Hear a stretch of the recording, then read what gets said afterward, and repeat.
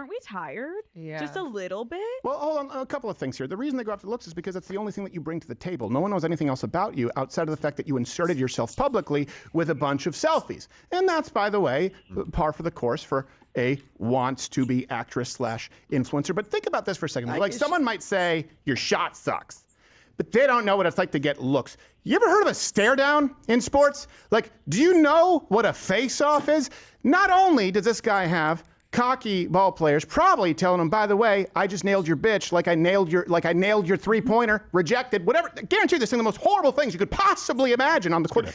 And giving him looks. But this one's like, but man, my husband in All-Star doesn't know what it's like to get the scrutiny of bad looks.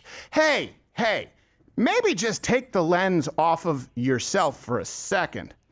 And maybe think, and this I genuinely mean as sympathetically as I can, that guy probably gets a whole lot more than looks, is beat up from the world when he comes back. He is a walking fishbowl. He is a magnet for criticism. He can't make any mistake because his opponents and the media are waiting for it. And when he comes home, probably needs someone who's understanding instead of someone who's willing to tell him that he doesn't know how hard it's been to have the maids in the house give you a little lip. Not to mention, every time somebody says, something silly is like, oh, you shoot 3 on the court and off the court. You don't think that hurts his feelings? Right. Yeah, but it was he funny. gets over it. It really got me. It's fine. But it's like, it hurts his feelings. Of course. Basketball players probably get the most trash talk to them than any other sport. By far. Maybe besides guess hockey. why. Because of the same reason, they're on the court and fans are on the court. Like literally, they're sitting right next to them or right behind them. They're in spitting distances. Players have been spit on. They've had things thrown at them. It's all that the fights occur. Ron Artest went up into the stands. Well, he went in. It was on him, but what a great fight that was. Yeah, he hit the wrong guy though. But yeah, he's lost either 1 or 2 NBA Finals championships. I think he understands scrutiny. Nationally broadcast failure. Yeah. Right. Hold on, Where did he go wrong? Where did Steph Curry fail? Draymond Green, all these other people. Yeah, there's other players too. But where did Steph missed this 3-pointer that could have tied the game. His job and your lifestyle depend on that scrutiny. Yeah, but page 6 said my eyes look puffy. No, and it I wasn't get it. even And I that. get It her was a look. scrutiny, by the way. I get her being upset about the scrutiny. We're doing it now. Sure. But I get it. It We're sucks. doing it because she put herself No, I on know. a podcast. I know. That's the thing. It's like these. I know. Steph deserves Curry. it. Steph Curry accepts that he's a professional athlete, right? Yes. It sucks, but he accepts it. She decided to go out on a podcast to build her brand in whatever There you go. capacity. It will then claim victim status. That's one thing that is unique to women of today. And I mean this. There is no group of people on earth, ever, in the history of mankind, who have had a better lifestyle than married women to even middle class, but wealthy men today who are able to stay home. There's no group that has had a better lifestyle than this demographic of people, yet they complain the most. And again, this is a betrayal. Yeah, to go out that's and- the point and that I was trash. making. Yeah. Is that, yes, she gets scrutiny, and it does suck. Sure. I get it. We all have our problems. That sucks, and I feel bad for you. But you can't come out here and say that he doesn't understand the scrutiny that I go through. He can't even compare. He tries so hard, complimenting him, how sweet he is, and how hard he tries to, but he can't come close to the scrutiny I get. And I'm sure he's super secure and doesn't care about this at all, but I would. Yeah. And I know that there's other women that watch this and they get empowered by that. They go, oh wow, look, the wife of the superstar also feels this way.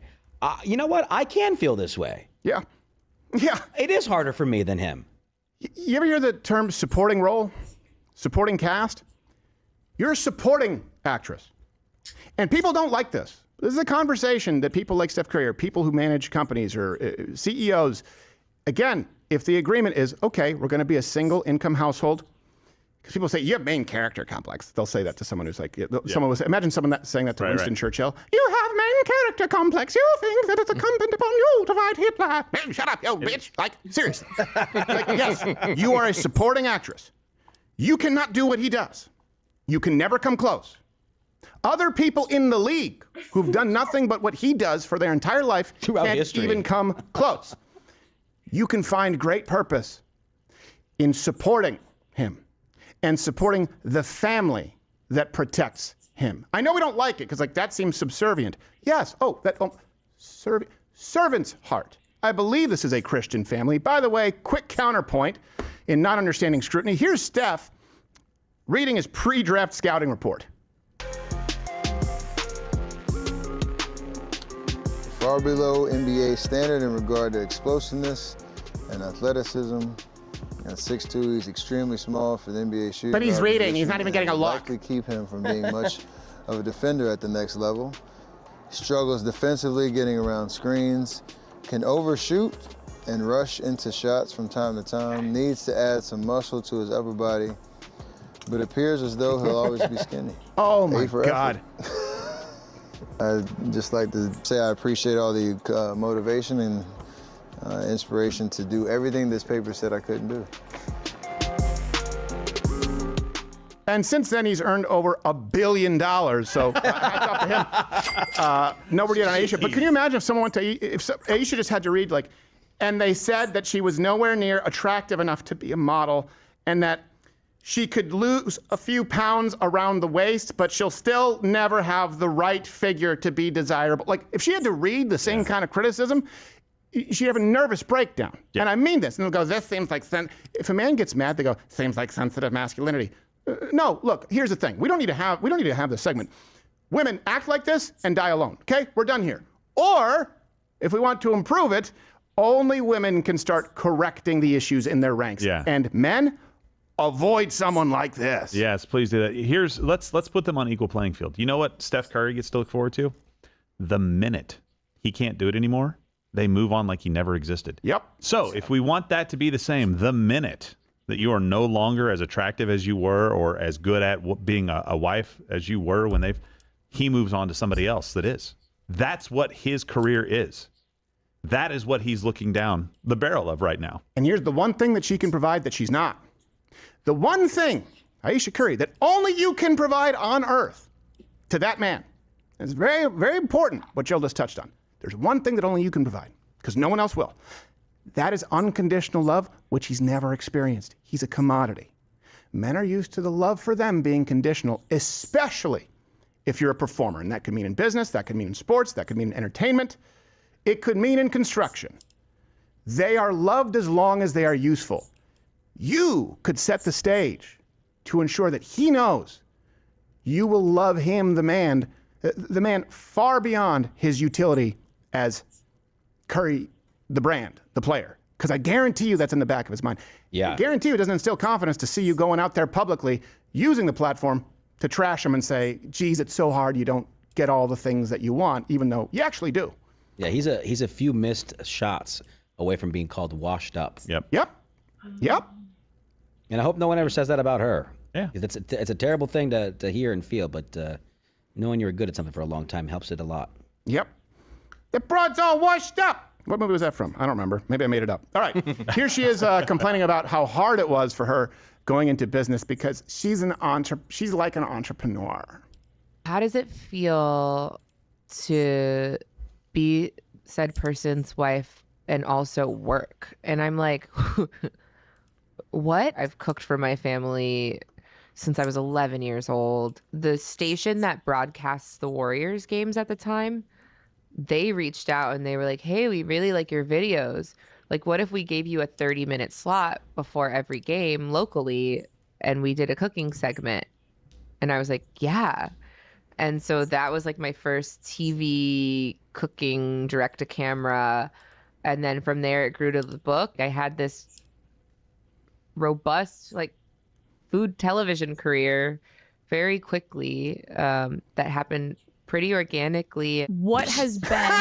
Pause. Yes. No, it's true. All random middling women get shows with the Food Network. See the ingratitude? It's like, well, and then they go on to like, and people just always wonder, like, is it only because of who your husband? Yes. Don't even finish that phrase. Yes, that's exactly why. That's exactly why. I was told earlier in the interview that when she married Steph, she lost everything that was interesting about her. Yeah, and that she couldn't work. I thought, that she couldn't chase her dream of being on TV for food. Also, by the way, again, let's say you're not his wife. and She a didn't even have to- local affiliate offers you like a 20-minute cooking segment in whatever, Charleston. How much do you think that pays? Again, how much are you wearing on your person right now? It's disconnected from reality, but it doesn't require wealth for that to be the case. There are plenty of women like this out there married to foremen who are working their asses off and coming home and doing everything they can to people who are totally ungrateful, who are waiting for that man to walk in the door and tell them about their plight. And I'm telling you, it doesn't work. It can't work. But let's finish the clip with Janice, the daddy. Do you think the hardest situation that you've had to navigate as a female business owner? The hardest, there's two. The first Holocaust. was hearing the no's as a woman in food. And so getting people to see me and realize that I had talent outside of what people were assuming, I think has been really difficult. I think people can't see past like the surface one sheet. Yep. Or you know what? They don't want to. They don't want to. They don't want Correct. Which sucks. to. It sucks so bad. Yeah, you know what sucks even more? It sucks for the viewer if there's no hook for them to watch you. So, the fact that you're famous, hey, maybe you are talented. Great. You also got the job because of your husband. Hey, thank you. There you go. I'll give her the What are you benefit of gonna the order? doubt. I'll give her Sure the she's benefit of the talented. doubt and say she is extremely talented. She's a great chef. She's got great personality, great charisma, great for TV.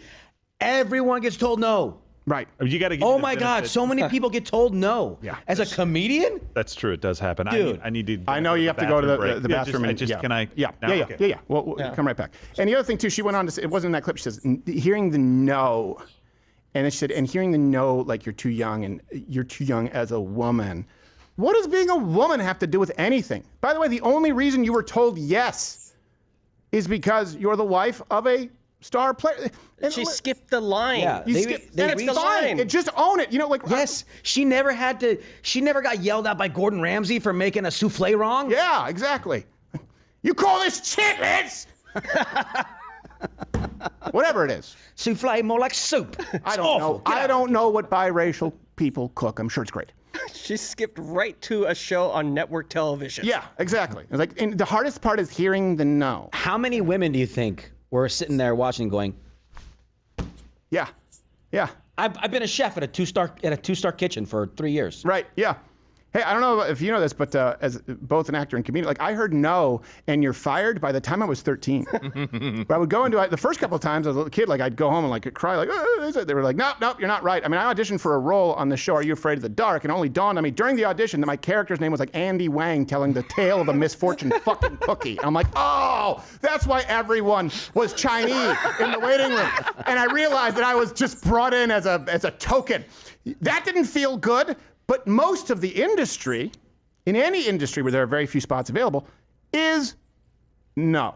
I think what she meant was, you know how bad it feels to get told no? And I'm like, I'm Steph Curry's wife. You're going to tell me no? Because there's something about being a nobody and getting told no where you accept it. You're like, yeah. You realize it. You kind of get depressed about it. Right. As comedians, we know this more than anybody. Like, no. All right, well, I wasn't ready. No, I guess I wasn't funny enough tonight. Right. I didn't win the competition because, man, that guy really killed. Yeah. Man, I really, I did have bad sets. Yeah. That's not what that was. That was, I can't believe they told me no. Yeah. That Exactly. sucks. You expect no. I'm somebody. Yeah. Well, you okay, I don't know if you're still role playing, but you're somebody. No, I'm She's role not. playing. No, I'm role playing. I'm like, yeah. Yeah, like, I can't believe you told Steph Curry's wife. No, That's you how it got, sounds. because you, Josh Firestone, you have a lot of good qualities. I would, hey, look, Steph, I'll be your wife. Okay. But I will say, I got nice tits. like, yeah, exactly. I don't know. I walked in, I'm like, yeah, of course I'm not going to get this role. I thought it was weird. I was telling the tale of the misfortune cookie. My last name was Wang. All right, good. Now I can get the role. You know, and here's the thing. Let me give you very clear. Like, people, it's silly. I played the role for a few seasons of The Brain on Arthur. Right. That was one of my first. That was the first role that got me my union card in Canada. I auditioned for the role of Arthur because the kid had aged out, and I went in and I remember the guy going, "Nope, you don't sound anything like him. We're not going to waste your time." It was pretty harsh about it. And I was just devastated. I was 12, I think. And then they called back and said, you know what? We heard like kind of a timbre in your voice. Do you think you could work on think you could try and sound like the Brain? Because there was a kid before me. And without knowing if I could, I said, yes. And I just watched it and I watched it and I would copy the phrases and I really tried to get, and I can't do it now, but at that point in time, I could do a pitch perfect impression of the kid before me. And I could say big words. The word for the audition was, I'm sorry, Arthur, but if I wanted to read trash, I would have read Oglberg's treatise on binomial coefficients. No one else could say it, and then I could do an impression. I said, well, you sound just like him. And I got through. I had to fit into exactly what it is that they needed to get my foot in the door. And I was nervous, and I was cranky, because I'd already been told no, and this was consequential. They personally called me back. And here's the thing. The victory in getting that, and it's a small victory, but for a kid, it was a big deal. And I was proud of it because I actually had to work at something to do it, right? It was a contingency plan. She'll never know what that feels like. She'll never appreciate it the way a 12-year-old me did. Because she wants to play both sides. It's like, people only give me credit for this and use the credit that she's given as the wife of a famous athlete. And what she could do excellently, and you see this so rarely, it should be the rule, it should be the norm.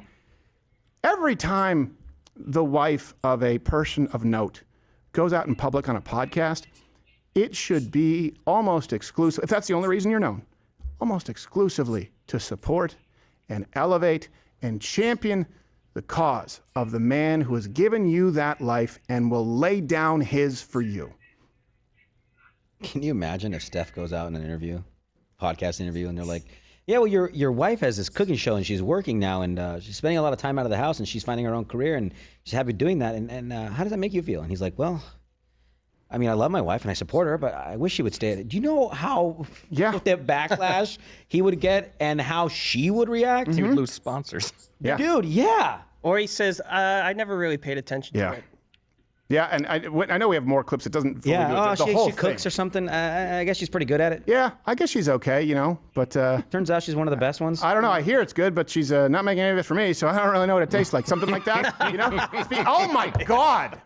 He's like, yeah, but just now that she's doing all this stuff, I feel like I've lost everything that's interesting about me. And let me give you one step further. What if a completely reasonable thing for him to say? What if he said, yeah, you know, it's tough because I come home, you know, after like tonight, had a tough loss. I made some mistakes. And it's tough because I come home and sometimes she comes home after me. And, you know, it'd be nice to have someone to talk to about it. But, you know, she tries her best to resonate with me, but she just absolutely can't. She just doesn't understand. And, you know. Which is probably true. She really only cares about her own problems. You know. If he just said exactly what it would be, oh my God, she doesn't exist for you. Here's the truth. I'm going to say this. Steph Curry's wife, your purpose, meaning the reason for your existence at this point in time, after the soul bond, the covenant that you have made, and the children that you have created, the reason right now for your existence is to love unconditionally, support, submit to that man, and serve those children before the interests of your own. That is why you exist. That's why you were put on earth. You may not like it, but that's the Christian worldview if you don't try and whitewash it into Protestant praying girlfriend daily devotionals. I would say try to learn to like it. That's what I would say. Try to learn liking practice? Yeah. Yeah. Right? Yeah. I'm doing fine, just working a little tonight. Oh. No one likes every facet of their job. This is what you're doing okay. Your life is. Yeah. Try to make the best of it. Turns out you ended up with a pretty good spot. Yeah. Yeah. And I'm sure you can make the best of it. And no one says that all of it. I guess you could say a full stack project, database, front end stuff. Yeah, just full stack stuff.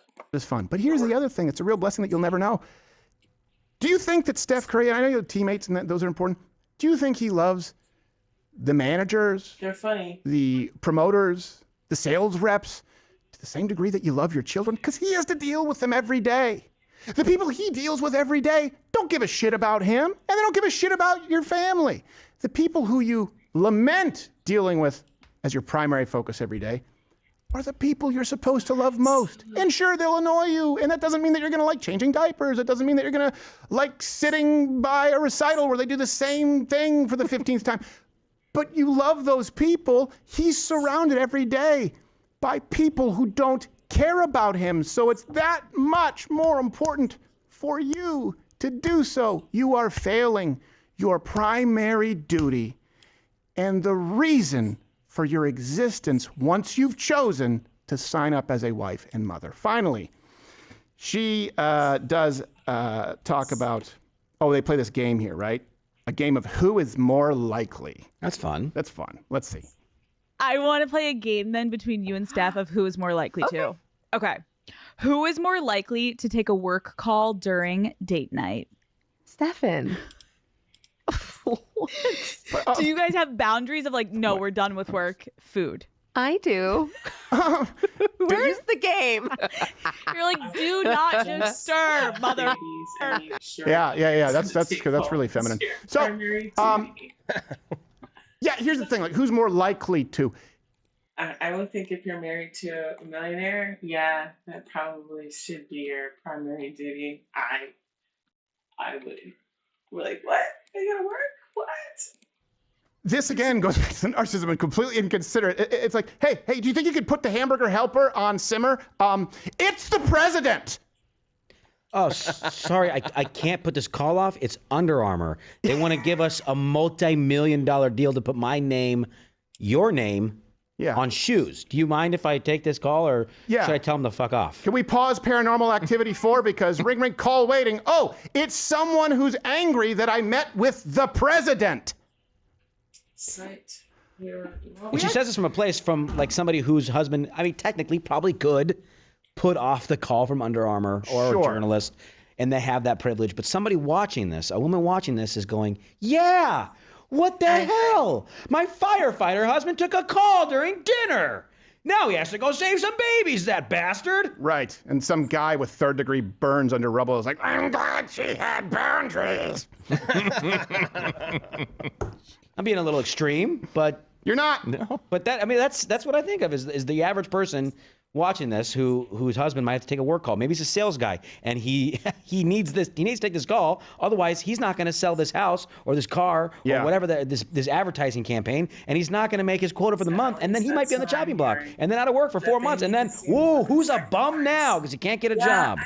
No, you're exactly right. And here, I guarantee you that I get the same. I don't want to speak for him, but if I was Steph Curry, in the back of my mind, I definitely would be fearing that I would outlast my utility to this woman. This is not someone who seems quite capable of unconditional love. And I'm not just saying it because of clips out of context. I watched the whole thing. The context makes it worse. And she's chosen to go out and communicate primarily about these things. That's her choice.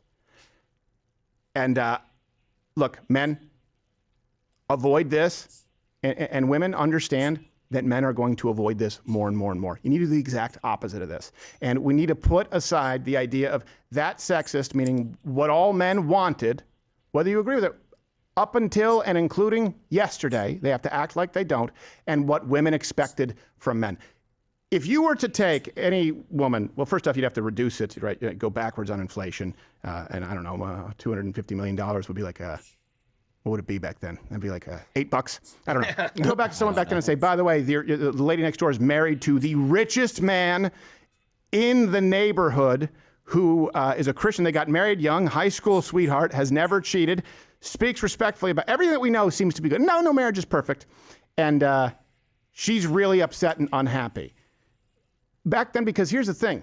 It's not patriarchy, although that is important, that kept women in line. It was also matriarchy. There would be a mom who would go, and probably slap you and go, what is wrong with you?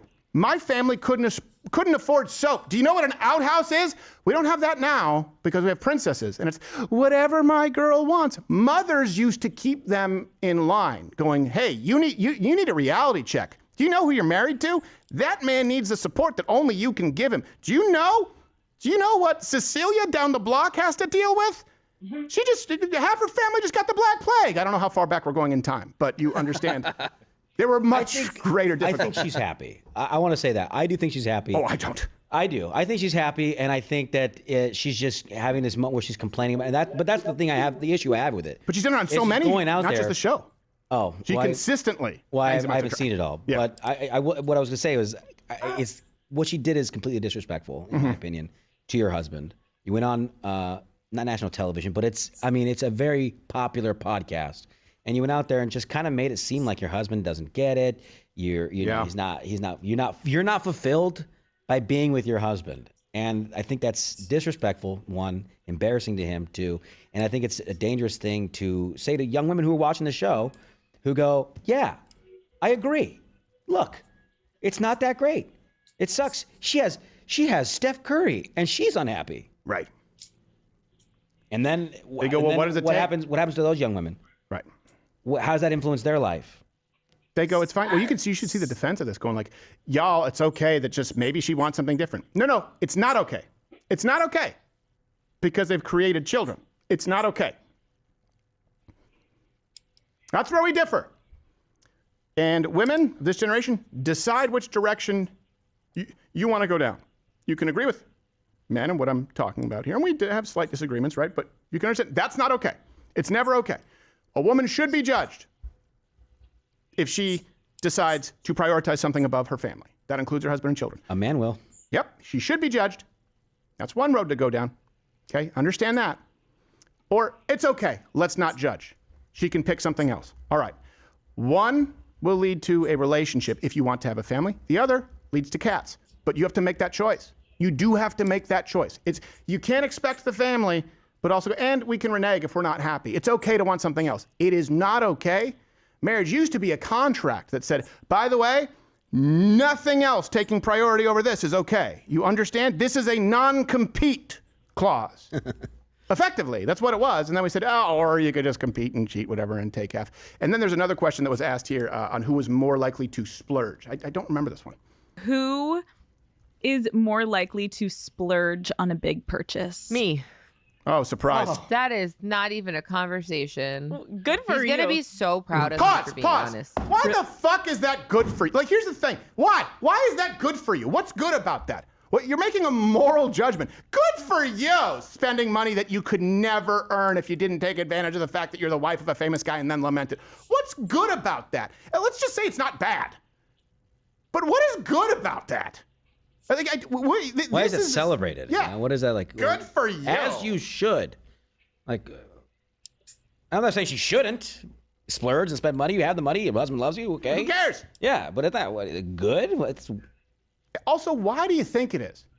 this part? This next part, by the way, is It gets is more my accurate. favorite part. Oh, okay. Yeah, maybe we can go back a couple seconds. Yeah, so let's 'Cause, play yeah, it back 'cause from the you got beginning. fired up there. Sorry. But I don't understand, because someone women out there in the sisterhood where you always, can you tell me, why is that good for you? Who spends more money frivolously? Me. Amazing. Why? All right, play it. Who is more likely to splurge on a big purchase? Me. That is not even a conversation. Good for you. He's gonna be so proud of me for being honest. Too. Will he? He's gonna be watching this like, yes, babe. Thank you for taking accountability. What is like one of your splurges that you're like, I'm really actually proud of that one? Actually, my ring. So I reset my ring. I've been staring at it. So that's a good answer. It's Fun. But I feel like I'll have it forever. That didn't sound. No. Forever. Trailing off. Oh, I guess it's forever.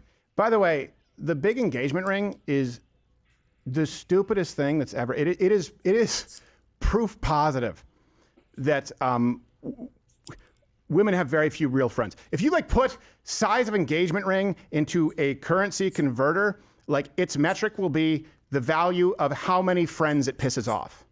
That's the only value that it brings, is that it might be bigger or more clear or expensive than your friend's ring.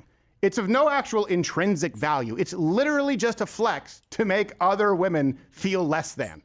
And that's what she spent the most on? Good for you. She spent that on her ring, not Steph. Because, well, just like the money, the bank account, the cars, the ring he gave her likely wasn't good enough. Well, we'll get to that. I also like that she goes, he'll be so proud of me. And yeah, he's probably watching like, yes, babe, take accountability.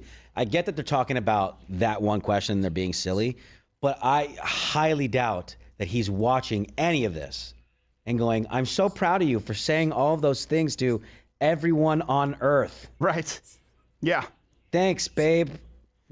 I'm so proud of you for opening up and telling everyone about how unhappy you are and forever. And you know what else? When someone says, he'll be proud that I'm being honest about something that's relatively inconsequential, it's like when someone, no matter what you ask them, they go, let me tell you the truth, or I'm not going to lie to you. And they say it all the time. You're like, well, what were you doing before?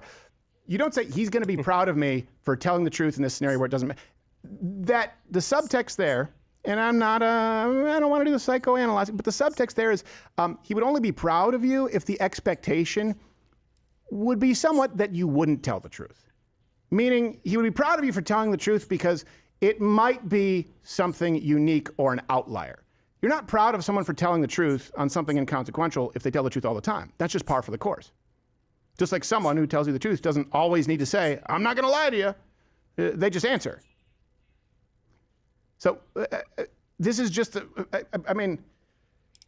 okay, ring's not enough. Hey, is there sentimental value? Oh yeah, well here's the other thing too. I know you brought this up. This was good recall. Here she is in 2019 pretending to take off her wedding ring in front of some shirtless dude on TV.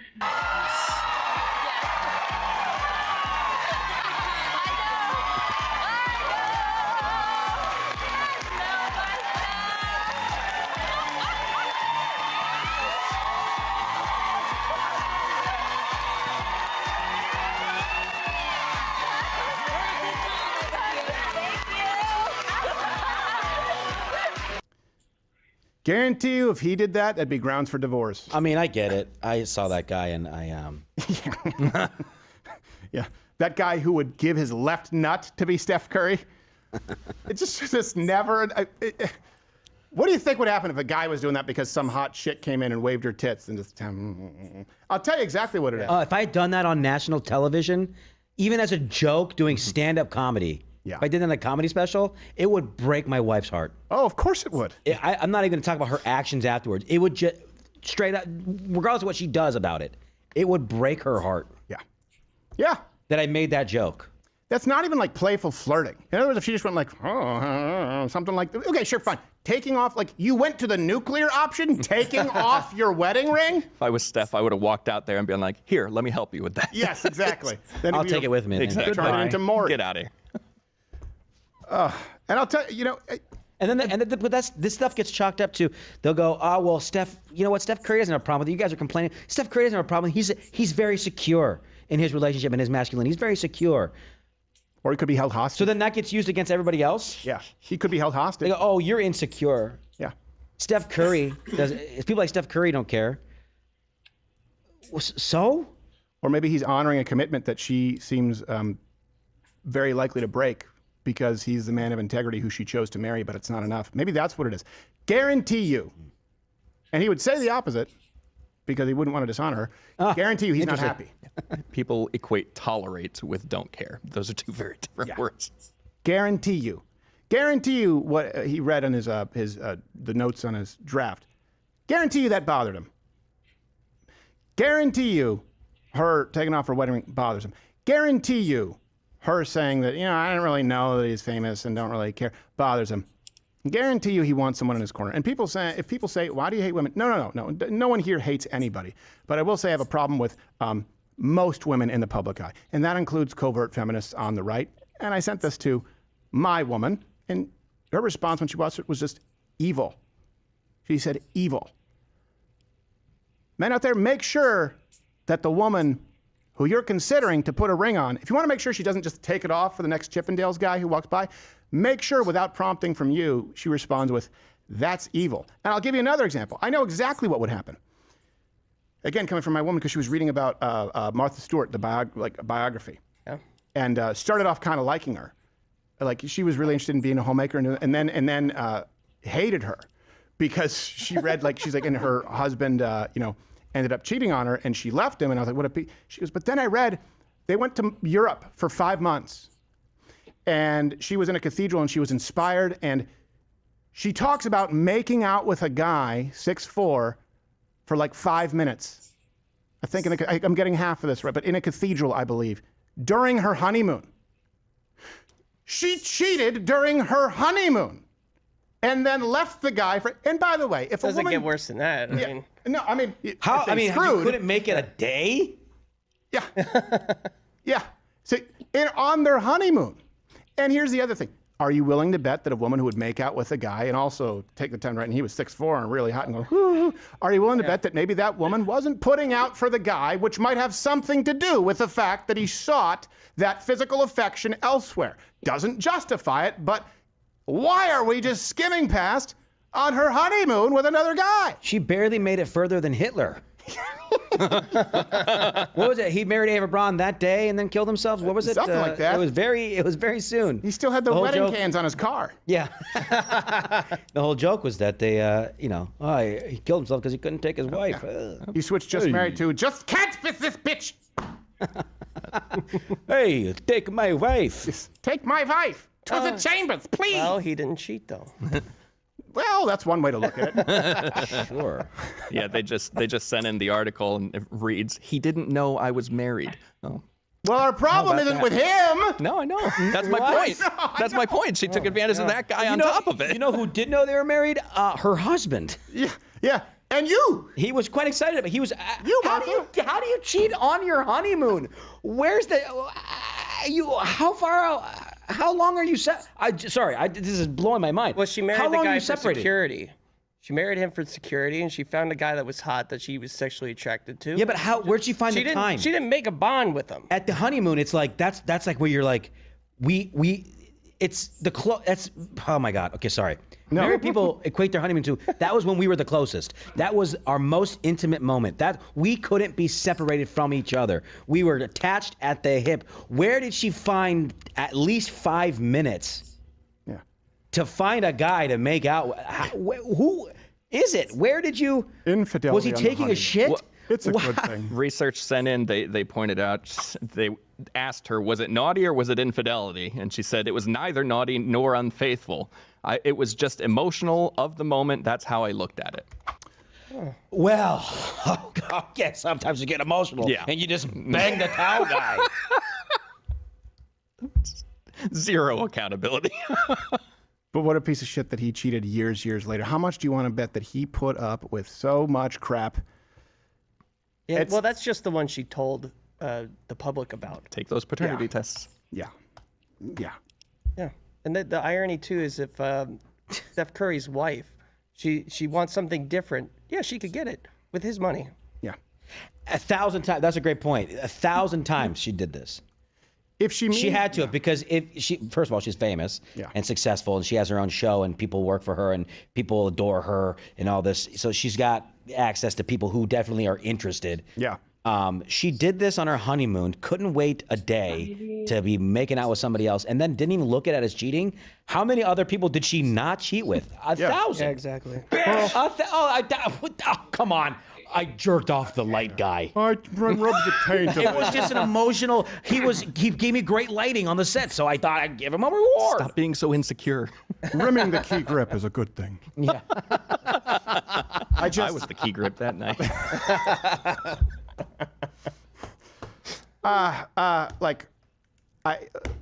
If we don't solve this, Western civilization is doomed because it relates to birth rates, it relates to strong communities, having strong families. Every statistic that you look at, the older people get if they are married and have kids, the more conservative they are, the more they value their faith, their family, their freedom.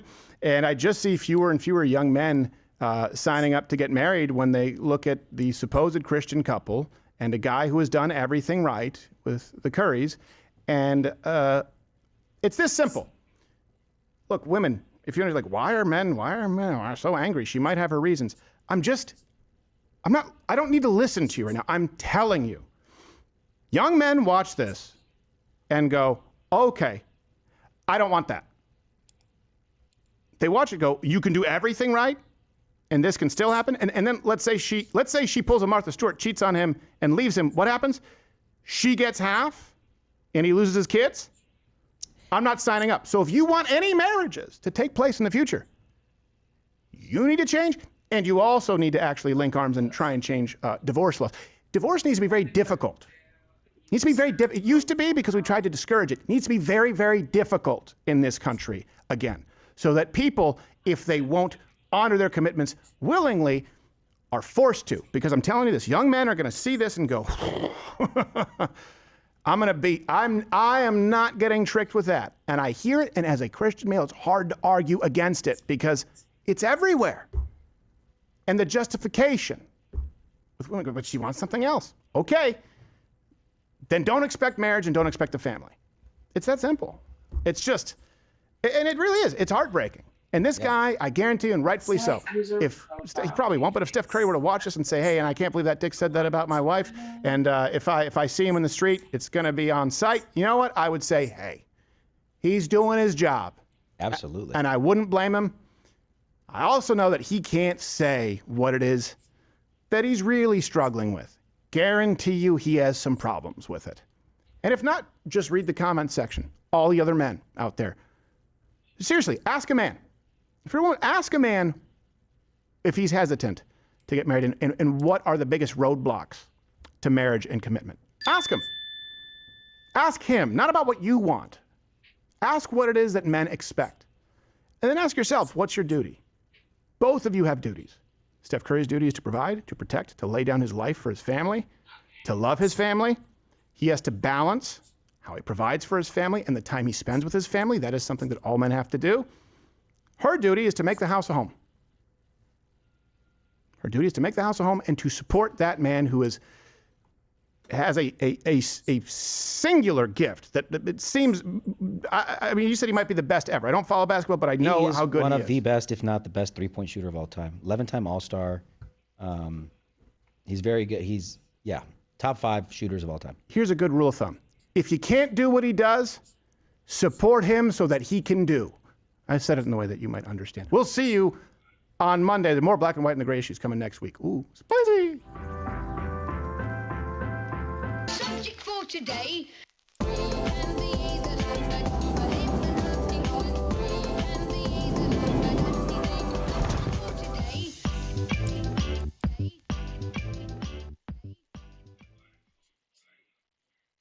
I make 10,000 decisions a day. Dinner is no longer one of them.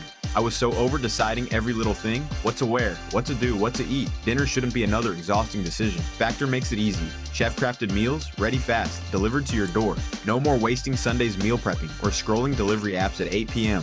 With Factor, dinner is the easiest decision I make all day and the most delicious. Sign up now to get 50% off your first box.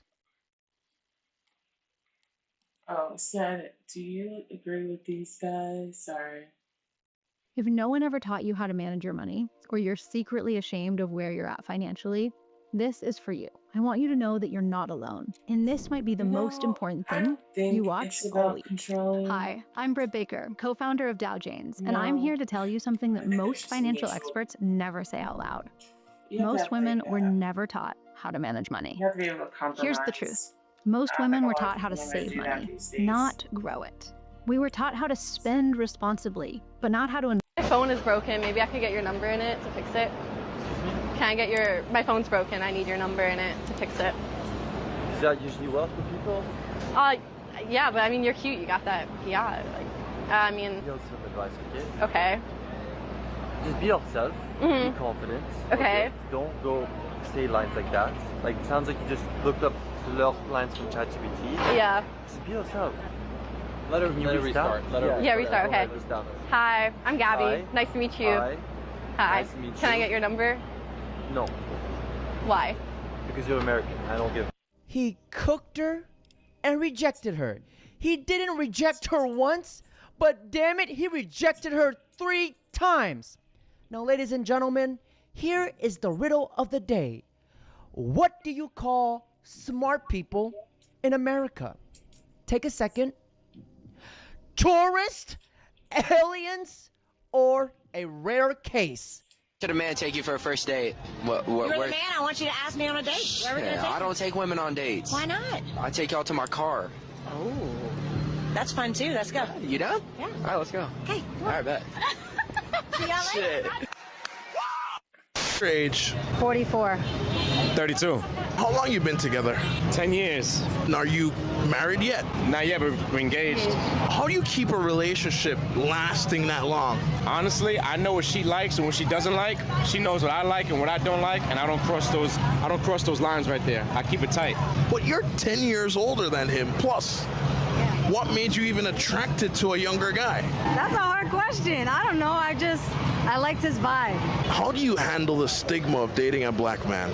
I think because of we're in 2025, people are different. Now, like black women, they're cool. Everybody, like everybody's. White women are dating black guys, and black guys are dating white women. So it's like pretty normal now. 10 years ago, it was like, oh, look at that. Like it was a little bit different. Like everybody was looking like, what is that? There's a lot of people that are still racist, and it's sad, you know. If I love him, he loves me. What do you care, you know? Yeah, that's all that matters. There's a lot of people that think I'm with him for the money, and there's honestly a lot of people. They think I'm with her for the money. Because I'm the money, you know. We both have money. Yeah, we both got money. We both make money. We both are smart with it. We both invest in a lot of stuff. We both bought a house together. We got Lambos, Rolls Royces. We got everything. Kids, so it's like, what else can we have? Have children? Yes. 5 together. Yeah. I have 4 of my own. I got 1. So that's 5. What's your mindset as a man dating a woman with already 4 children? Listen, if I'm gonna be with her, I'm gonna be with them, and that's just what it is. Like I'm not just gonna the thing is with me, I'm not just with somebody just to be with them. Like I'm with you, and whatever comes with it. If I accept that on the first day, I gotta accept it 10 years from now. I can't back out of it after. You know what I'm saying? I already know what I signed up for. They had us in the first half. To be honest, I was genuinely happy for them.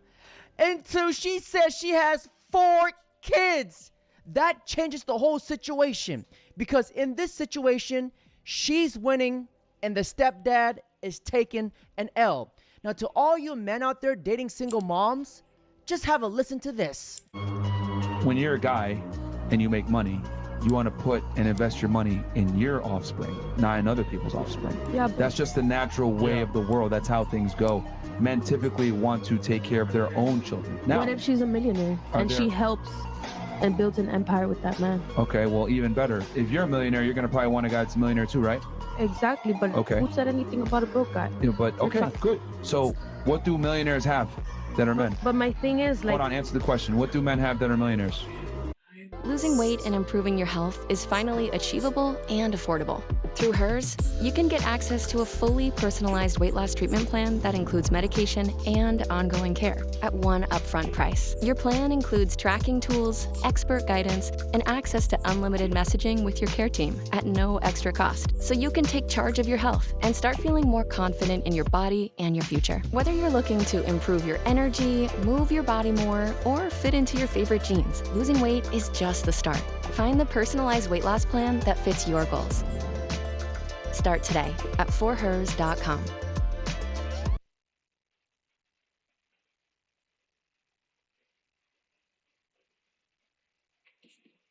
We have got to the point where literally anybody can build a fully working app without knowing how to code. This is Base 44.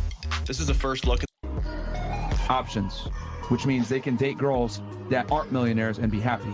You, on the other hand, can't date a broke guy and be happy. So they can get a girl that's 21, that isn't a millionaire, that doesn't have children, that can give him a family, and he won't have to take on someone else's kids.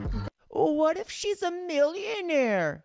Ladies, men do not care about your pot of gold, because most likely you're not going to share the pot of gold with us anyways, you selfish son of a biscuit. Now, there's a saying that goes, a rich man can change a broke woman's life. But a rich woman will not even give a broke man the time of day. Now, the only reason why she's in tears, because she realizes that she has to settle for someone of her own value. Are you telling me that because I already have children, that I don't deserve a good man? She asked if she still deserves a good man as a single mother. His answer was brutal. Yes. That don't make no sense at all. I'm so glad that the world don't work the way he thinks it should. I want her to go back with her baby daddy. She believes her past doesn't define her future worth, while he believes your past choices are the only thing that defines it. And I would never. That you open up your legs to is your husband. I used to be in a church, and I will always see women pray to God for a good man. And I always would ask my mom and she would pop me in the mouth. I would say, well, what about him? Like, why would God mess his life up by giving him you? For some reason, you don't make men take accountability for their choices. You treat people how you want to be treated. Thanks. Women will take the best option knowing that she gonna mess his life up, knowing that she gonna slow him down. I see women today, they don't even like guys that got regular jobs no more. And then you want to complain about your health care coverage. There's a quote that my mom said to me. We are born gold. Stay gold if you want gold. You cannot ask for gold and act like tinfoil. You set the bar. And the majority of the modern women today, they want gold, but damn near act like tinfoil. And most of them need to be humbled like this. How tall are you? I'm 5'3". How much do you weigh? That's none of your business. I told you I was fat. Oh, okay. We don't play that shit on my channel. You get your big fat ass on somewhere then. God damn! I don't deal with you big sassy ass broads. Bitch, don't kill my vibe. Where would you rank yourself on the marketplace? 8. Out of what, 100? Okay, what is it? What we rate from 1 to 10? If you, yeah. Okay, 9. God damn! Okay, have a good day. If you had to rank yourself on a scale from 1 to 10 and you can't use 7, face only, no hair extensions, your natural hair, your natural face, what would you give yourself? Interesting. 8. Nope. No? No. Okay, so if I wanted a high volume man, what do I do? Be reincarnated. You can't get one. I'm going to be honest, you can't. I have a master's in public administration, and I have a law degree. How tall are you? 5'9". Dress size? 16. You didn't choose to be single. I'm sorry? What's your name? Connie Perignon. Hi, Connie. How are you doing? I'm way better now. What's your body count? 3 to 600. In 40%, like 40, 60. 60% of that off camera. Yes, that's high. I'm not gonna lie. 300 to 600 is a wide margin. But damn it, not as wide as her damn meat curtains.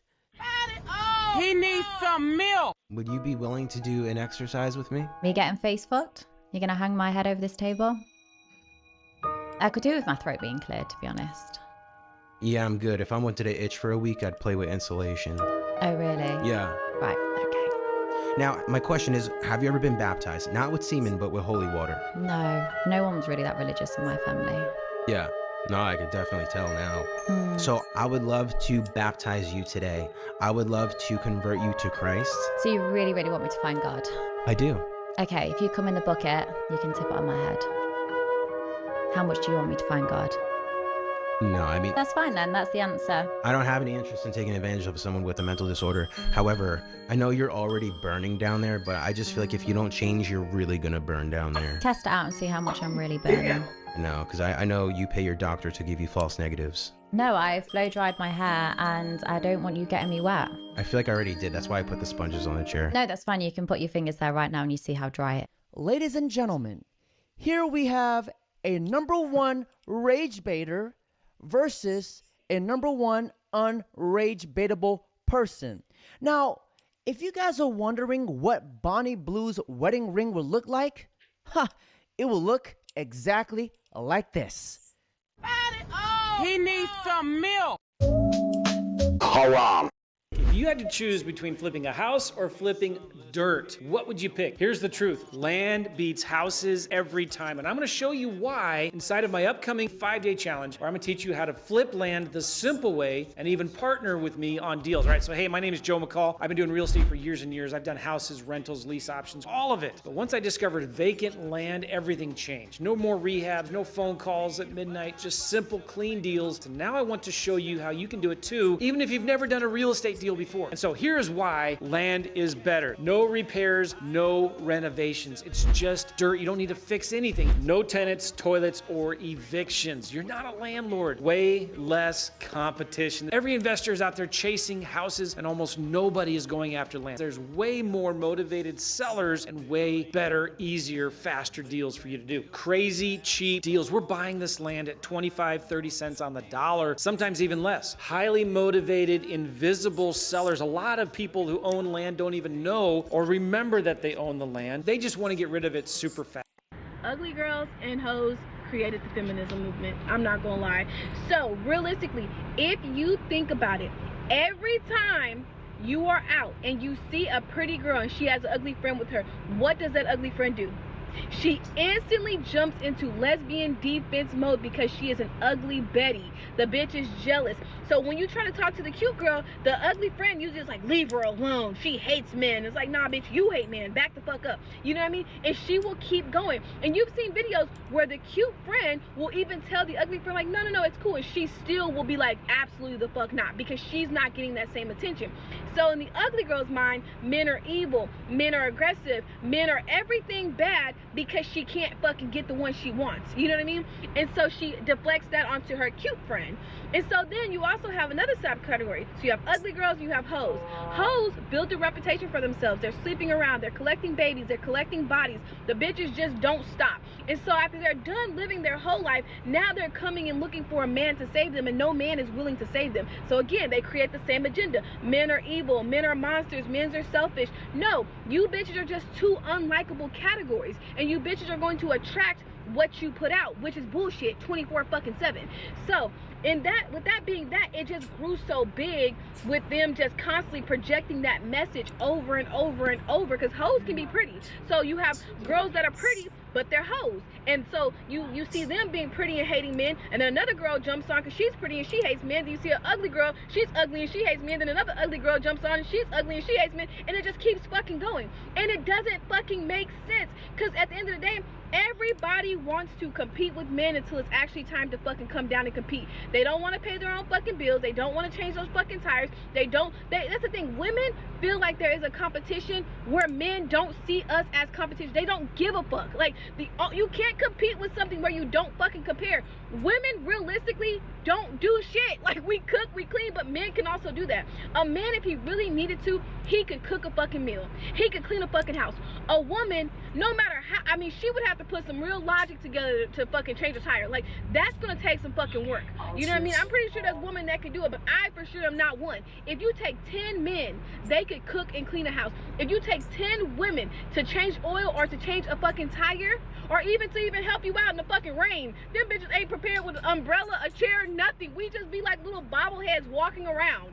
So it just, I mean, that's where I think it came from. When I really sit back and think of it, ugly women and hoes created the feminist movement. Now, this right here is the perfect example of a daughter who definitely knows her father. And it makes me so happy that people are finally waking up to the truth. Hey, let's just kiss one time real quick. What? Let's just make out real quick. One time. For the camera? For the camera, fuck it. It's going on TikTok? Facebook. Who the fuck uses Facebook? Apparently not you, but... No one uses Facebook. Alright, fuck it.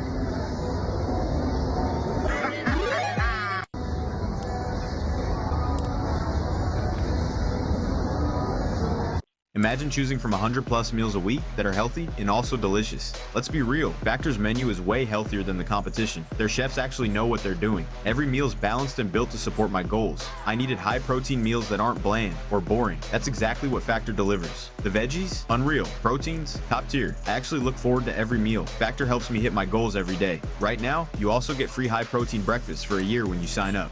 You're welcome.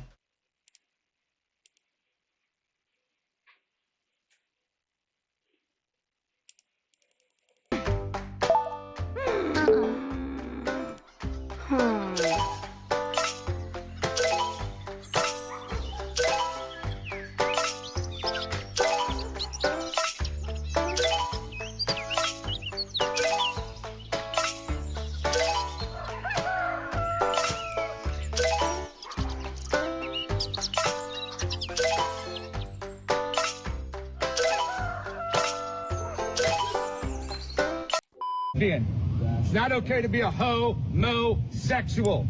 But I've got good news. Jesus can make you a no-mo. Jesus Christ can make you straight. A lesbian. This brother is definitely ahead of the sexuals. You know, the best way to get to heaven is to turn right and go straight. Picking my liberal sister up from work. Donald Trump is your president, if you like it or not. Keep the energy you have for Barack. Cause you know this Trump train don't stop till paid. Well, you don't like it? You're embarrassing me. You fucking liberal. How do you treat LGBTQ in Poland? They are not allowed in schools. The man who wears a dress and he thinks that he's a woman, he needs help. He's sick. Drag queens coming to schools. It's not allowed in Poland, basically. We are trying to promote Christian values in their political space. They don't like it because their conscience is painful. We are not North Korea. You can live as you want. Do not come to the kids. Damn! Can I move to Poland? Because I absolutely love and admire when common sense and values are implemented. Like, because damn it, look at what is going on in the USA. Meanwhile, sometimes people can't take compliments in the singular form, so it's best to overload them in one time. Love, you're cute. No. Okay, you're beautiful, you're gorgeous, you're a delight, you're wonderful to be around, you're the love of my life, you're a delight. I think I repeated that one, but it's very true. I love you, cutie. Get the rocks. Yeah. Abdul? Yeah, get the rocks. Get the rocks. I think it's probably one of the... Yeah! Catch confetti! Oh, what? Get one. What is you doing? Mom?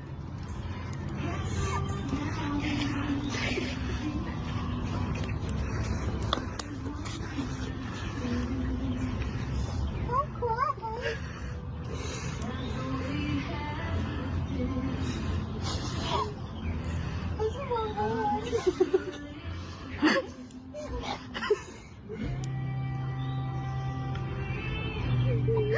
My gosh! This is Torta Central! Everyone is out of breath. The outfits, the plastic bag, the silence, the kid being yanked away. This is absolutely horrendous. Are you a gay man? I'm an ally of the community. Okay. If you had a son and he was like, you had a son he was gay, you'd be like, oh man, you don't want a grandkid? No problem with it. Oh man, well dude, you're a weak fucking man, dude. You're part of the fucking problem. 10 years ago to be trans was a mental fucking illness. And now all of a sudden people like you have fucking weaseled your way into the world. You are an infection. You are the definition of weakness. Everything that is wrong with the world is because of fucking you. And the best thing is the world's not buying it. The world's not buying your fucking bullshit you're fucking peddling. The world is not saying, you know what? You're right. Fucking chicks have dicks. The world's not saying that. The world's saying, no, there are two genders. I don't want my kids being taught about, who they could fuck in school. I don't want my kids being taught about, their sexual preference. Like, dude, this guy is the fucking enemy. You want to look at the fucking enemy to our world? It's that motherfucker right there. Very well said, Mr. Strickland, because it's not Adam and Steve. It's Adam and Eve. It's that simple. I'm glad that he died. Okay. Because he don't give a fuck about me. Does he know you personally? I just like to see when people of power that do bad things to people in community, I like to see them get their justice. You think he should have been murdered because he disagrees with you, basically?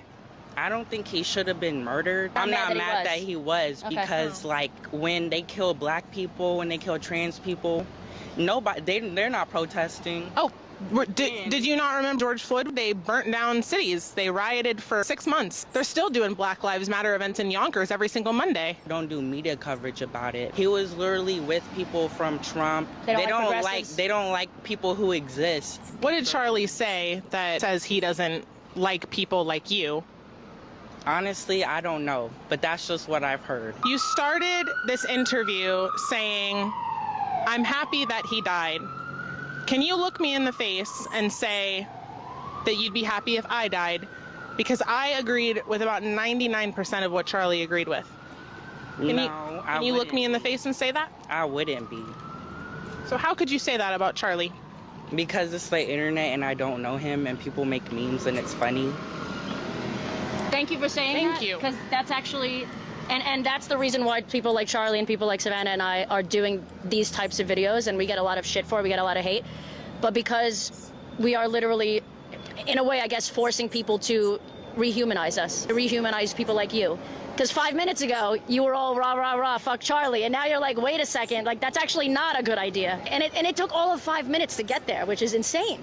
This right here is what Charlie Kirk always wanted. And may God rest his soul.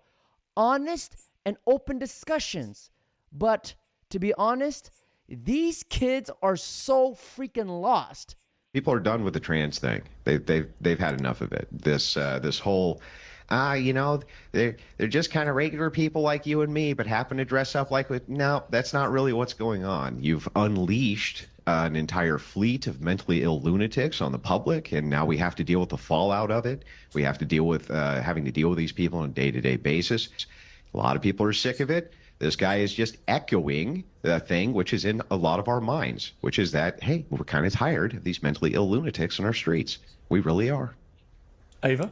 I find that really frightening. I mean, why would you say someone was mentally ill because they feel they were born in the wrong body? I mean, does that give you pleasure or joy to just stamp down on someone's, you know, personhood? What's the intent here? Do you value truth?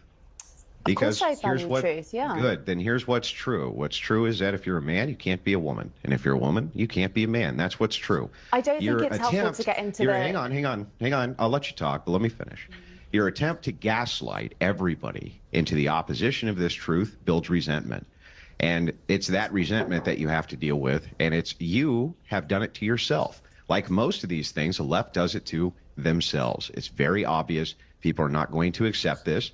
The trans agenda has stalled, and it stalled out the LGBTQ agenda with it because you're trying to gaslight people into something which is obviously not true. It's always the white liberal woman. Andrew Wilson is speaking for the masses. Now, ladies and gentlemen, on that note, that's it for today's video. Don't forget to like, comment, subscribe.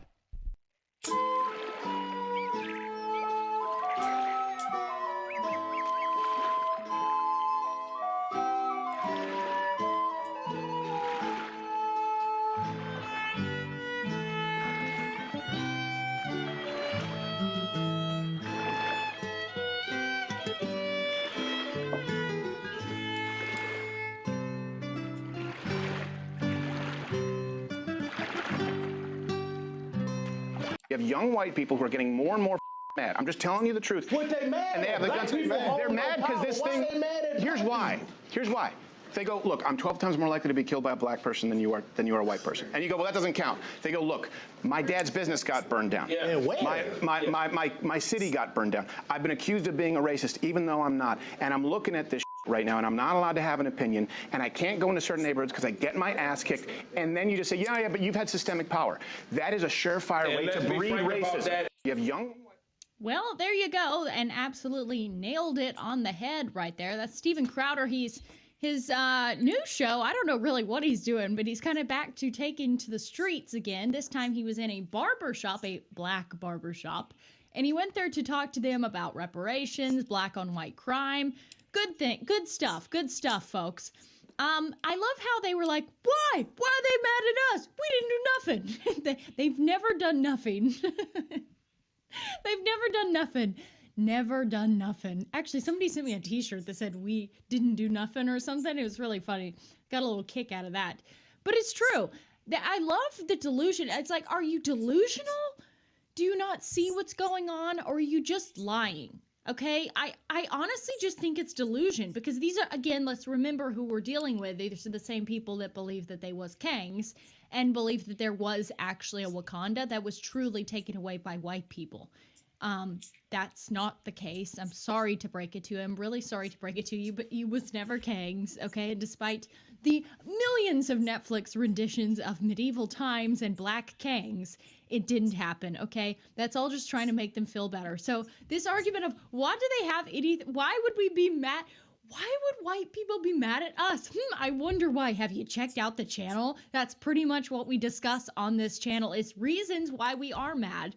Reasons why white men in particular are a little bit angry. We're kind of sick of seeing our grandmothers get beat up for no reason on the streets because they're white. We're kind of sick of having to feel like we walk around our cities in terror. I'm supposed to go to New York soon, and I'm a little bit nervous.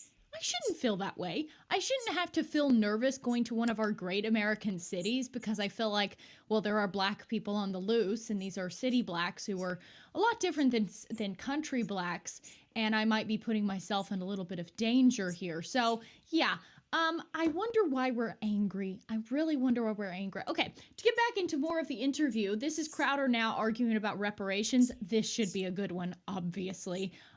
Blacks love their idea of their reparations. Why they deserve it, I don't actually know. Less than 1% of people actually owned slaves, and they weren't white, actually. Can you guess who brought you here? It wasn't white people, by the way. And that's actually, it doesn't matter. It's actually irrelevant. That never happened to you or your grandparents, okay? So why do you think that we white people owe you anything? Why should we have to pay you reparations? Why? You were never a slave, and I never owned a slave. So why should I have to pay you? I already pay you enough in welfare, in Section 8 housing, and all these free handouts. So my taxpayer money actually has been providing, which black people are a major recipient of that, followed, well, probably, I don't know. Actually, that's going to be a close race. Who gets more handouts, illegals or blacks? That's tough right there. Regardless, you get plenty of handouts. You get plenty of government help on our dime, by the way. Money doesn't grow on trees, although it is kind of printed in the Federal Reserve as if that just doesn't matter. Meanwhile, it's backed by nothing. But that's a tale for another time. Here is Crowder debating them about reparations. Take a listen. I've been using hers for 7 months, and I have lost 40 pounds. It feels amazing. I have always had an issue with portion control. I never felt full. With the hers medication, I'm able to control that. From the hers app, I can contact my provider at any time. Everything I need is right there. I'm 60 years old. It is never too late to make a change. See if GLP-1s are right for you. Make a change today. Bad decisions, personal accountability, we'd all be against reparations, and we'd all be against the criminal justice reform. I'm definitely for reparations. See, that to me, you said excuse. Yeah. That sounds like an excuse to me. You ain't paid me back. You ain't paid me for what you owe me. It's what did I take from you? You can't start another bill what did I take until from you pay this old bill. What did I take from you? You didn't take but your ancestors. But you just said you. When I say you, I meant it as a euphemism. But can you understand why white people hear it and get pissed off? Yeah. Because I can take shit. But they're not mad about the advantages that were built into their lives. So you want young people to pay? Sounds like an excuse. And even without paying us back, Steve, know what my thoughts are on this here. Give us an opportunity to exercise our ability and our autonomy. Let me give you a perfect example. Bad decisions, personal accountability, we'd all be against So I heard a lot of shouting. Saw a lot of low impulse control there. Heard a lot of raised voices, but I didn't hear a lot of good sound arguments. I just heard that you, Crowder, you owe me. You owe me. Oh, really? Since when? Actually, blacks, you know what? Now that I'm thinking about it, I think you owe us reparations. Have you seen what you've been doing to our country? Have you seen the crime stats, which aren't racist, by the way, which are being skewed because now they're throwing Mexicans in there and labeling them as white. They're basically throwing everybody but blacks and labeling them as white on the crime stats. So it's actually worse than you even thought. You thought those crime stats seemed racist? Brace yourself for if they were actually true and actually more accurate than they even are. They're scraping the bottom of the barrel. Believe me, they are not wanting to spin this narrative, despite the fact that it is the truth.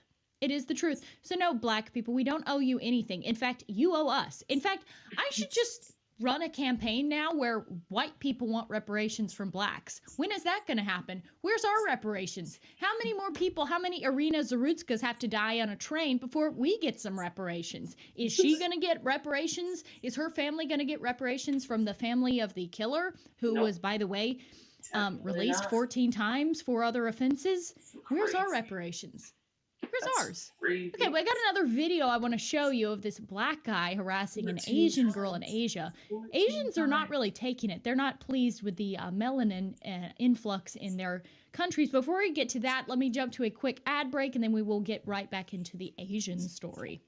So I don't look like a hippie, I don't dress like a hippie, I don't shop at Urban Outfitters to LARP as a hippie, but I very much do believe in natural cures for your ailments. Cancer, acne, rosacea, multiple sclerosis, and rheumatoid arthritis have all been linked to parasites. This is something Big Pharma doesn't want to tell you about. That's the reason why they wanted to ban ivermectin during that certain period of time when we collectively had our rights stripped away, despite the fact that we live in America. Your likelihood of having parasites goes way up if you have a pet, to eating sushi. Doesn't matter. It doesn't mean you're a disgusting animal that's just wallowing around in the dirt like a pig. It means you're just a human being that is susceptible to getting parasites.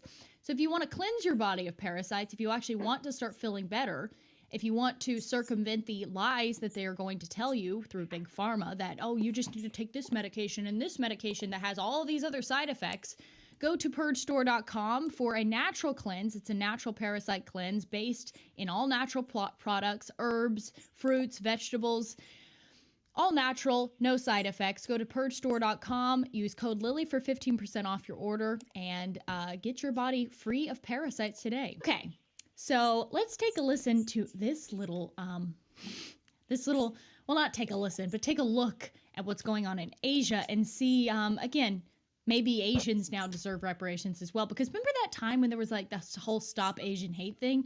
You realize all the hate crimes against Asians, they weren't white people beating up Asians, okay? It was blacks beating up Asians. That's just a fact. You look up into any of these stories, it was an old Asian lady going into her apartment in New York and some black thug like whacks her over the head. Okay, so let's take a look at this, and I guess black people are just still in awe at why we're angry with them. Maybe this sort of behavior has something to do with that. Maybe this is a bit of a contributing factor. So Asian girl, you know how they're polite and they're nice. She's smiling, but she's obviously uncomfortable. And he's like, no, come here. Come here. What, are you racist or something? What, are you racist or something? I didn't do nothing. Yeah.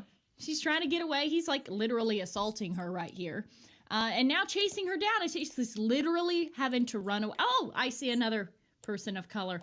I'm not sure if this is in Asia or if this is in the United States, but that's very unfortunate that a certain minority gets to plow over our rights and then demand.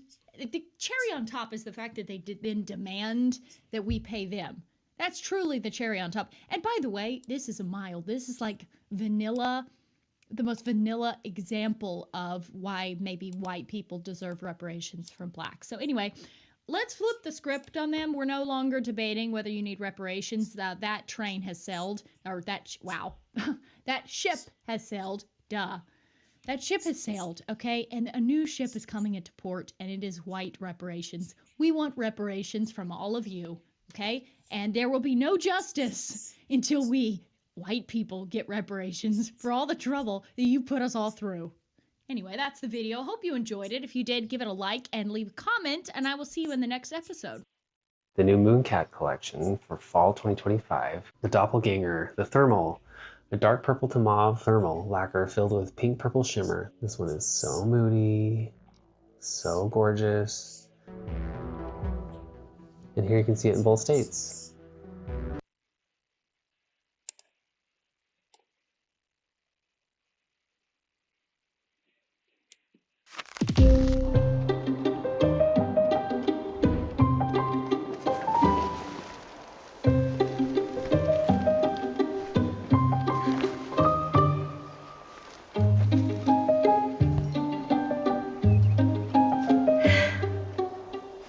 Life after student debt is within reach. Refi at SoFi.com. You could save thousands and get to your goals faster. SoFi, get your money right. Hello, Oh, Is this other person still here? Yes, they are. Where is she? The gentleman in the small side, Michael, he'll let you know he's got a video. They're on the big side. She came running over to this side. Enough's enough. I have a right to wear this hat. Okay. Who saw her? Well, I'll get into all that later. Michael. Who's Michael? Where's he at? He's in the small park. I'm gonna get you. Hello. Is this other person still here? Yeah, the Not guy. him. All right, yeah, she just walked by. There they are. There, you're looking the at black? the back, black with the purple hair, and I have video of her going crazy as a Trump deranged person. Okay. And when I said I was good with everything Trump was doing, she freaked out and jumped over the fence and told me I better be worried about her. So Okay, I so have it's all that on with the black tape. tank top back there? Yeah, black tank top, purple hair, walking Okay. with a guy to go.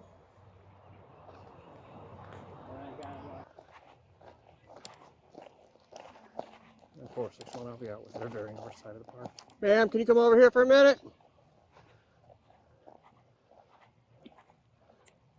Hi. Hello. So before we get into everything, can I just bring you up here so we can all talk together out in the front up here? Oh, no. Oh, no? No. Okay, do you have your ID on you? No.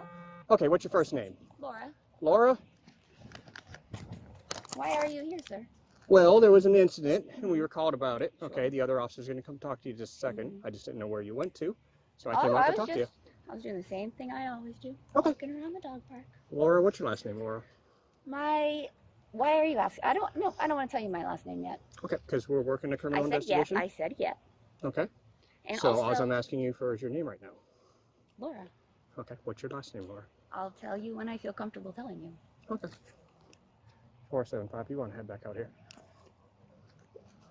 Am I being detained? Yes, you ma'am, you are. Okay. Yes, ma'am. So you don't have a last name you want to give me? Well, I have a last name. I'm saying I don't want to give it to you yet until I understand what exactly I've done. Because as of right now, we're conducting a criminal investigation, okay? I don't know where that's going to go, all right? I haven't talked to really anybody else yet. They just said, hey, that's the girl over there. So I came out to talk to you. Okay, so then why do you need my last Because name we're conducting- if you're just asking questions so Because far? like I said, we're conducting a criminal investigation. And I will give you my Okay. last name when I feel comfortable doing so. Okay, when will you feel comfortable doing so? When I know what you want from me. And we'll explain that. I'm just trying to get some basic info from you first. All right. Okay? Well- But I do need your name. You are being detained right now until we figure out what's going on. All right. So let's figure out what's going Okay. on, and I'll give you my last name. So you're not going to give me your last name. I will give you my last name when you tell me what it is. That's The up other to- officer will come back out here and talk to you in just a second. You're unwilling to come up front and talk to us? If you're gonna be like that, sure, I'll All come right, out. let's go up front. I'm gonna go this way. Well, let's go this way. There's the other officer right there. We're over here. Hang on a second. We're not going to do whatever we want. That's not how this is going to work. Okay. Ma'am, Sir. ma'am, Sir. I'm walking to the front of the park. Is that not what you wanted me to do? she's refusing. To walk to the front of the park? I'm so sorry, sir. I'm so sorry. I asked her to walk to the front of the park, and I'm getting this. She won't give me her name. Front of the park. I don't understand. Yeah, well, she's with another male back there. I don't understand what He's the right there. problem is. Uh-huh. The one in the dog park with the dog? I'm simply trying to... Okay, no, you're right. No, seriously. You guys are right. I am being disrespectful. You're both right. I should not be speaking to cops like this. Okay. Those Can men. I tell you why we're here? Can I? Oh, yes, Okay. please. Yes, please. Okay. Yes, please. We got a call. Mm-hmm. There's an allegation made against you. Mm-hmm. Okay. Was Let this me hard? finish. Let me finish. Well, I that's haven't trying to talked to explain the that. other gentleman yet. Okay. Let me go get his side. Mm-hmm. I'll get your side, Mhm. and then we'll see where we go from there. Okay. Was that so hard? That's what I tried to ask you, if we would No. come up Right now here. you are detained. Okay. And can I just say what? That's fine. He would not move past asking me my name. He would not tell me anything unless I gave Did I him not my say name. you were detained and we're here conducting a You have criminal your ID? Would investigation? you tell me? And no, I told him this already. Okay. I don't get ID'd at the park typically. Let's go out to the front of the park and we'll figure this out. Okay. Why are you detaining me? I just told you. I was asking him. Okay, let's go to the front. Why are you detaining Because me? we're conducting a criminal If you investigation. don't go up to the front right now, I'm going to put you in handcuffs. So, do you want to walk or do you want me to put you in handcuffs right now? I mean, I was already walking towards the front, and all I wanted was what you told me. But See? Easy enough, right? And while we're doing this, let me get your Let's hands. keep walking. no, I will keep walking when you. Okay, I'm not doing this. Babe! Right now you're detained, okay? You're not under arrest, but you're not following instructions. This is very silly. I just don't want my earbuds to be lost. So that's the only reason I'm doing this. Because I want my boyfriend to get them. I don't. Will you knock it out of my ear? No, nobody. Babe, Siri, I'm in handcuffs and it hurts. Babe, this is the time to move. You're detained right now. If you keep on doing this, you're gonna catch a charge. What are you doing? What are you doing?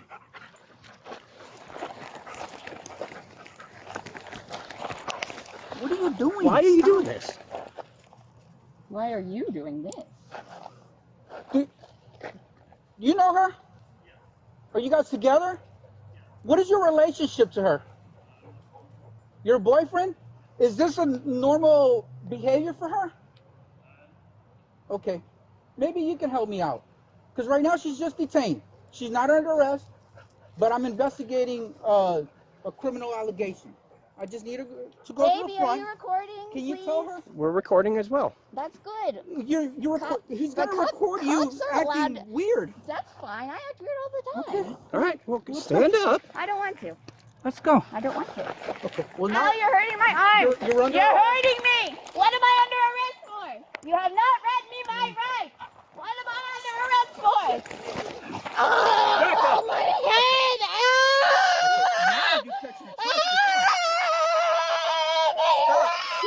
Stop yelling.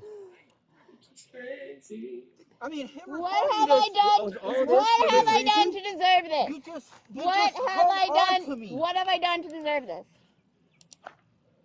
What have I done to deserve this? Can you just walk with us to the front? Because now you're under arrest. That's fine. We'll take another unit, possibly two. If you have them I'm not available. that fat. Come on, let's go to the front. Walk up to the front. What happens if you, Okay. who do you call when the cops are the back? Are you not going to walk up to the front? I don't know if I remember how to. Okay. All right. Well, we're going to wait till We'll just wait here and we'll get another car. Okay, what's the car gonna do? Run over me? Just gonna hurt my wrist some more? We're code 4, no need to run code, but as soon as possible. Understood. And we have one in custody now. Are you laughing? You know, all this is pretty ridiculous. I love Florida. All right, now we got the ID at least. I'm proud to be an American, 'cause at least I know I'm free. And I won't forget the man who died, who gave that right to me. And I'll proudly stand up next to you, and I forget the rest. And defend her still today, 'cause there ain't no doubt I love this land. God bless the you. Can I just move my hand so it doesn't hurt my wrist? No, we just wanted to walk you up front, but since you're And not all I walking, want to do is we're turn getting my other wrist. officers, All I so want we to can do is turn drag my you to the wrist. front. Are you going to walk up to the front? No, I tried to have you carry me. You wouldn't do it, so I don't know what you want. We've been trying to be cooperative with you since I walked out with you. Oh, honey, you have not This is ever not been. necessary. You, Mr. Hanslake, have not been cooperative from the beginning. I am a little bit sorry to be so difficult to you. I should have tried to hug him. I am very I sorry. don't understand why you're being difficult. Because that man that called the cops threw his drink at me. Twice. Okay. And I told you we were just going to the front so we can Talk and about figure it. things out. Mhm. You just got very difficult with us for no reason. Okay, I did not get difficult until this man. Come through the park, veer left, and walk the trail. You'll see us. What was I doing that was so difficult? I got it. Do you need 5 of us if she's in custody? No. Yes, bring 5! Bring 5 of you! I'm huge! At 5:32, I can show Seriously, if you just walked to the front of us, we could have taken care of this. And that's what I was doing. You guys kept yelling at me while I was walking. You called over the other guy saying that I wasn't walking, and then when I was walking, you told me to stop. I don't understand exactly what I did Can we wrong. try again? Can you please just walk with us to the front? I mean, do you... We really don't want to I'm carry asking you you all the way out nicely. to the car. We're gonna take you up to the front, but I mean, you're just making this more difficult than it has to be. He started it. Okay. Will you walk with us to the front? Will he apologize? No, ma'am. Will you walk to the front with us? If you Can we try? If this guy apologizes. Okay, let's try it. Let's try again. No, but No? I will do every single thing, every single Okay, can tiny you walk with thing us to you the say. front? If this man apologizes. Will you walk with us to the front, ma'am? If you apologize. Oh, thank God you're here.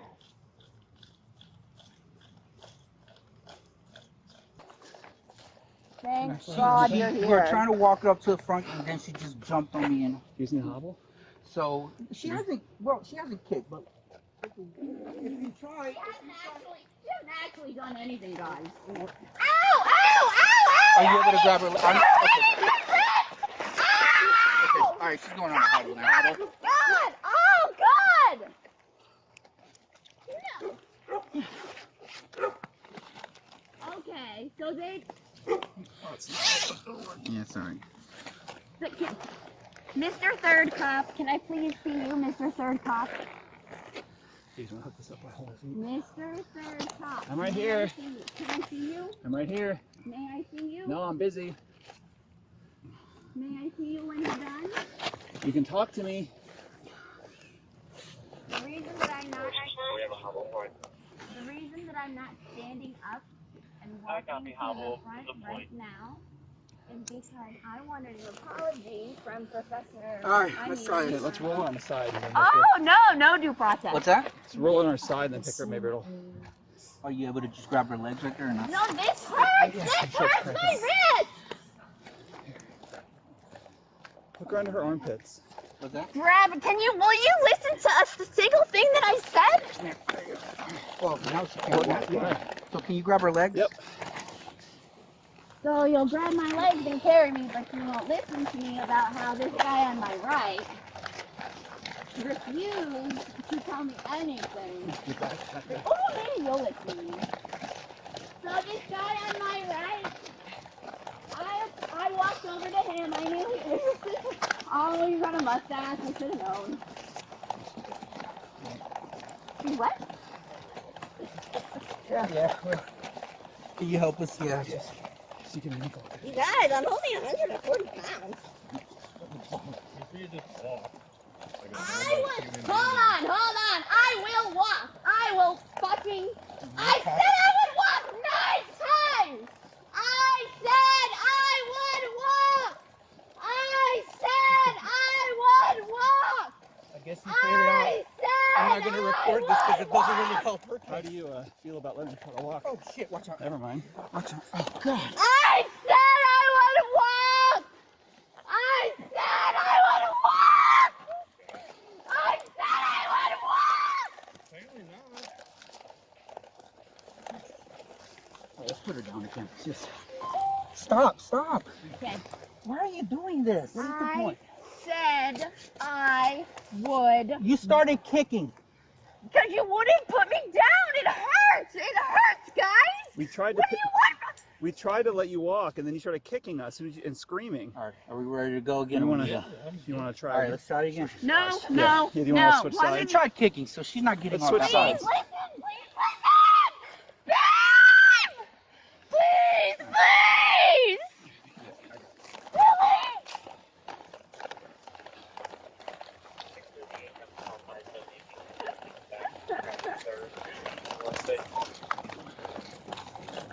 Yeah, it's the problem I was having. She's gonna start moving.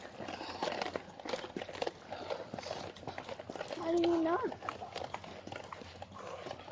My hand is about to slip out of your handcuffs on the right.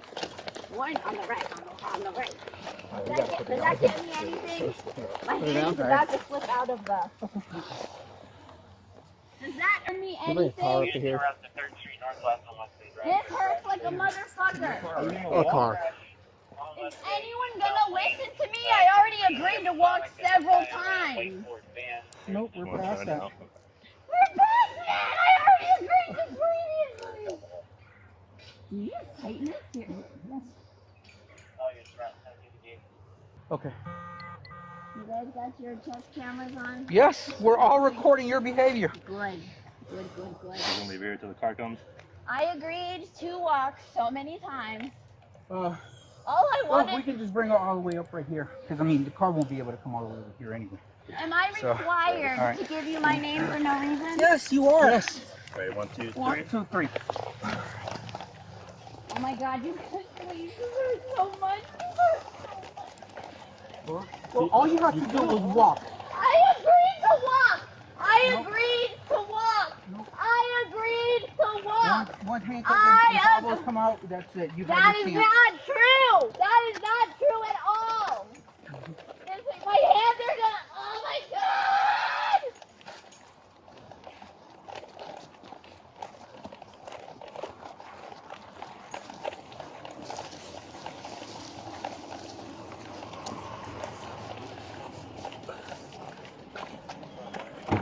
Will you stand? If you stand, I'll consider taking those off. So, here, let's put it down. Why would I believe anything you say? Okay, you want to try standing? I trusted you when you were on your way over, and I tried to talk to you, and you wouldn't even listen to me. You guys, why am I being arrested? I've not heard my Miranda rights yet. Am I being arrested? Well, yes, you are now. Initially, you weren't. Well, why am I being arrested now? Right now, resisting. But resisting? Probably more charges coming. All right, let's get in the cruiser. Probably more charges coming. I should be scared. Have a seat in the car. Captain Justice, please. Have a seat in the car.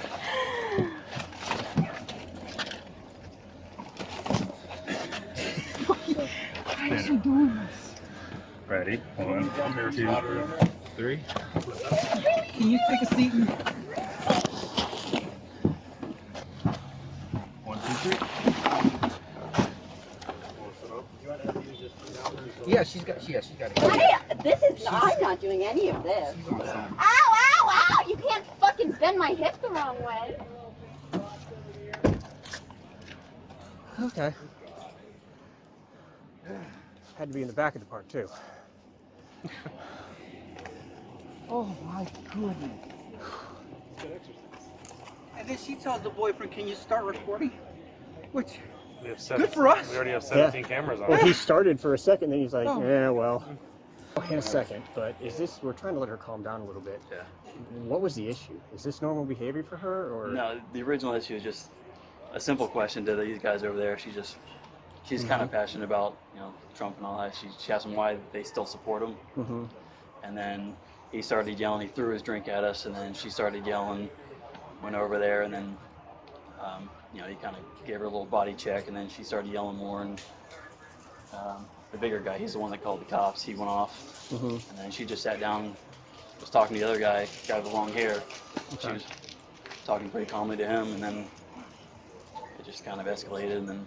Yeah, I mean, I was just trying to calm her, talk to her too. Hey, can you come up front with me? Let's have a conversation. Yeah. I mean, I don't know where that all came from. We could have been probably gone and done with this by now. Yeah, I know. But, all right, do you have an idea on you by any chance, Ross? One of the other He's guys already got it. Yeah. Okay, did the other officer already talk to you? Whichever one took my ID, he's the only one to talk to me. I'm not sure who. Give us just a second. Let me talk to him, and we'll see if we can. Okay. All right. All right. Okay. All right, let me get. All right, I already have your ID. How is it? It's $35. About $2.15. Hair color? Skin. Mm-hmm. What about your eyes, sir? Brown. Okay. Here, you can have this back. Thank you okay. very much. Just tell me what happened just today. Yeah. And I understand you guys were sitting down on a bench, okay? Okay. Start from there. You're sitting there. My back is facing the park. That park. Okay. Okay? I'm just sitting there talking to him. She's coming over screaming at us, screaming at me. So I get up. I said to her boyfriend, I said, please. What did she say? I don't even listen. I tried. This has been going on. But something related to your Trump hat? Yeah. Trump, Got it. Trump, that, Trump. Okay. Trump everything, Trump's responsible for that leaf falling off the tree. It's You got just it. Running her mouth. Got yeah. it. Okay. Obviously, she ran her mouth. Not a very smart white girl. I was just trying to ignore her, and she's screaming at me, talk to me, trying to get her. I'm just ignoring her, and so she comes running through the gate, and I saw her running at me. I went running to stop her from coming through the other gate. I don't want any confrontation. I don't need it, especially off this little moron. Well, you're thinking that she's coming over to do something Oh, to yeah. you? Okay. No, she wasn't coming like, make believe she was a Viet Cong running at me, okay? Gotcha. Okay? That type, okay? So she got to the fence, to cool her off, I threw a little water on her from my thing. So I locked the gate, well, not locked, but shut the lever, walked back into mine, she come flying over this, threw the Coke can at me, gave me a shove, and it's just Did going. she hit you with the can? Yeah. Where did she hit you? In the back of the head. Okay. Yeah. And then she pushed you, you said? Yeah. So when she threw the can at you, what distance were you from her? I don't know because I had my back to her. Couldn't have been too far because she hit me. Okay? Okay. I don't think she's a great pitcher. Okay, gotcha. Okay. And then she came up to you and pushed you where? She shoved me on the back side of that shoulder. Okay. Okay? Which made me go this way, which wrenched me. I almost attacked her back, but I didn't. Okay. Okay? That's why my blood pressure and everything went through the roof. And is that when she jumped over the fence and took off? And then she went through the gates and we went running back that way. Okay, That's got why I it. called Can I you see the guys. back of your head? Do you have any injuries, I sir? don't think I have an injury. Right over here somewhere. Okay. And then when she pushed you, was it like a shove or Yeah, shove. Yeah. Yep. All right. So I gave you your ID back, right? Yes, sir. Okay. I'm gonna have another officer come over here and just get your statement and all Sure. that. Okay. And I'll give you a report and. Can I and say some one thing? What's that? I've been in the park before and I've seen her Go off. She just goes That's off. before. I should have called the cops then, but I didn't. I tried to give it the benefit of the doubt, and it's just too crazy. She needs observation. She needs meds. She needs help. Yeah. Yeah, exactly. Well, I think I that feel was bad for the clear dogs. by the way she came out of the bar. That's the first. I mean, Is she going for like a you know, 72-hour hold? Mike, that reminds me of my club. No, she's going to jail. Yeah, that reminds me of my club in the 70s. The police came down, all my doormen. I held 1,200. I had a guerrilla squad for doormen. You look small next to them. And this blonde, gorgeous blonde, kicked one of them in the balls. So he restrained her. The police were arresting him. Okay. This officer's gonna come over. Just make sure you write it separately. Do not talk to each other when you write the statement. Okay? You can't cheat. You need more AC, less AC? I'm fine. You're good? All right. I would like information. What's your information you want? What's happening? Am I going somewhere? Right now, they're waiting to finish the paperwork, and then they're going to have you show. Go I where? don't know where you're going. I don't know crime rate. But you're going somewhere. It's not going to be in the back of the car for much longer. Okay? I might. I don't know. I wasn't there for the initial handcuffing. Thank you, see justice. Yeah. Let me know. Holler if you have anything. The windows are cracked. Ah! Okay, I have been in here. Alright, I've been in here for 30 minutes. I told them... Oh, they came walking to me across the park. I walked to them also. The man who threw his drink on me is the one who called the cops on me, and he threw his drink on me because I asked him if I could ask him about questions about President Trump. He threw his drink on me. His friend spoke to me normally. I hopped the fence to get back over into the big park to get away from these men. And then the police came and they would... I am sorry if I should have given my last name and I did not. I wanted to know why I was being detained. And they would give me no information. That's all. I'm a nursing assistant. I have no priors. I am afraid for the world. Very afraid for the world. She now faces charges including battery on a person 65 years or older, battery on a law enforcement officer, and obstructing or resisting an officer without violence. This case highlights how a verbal confrontation can quickly escalate into violence and resistance, and shows just how unpredictable law enforcement interactions can become. For more unfiltered body cam footage and real law enforcement encounters, don't forget to subscribe and consider joining the channel for exclusive content.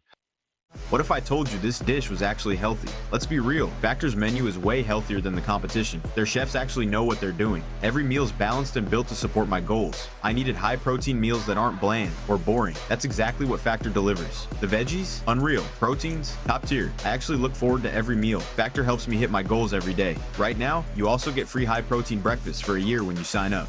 You're welcome.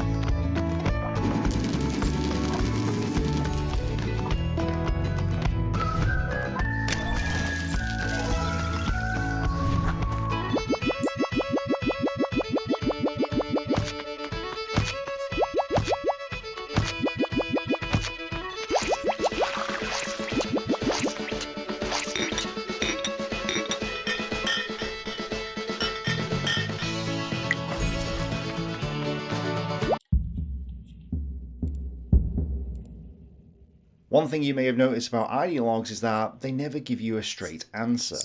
They can't define what they mean, they can't give you anything concrete to work with, it's always vague pie-in-the-sky ideas. These ideas may seem lovely on the surface, but if you think about them for more than about 2 seconds... One thing you may have noticed about ideologues is that they never give you a straight answer. They can't define what they mean, they can't give you anything concrete to work with, it's always vague pie-in-the-sky ideas. These ideas may seem lovely on the surface, but if you think about them for more than about 2 seconds, they have no substance. Socialism is when the workers live in a classless, commodityless, moneyless society. Okay, food is a commodity, so if there's no commodities, there's no food, and we all starve to death. Of course, they'll respond with, well, that's not what we mean is this other thing, which is equally flawed and nonsensical, and they can never define it. Socialism isn't when the state does stuff. Okay, so how do we get to this wonderful commune of yours? Do we sit around the campfire singing Cumbia Army Marks, and then puppy dogs and rainbows happen? No, we use the totalitarian state to implement the regime. Of course, they'll then say, it's not that, it's something else, and once again, you'll never get a straight answer. And I'm sure many of you know exactly what I mean. If you've ever had a conversation with any of these people, you'll probably be as frustrated as I am when you're facing this dishonest tactic. And it was only recently that I realised why they were doing this, where this comes from. It's not accidental, it's by design. And even they themselves don't even realise the origin of this. Some of them definitely do, but I suspect many do not. So I don't know if anyone has ever pointed this out before, but I'm going to explain to you today why the Marxists, fascists, National Socialists, and socialists in general can never define anything, never give you a straight answer, never give you concrete policies. They live by their emotions, and they have an inability to talk in normal, everyday language with you. It's not accidental, it's by design. And it's mainly thanks to Hegel, who we'll get to shortly. Let me give you an example. Giovanni Gentile was the philosophical founder of fascism, the original Italian version.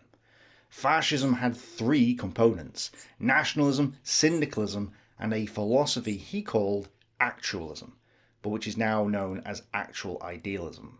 Here is the Wikipedia page on actual idealism. Let's just read the first sentence.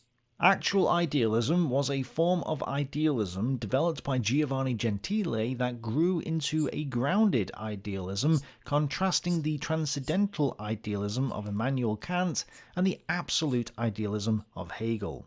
Okay, sounds like gibberish, right? Well, that's because it is. What's important here is that Gentile is getting his ideas from Kant and Hegel, although Wikipedia technically doesn't say this, but he is. So let me read you a bit more, and during this reading, if it makes zero sense to you, that's because it's pure ideobabble. It's deliberately designed to be unintelligible to anyone who isn't part of the cult. So you're not stupid, it is total gibberish. But I'm going to read it to you anyway so that you have a clear example of what ideobabble looks like. To Gentile, who considered himself the philosopher of fascism, while simultaneously describing himself as liberal and socialist, actualism was presented the sole remedy to philosophically preserving free agency by making the act of thinking self-creative, and therefore without any contingency and not in the potency of any other fact. Actual idealism holds that it is the act of thinking as perception, not creative thought as imagination, which defines reality. Therefore, one idea or another can only be a formulation of particulars within the bounds of a known totality, in which one idea is not on any side of those particulars. Totality, constituting the whole cohesive reality, is negated in such idea by itself. We have got to the point where literally anybody can build a fully working app without knowing how to code. This is Base 44. This is the first Integration of totality against idea in appealing to oneself is the sole fruitful regarded by thinking. Did you get that? You thought fascism was just thugs and stuff, but clearly it's not. I could quote from Karl Marx or Stalin or anyone else, but if you've ever read any of them, you know full well it's just more of this idiobabble. And they're getting this stuff from Hegel. Now, here's what I realised recently. In normal speech, like what I'm doing with you now, we deal with concretes, the essence of something. If I said to you, that four-legged furry thing which barks as a dog, you'd know exactly what I'm talking about. We teach kids words that correspond to a concrete essence of something because that's how humans learn. If we didn't have a word for something, we can invent a word.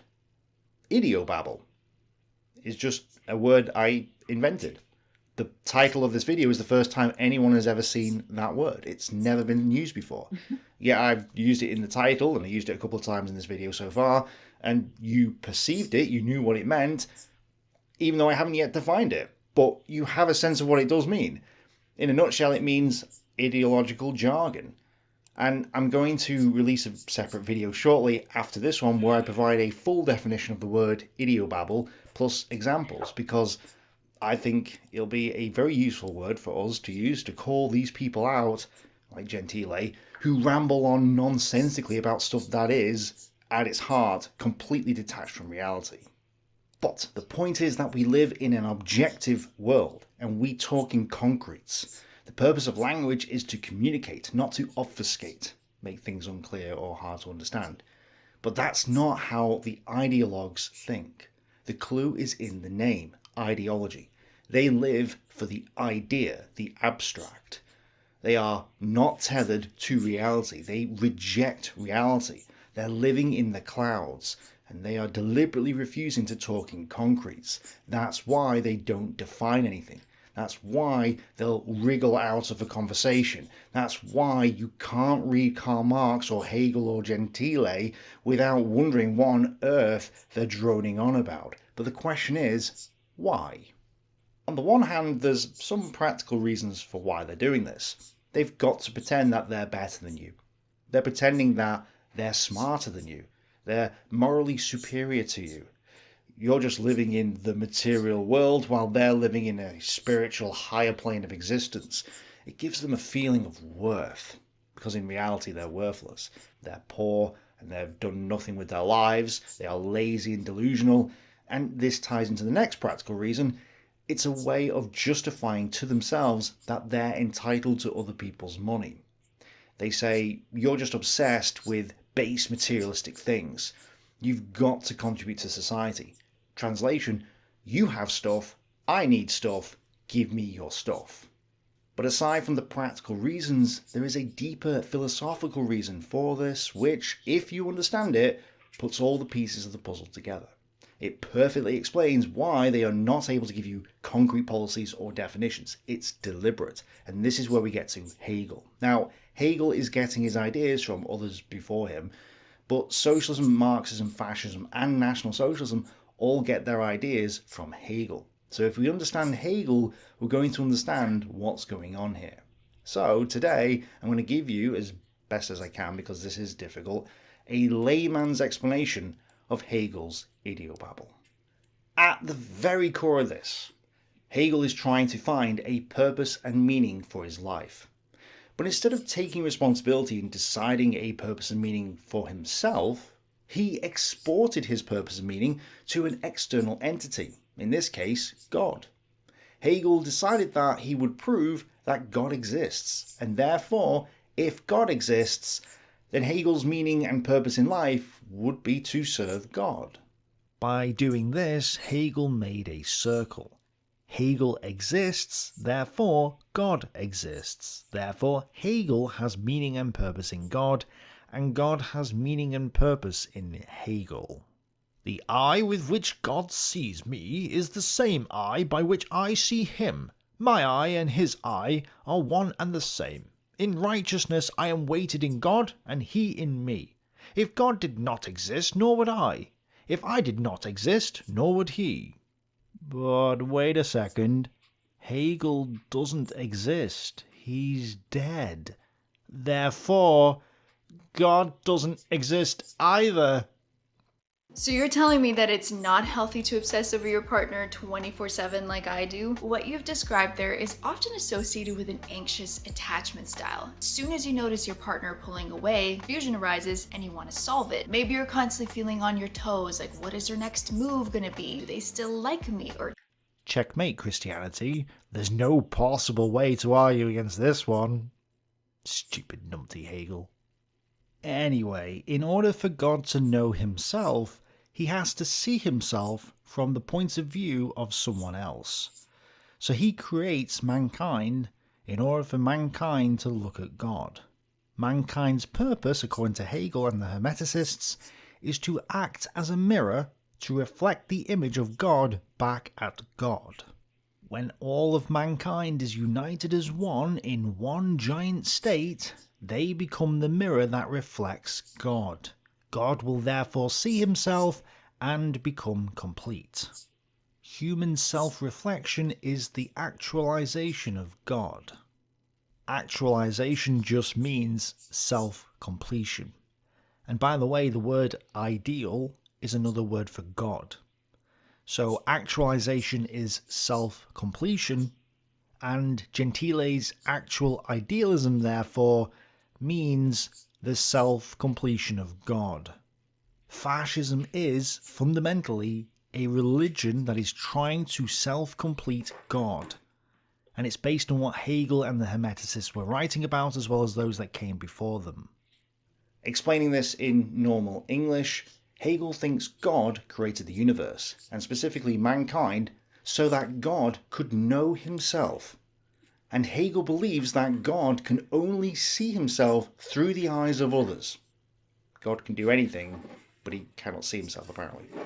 So, if humans get to know God, and God knows humans, then God can know himself through the eyes of humanity. Humanity is the mirror that reflects God. This idea comes from a religious cult known as Hermeticism, and for the purpose of this video, we'll not get into it, but Hegel basically takes Hermeticism to the next level. So, Hegel wants to know God, and according to Hegel and the Hermeticists, humans are the only creatures that can know God. Why? Well, knowledge is a philosophical concept. The word wisdom comes from the ancient Greek word Sophia, and is where we get the word philosophy from, philos Sophia, philosophy, the love of knowledge. God wants to know himself, and therefore created humans, the Homo sapiens, the wise men. Humans are the wise men and can use wisdom, philosophy, to come to know God. Coming to know God via wisdom, theosophia, is where we get the term theosophy from. Helena Blavatsky's theosophy leads to National Socialism via Guido von List, and Blavatsky's getting her stuff from mainstream theosophy, which Jacob Boehmer is a part of. And Hegel loves Boehmer. It's from Boehmer that we get the idea that God can't truly know himself without humanity. So there's a whole web of interconnected parts here. What's interesting about this is that Boehmer says that nothing can truly know itself without opposition. God has to have man in order to know himself. But then this leaves open a gaping hole in the nonsense. Why doesn't God just create another God? Why doesn't God create a second absolute God like himself and just use that second God to see himself? Or why not create man, have him live in the Garden of Eden, and use man to see God that way? Why have man live in a harsh and unforgiving universe? Well, of course, Boehmer's got an answer for that. You see, when man was in the Garden of Eden, he was an unthinking being. Until he ate from the tree of the knowledge of good and evil, man was ignorant. And because you can't have a knowledge of God while being ignorant, man was an unreflective being, and so God couldn't use him to see himself. Only wise men can be used to see God, which also means that Adam wasn't human, but we'll ignore that. Therefore, man had to suffer the fall and live in sin for God to know himself. Okay, but why then, if man has suffered the fall, does he not reflect God now? Well, Boehmer said even after the fall, men were still not fully conscious. They only had a chance of consciousness when Christ came along, who revealed wisdom to men, even though we know philosophy was invented centuries before Christ, completely undermining Boehmer's narrative, but again, we'll just ignore that. And apparently, the Passion, Death, and Resurrection, the Trinity, was a teaching to man, showing man how to know God, and thus return to God. And in a nutshell, Hegel agrees with Boehmer. This is a very convoluted way of just saying God needs to use man as a mirror to reflect his own image upon.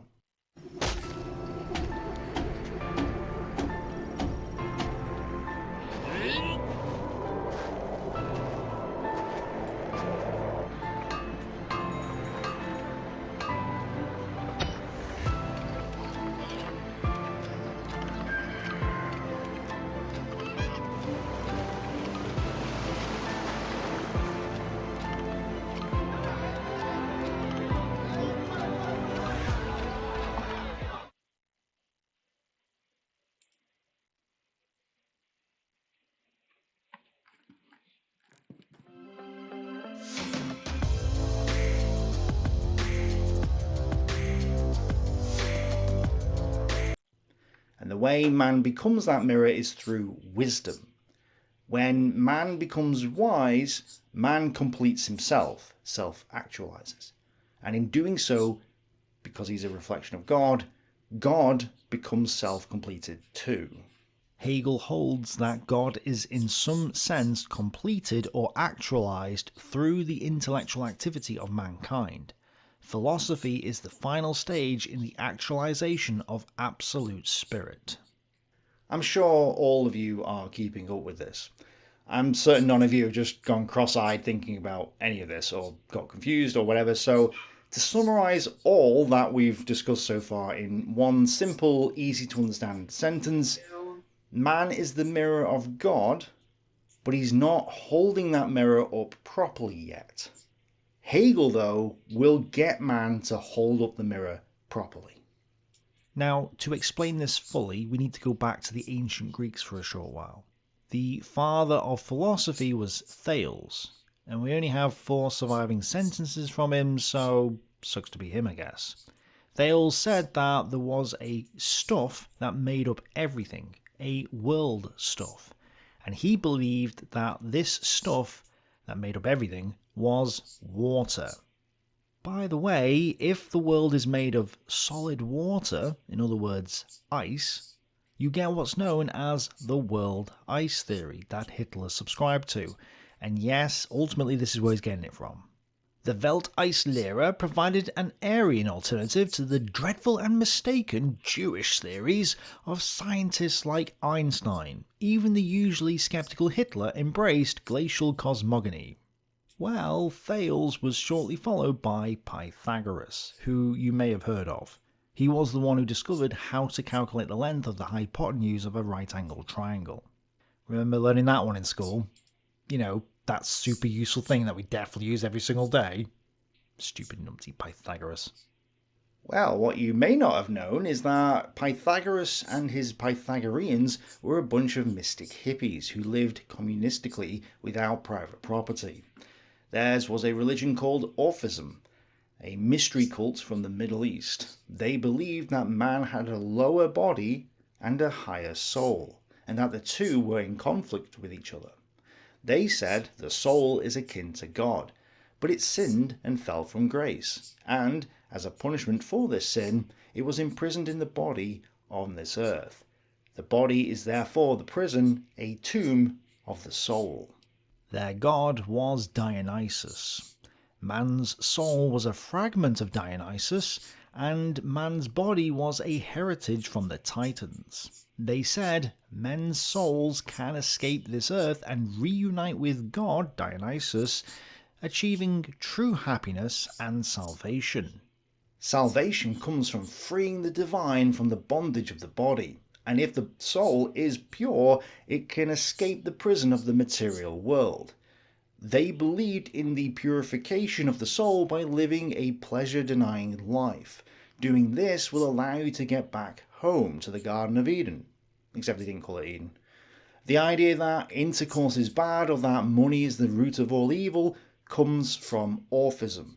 And on top of this, they also said there were 2 different worlds. This world and the world of God, a supernatural realm. This, historically and philosophically, is the primary source of the soul-body opposition in Western civilization. And because Pythagoras himself was a good mathematician and scientist, the Orphic cult spread into Greece and had a major influence on the philosophers that came later. Now, this is me interpreting this or speculating, but I think the Greek philosophers believed in this second world of God idea first, and then tried to justify it with their philosophy. Nobody with half a brain is going to come to the conclusions they came to unless they were already believing in Orphism. So it seems fairly obvious that philosophy, from then to the modern day, has been corrupted by this Orphic religion, and this has had some major ramifications to the world that we live in. So with this in mind, after Pythagoras we get Heraclitus. Heraclitus was obsessed with change, and believed change required the existence of contradictions, things that are and are not at the same time. Leonard Peikoff in his History of Philosophy series gives the example of a struck match. You have a match, you strike the match, and you end up with a different match at the end after it burns out. And if you think about it, it's the same match, but it's not the same match at the same time. A contradiction. Another example, you were a baby, but are you the same as that baby now?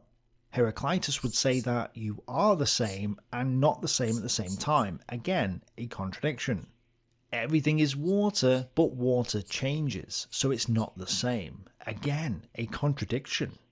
You can't step into the same river twice, for fresh waters are always flowing in. I'm sorry, I've just got to point this out. A river is defined as a stream of flowing water. If the water was standing still, it wouldn't be a river, would it? So yes, you may not be in the exact same water, but you are in the same river. This should have been obvious to the ancient Greeks, but apparently not. So,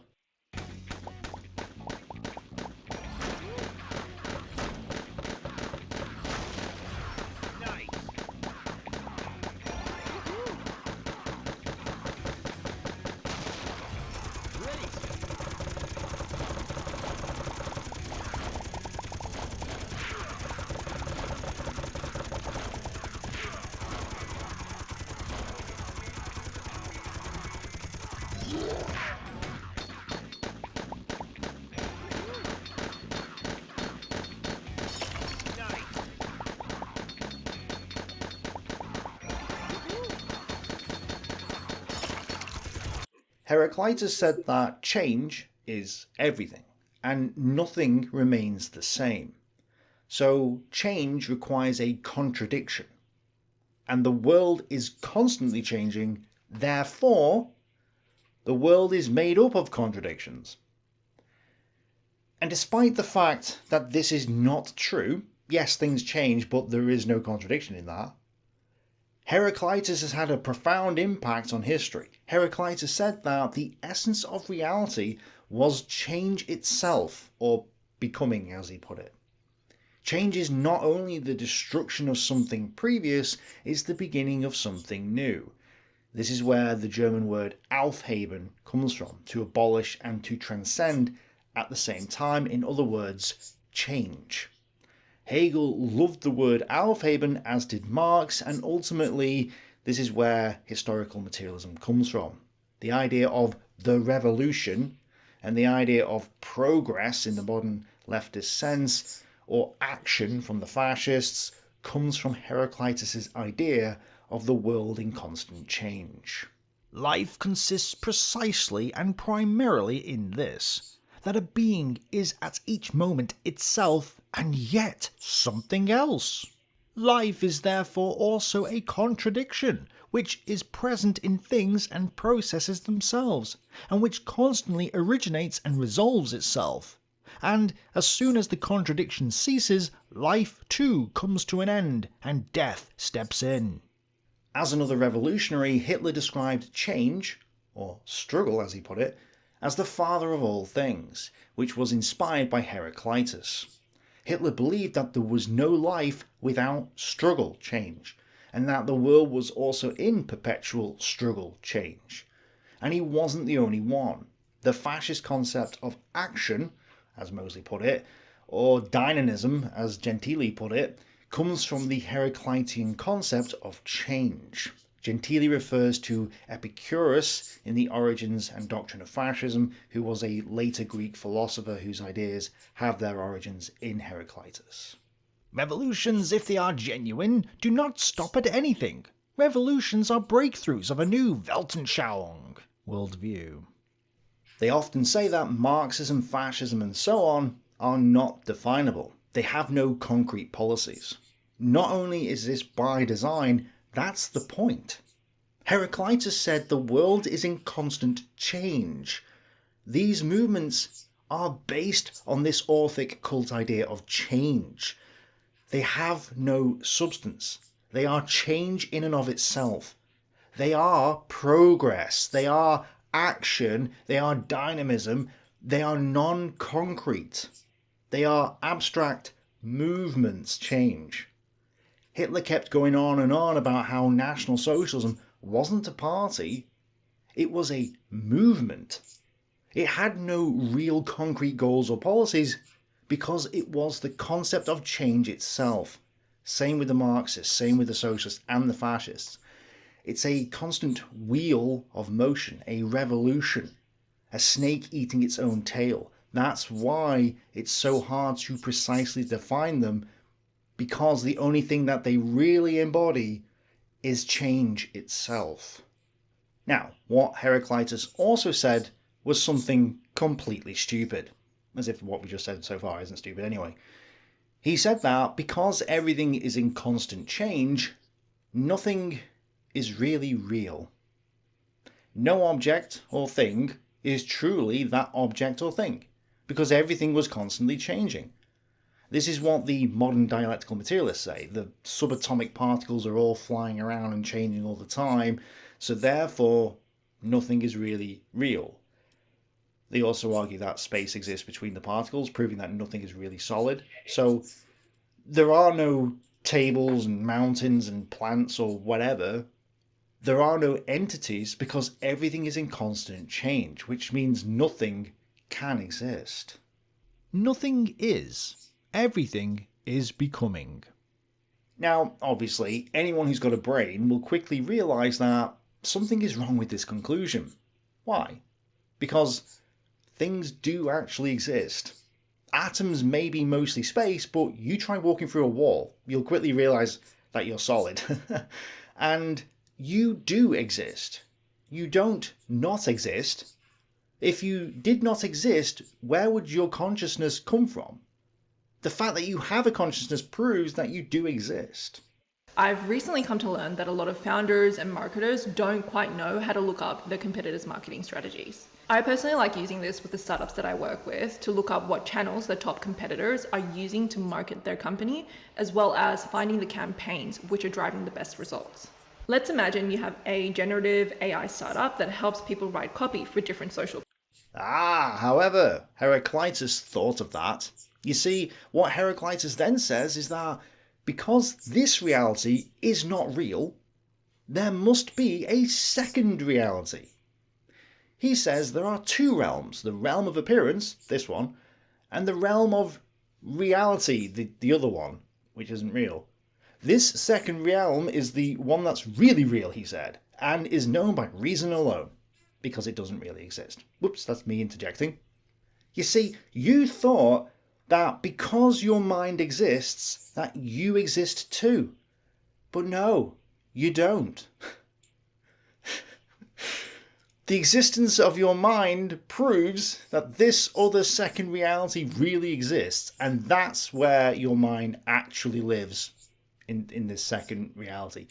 Yeah, and Heraclitus was a respected philosopher, and most of philosophy is built upon this principle, completely undermining the idea that philosophy is a legitimate subject. But hey, at least you know that the ancient Orphic cult is still alive and kicking. Yay. And I want to make this clear if it wasn't already. In order for you to fall for a cult, you have to close your mind to reason. If they can get you to reject reason, they can get you to reject reality. If you reject reality, they can get you to believe whatever they want, at which point you'll put the money in the hat. That's what this is all about. I have, therefore, found it necessary to deny knowledge in order to make room for faith. Kant also found it necessary to deny happiness in order to make room for duty. The essence of moral virtue, he says, is selflessness. Selfless, lifelong obedience to duty without any expectation of reward, and regardless of how much it might make one suffer. In all cults, there is an ongoing, subtle undermining of self-esteem. Who are you dutifully bound to serve? The priest. Where do all the fruits of your labour go? The cult. And if you try to think for yourself, or question things, or expect better treatment, then you're shamed for it. Being accused of selfishness is the worst thing imaginable for so many people who haven't yet realised that they've completely lost frame. They're no longer in control of their own lives because someone else has used magic words to take control of them. All this comes down to is the fact that a bunch of narcissists are using controlling and coercive tactics to manipulate you into doing what benefits them. And worse, the victims will even defend these creatures. Deprogramming is providing members with the information about the cult and showing them how their own decision-making power has been taken away from them. Cults employ secretiveness because most people would otherwise not knowingly affiliate with them. Neither intelligence nor family background precludes being tricked and caught by a cult. People who have been caught weren't necessarily seeking or looking for something. Cults target the elderly in nursing homes after volunteering, or children. They will go to hospitals to prey upon people there. Some cults are based on yoga or therapy. And Ross in the book Cults Inside Out even says some cults are based on philosophy. And I agree with him. 99% of all philosophy subscribes to cultish beliefs. This is because of that Orphic influence which has trickled down through the ages from philosopher after philosopher. You see, after Heraclitus, we get Socrates and Plato, both of whom were also influenced by the same ideas. When we get to Plato, this second mind reality of Heraclitus gets turned into Plato's world of forms. If you've ever heard of Plato's cave, this is what it's about. We're all in this cave watching the shadows on the wall, and what we need to do is realise that we're living in a fake reality, and then come out of the cave into the real world. So, how do we come out of the Matrix? Well, Plato basically said that everything was split into two worlds. Concrete, material things, and abstract concepts, forms. The technical terms were particulars and universals, but I'm just going to refer to them as material and forms from now on. Plato said forms, concepts of the mind, are never changing, whereas concrete material things are. Therefore, the world of forms is the real world, and the material world is just a reflection of this true reality. And to explain this, Plato created a story about a great craftsman, an artisan, a great architect of the universe, as the Masons call him, a demiurgus from the Greek, a god that produced the material world. In fact, Plato's demiurgos is the ancestor of the ancestor. What if I told you this dish was actually healthy? Let's be real, Factor's menu is way healthier than the competition. Their chefs actually know what they're doing. Every meal's balanced and built to support my goals. I needed high protein meals that aren't bland or boring. That's exactly what Factor delivers. The veggies, unreal. Proteins, top tier. I actually look forward to every meal. Factor Of the Christian god. But it's worth noting that the demiurge is not the creator of the world of forms. He just creates the imperfect material world by looking at the perfect world of forms and taking that as inspiration. So there is a difference. So then you might ask, what creates the world of forms? Well, Plato says it's the ultimate form, which he calls the form of the good. The form of the good is there at the top of the pyramid, and from that everything else is created, starting with the heavens and then the demiurgos, and from that to the material world, roughly speaking. Plato then decided that it's not possible for humans to grasp God, the form of the good. He said in order to grasp gnosis, the form of the good, you must transcend the intellect and have a vision, a revelation. And Leonard Peikoff says that this is what we call mysticism, the view that knowledge isn't gained by perception but is obtainable by spirituality. Plato, therefore, is the father of mysticism in Western philosophy, and it's from him and Heraclitus that the cult belief system seeped into the modern world. With this knowledge of what the ancient Greeks thought, we can now see where Boomer, and therefore Hegel, are coming from. So let's just quickly recap. Hegel thought God needed to use man as a mirror to reflect his own image upon. And the way man becomes that mirror is through wisdom, philosophy. He said, when man becomes wise, he completes himself, and in doing so, God becomes complete too. And since God created the material world, and the material world is full of contradictions, thanks to change, it stands to reason that in order to become the mirror to God, we have to get over the contradictions. The contradictions keep us in the material realm, and we want to transcend the material realm in our minds in order to be a reflection for God. So, how do we transcend the material realm? Through the magic words of the dialectic, which comes from the Hermes cult. The dialectic is a magic spell that allows us to overcome the contradictions.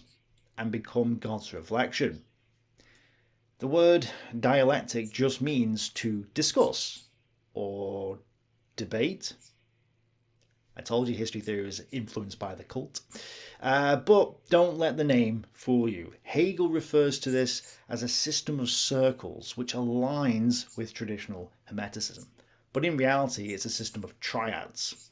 A triad is a union of three, otherwise known as a trinity. This is not a coincidence. Hegel structured his entire philosophy around the Christian Trinity, Father, Son, and Holy Spirit, and that's where the 3 points of his dialectic come from. Eagle-eyed viewers who watched my previous video on the real religion behind National Socialism may have noticed that Hegel was inspired by the works of Joachim of Fiore, who also used the Trinity to predict the Third Age that would start in 1260.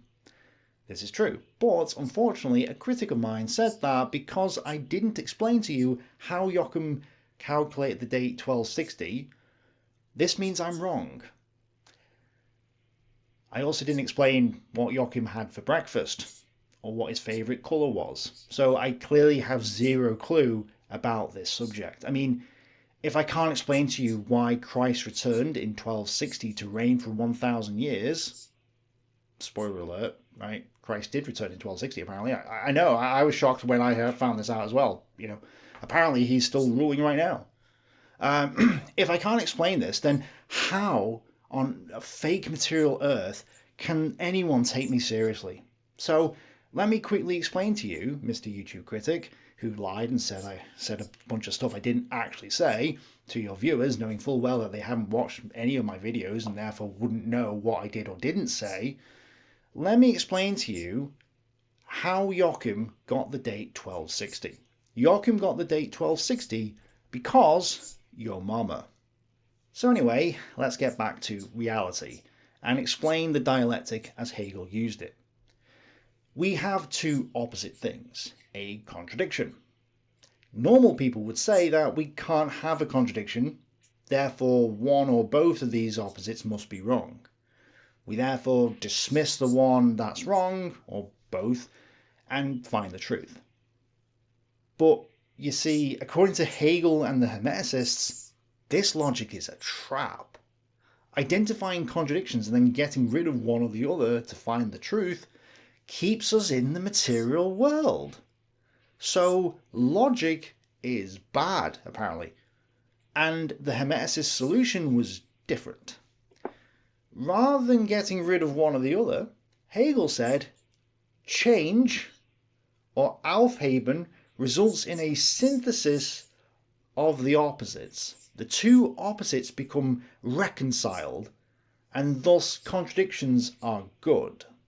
This triangular method that Hegel used has often been referred to as thesis, antithesis, and synthesis. The problem is that the third term, synthesis, is not ideal for describing Hegel, and will lead to criticism if I don't point this out. So I'm using the term reconciled as McGee does in the book Hegel and the Hermetic Tradition, whilst also pointing out that using the word synthesis on the test gets you lousy marks, unless you use it when referring to the Nazis.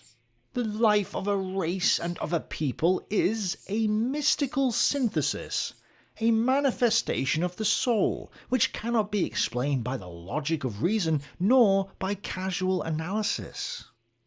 But what are we doing when we do the dialectic?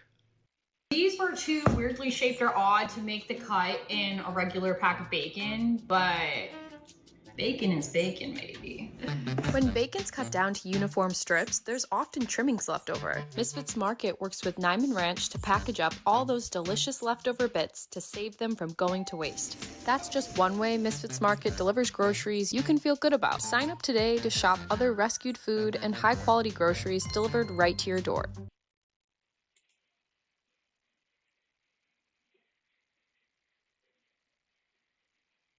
It's so easy because the products are just amazing. It's funny, I have moved around. I was a beef stick, and then I was a venison, and now I'm back at chicken. And I love the chicken sticks. They're only like 40 calories or something, right? Are they 60 calories or 40 calories? They're very low calorie, which shocked me. Yeah, there's 45 calories in some and 60 in others. It just depends on the flavor you're going for. But yeah, 6 grams of protein, 45 calories. I eat so many of them every day, and it's a very simple, delicious way to increase protein.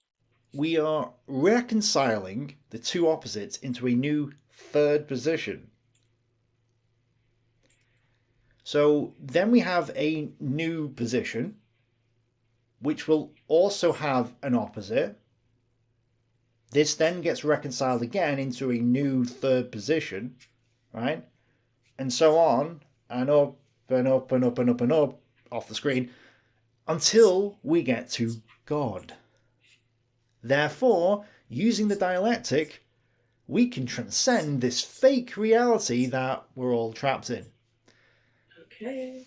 So, in the most basic language that I can come up with so that everyone can understand this, the idea of dialectical materialism is defined as the transcendence of a fake material reality.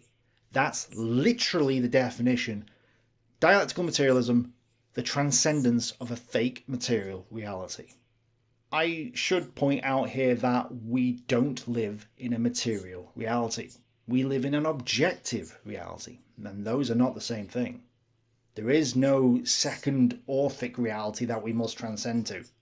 Also, Hegel is not trying to physically transcend, I don't think. It looks like he was just trying to transcend his mind to God. And Marx's dialectical materialism was different to Hegel's. It's mostly the same, except he claimed it was the opposite, because everything Marx said is definitely true, just like he said that the capitalists were the Jews, and that's why he hated them so much. My dialectic method is not only different from the Hegelian, but it is its direct opposite. To Hegel, the life process of the human brain, i.e. the process of thinking, which under the name of the idea he even transforms into an independent subject, is the demiurgus of the real world, and the real world is only the external phenomenal form of the idea. With me, on the contrary, the ideal is nothing else than the material world reflected by the human mind and translated into forms of thought. Did you understand that? No? Oh well, that's because you're stupid. It's not because Karl Marx wrote a load of gibberish nonsense. No, it's not that at all. It's definitely not ideobabble. So yeah, put the money in the hat, comrade. But anyway, there's another thing we need to understand here. Think about it. If we have something in the material realm, Heraclitus said there is always an opposite. There's always a contradiction to overcome. But what happens when we get to God? We have God, and therefore we have not God. If there is a God, the opposite is that there is no God. Therefore, we have a contradiction which must be overcome. So, we go higher than God. Now, obviously, God is meant to be the last step, but he actually isn't. He can't be. According to the dialectic, there must be another God of some kind above God. And if that God exists, then there must be a not that God as well, which means we have another Alfhaben. And we go up, and it never stops. It just goes all the way to infinity and beyond. Another way to think about this. If God can do anything, can he not exist? Yes, because he's God and can do anything. Oh wow, that looks good. So there's a contradiction, which means we've got a problem. Now, normal Christians would probably just play the faith card. It doesn't matter if the idea of God is a contradiction, I believe in him anyway. Hegel can't do this because it self-refutes the beloved dialectic. The dialectic is self-refuting in and of itself, so what is his solution? His solution is to cheat. He doesn't actually tell you what God is, because as soon as you name God, or define God, God is self-refuted by the dialectic. So what he does is he gets as close to God as possible without actually naming God. So like a PUBG match, the circle gets closer and closer and closer until there's only one man left standing, and that man is God. And thus, Hegel proves that God exists. I mean, he's not actually proven anything, but he thinks that he has.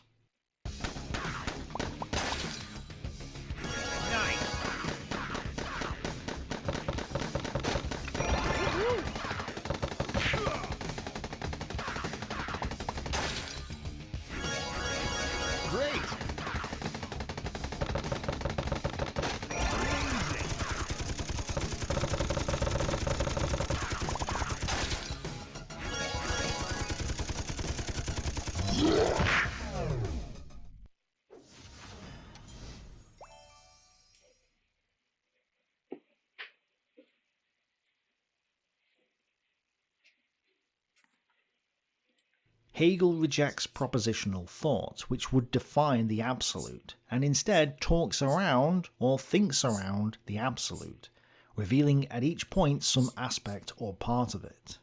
And he's not the only one to do this, by the way. This might be where the idea comes from that you're not allowed to say God's real name.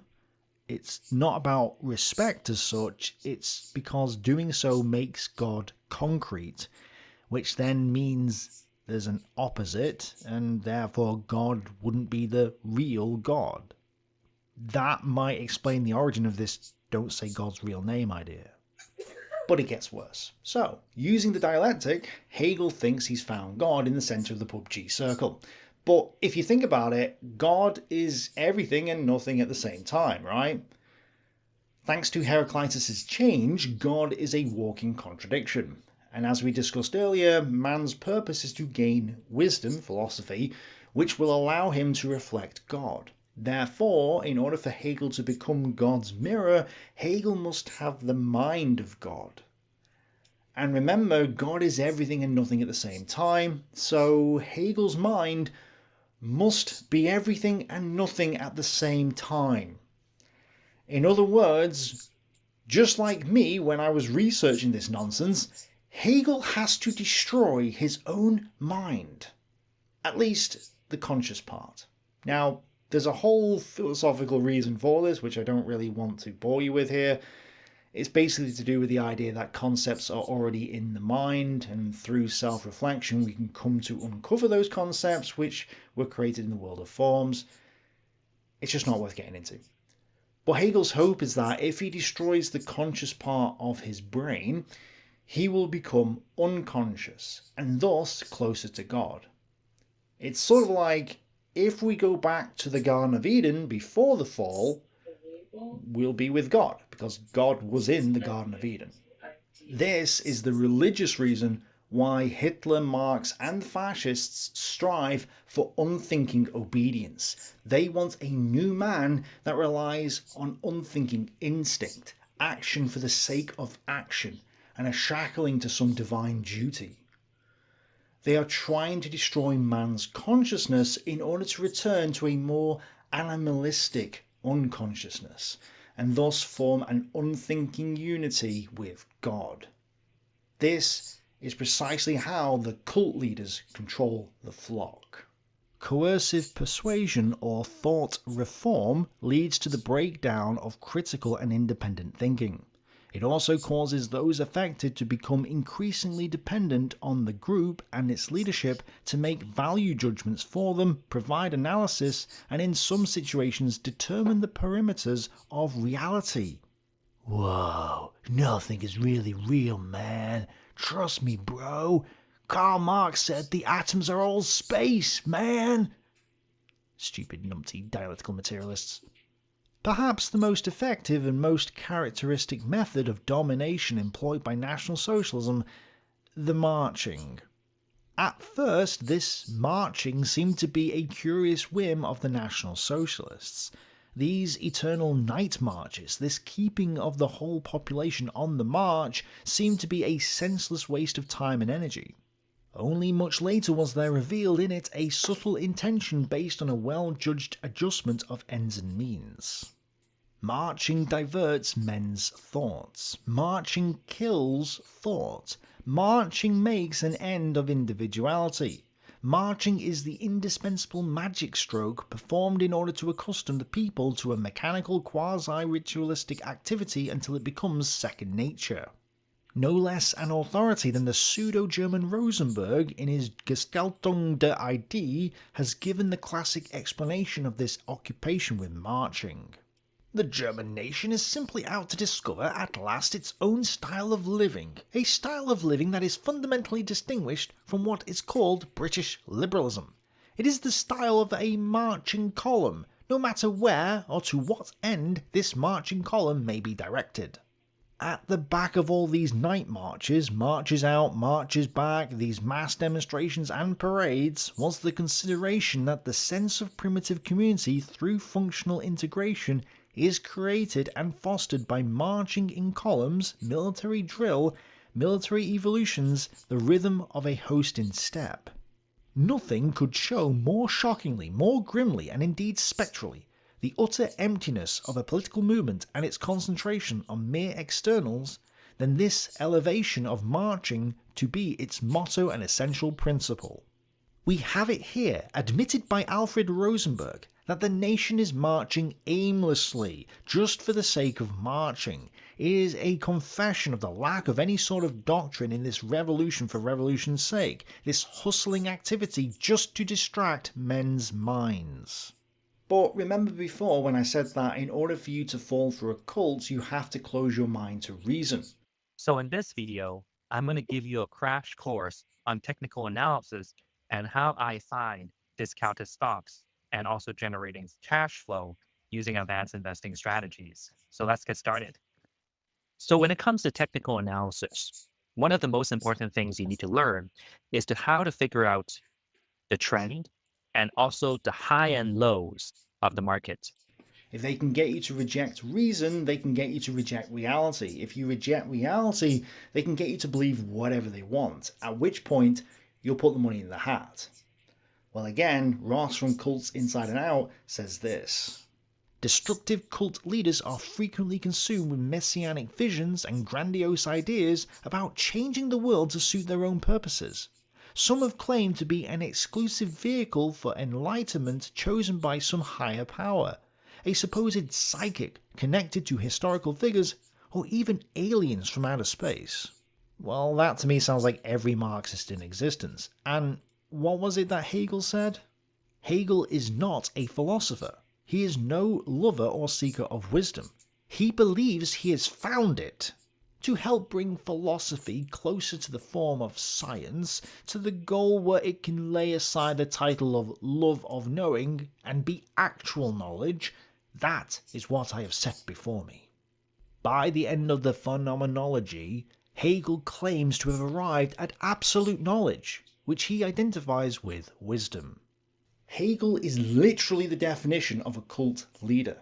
And this means that those who followed Hegel, whether they took some bits out or swapped things around, were doing the exact same thing. Karl Marx, Giovanni Gentile, Lenin, Julius Evola, Mr. Hitler, etc., etc. They're all cult leaders. Stalin even wrote a book on dialectical materialism in 1938. Dialectical materialism is the world outlook of the Marxist-Leninist Party. It is called dialectical materialism because its approach to the phenomena of nature, its method of studying and apprehending them, is dialectical, while its interpretation of the phenomena of nature, its conception of these phenomena, its theory, is materialistic.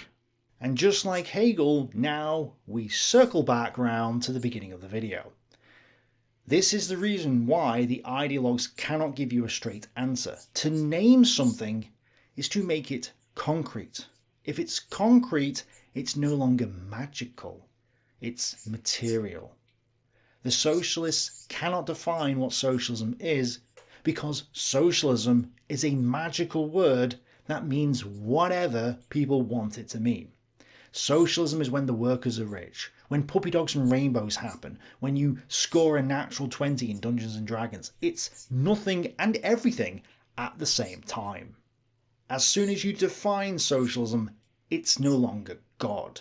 So long as they never say what Goddess socialism is, Goddess socialism can be anything and everything to anybody.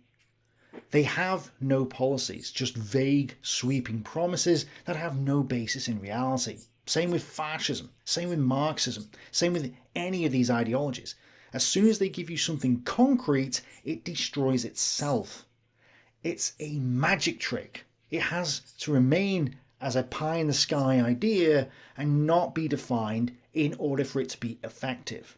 If you define it, it becomes material, and they are against materialism because they're all about magic. This also goes in line with their dialectic materialism. God is a magical abstract, therefore everything they say must remain a magical abstract. That's why they can't give you a straight answer, can't define what they mean, can't give you anything concrete. They wriggle and squirm out of arguments they don't like. They won't accept material evidence because materialism is bad. It's not real, guys. Everything can be changed and distorted to suit their agenda. Their writings can remain convoluted, nonsensical gibberish because they've destroyed the conscious part of their minds. It all aligns. They are a cult. It's all nonsense. Do not fall for the idiobabble. They are out to destroy your mind so that you put the money in the hat. The followers are delusional. A lot of them are mentally ill and openly admit it. And I don't know what the solution is, but I'm hoping that I can at least stop some of you from falling for their tricks. If you are thinking for yourself, putting yourself first and grounding yourself in objective reality, then you're unlikely to fall for their magic. And if you want the method of knowing what really is the case, a way of discovering what the truth actually is, check out my video, But How Do You Know You're Right, where I outline the method that will ground you in objective reality and shield you from the sorcerers. Thanks for watching, bye for now. Struggling to lose weight? This is why I switched to compounded GLP-1. I have struggled with my weight since childhood. Diet and exercise was extremely difficult, leaving me sore and sliding backwards. I've lost a total of 20 pounds so far. After 3 We need to put the plan into motion, guys!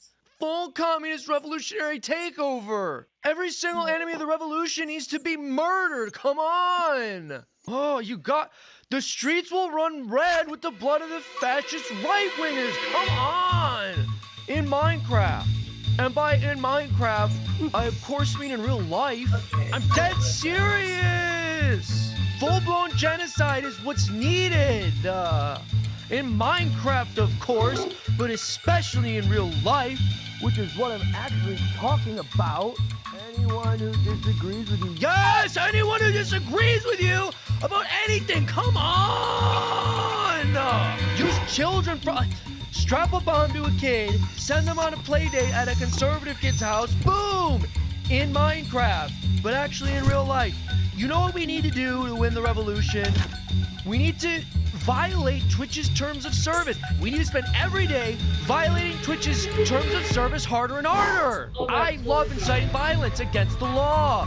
In Minecraft... Disobedience warning! Canine crap outside of quarantine zone! Kaya, come on! Don't disrupt my stream, you stupid, worthless infidel dog! Can you believe this dog attacked me, chat? So incredibly spoiled. What? No, it's not a shock collar. It mostly doesn't electrocute him. What are you guys talking about? It's not a shock collar. It's just a normal collar. It's got a device on it that pacifies the dog in Minecraft. You think we're gonna win the revolution without electrocuting any dogs? Twitch didn't do anything. YouTube has my back. No one cares about some disobedient capitalist dog. Come on.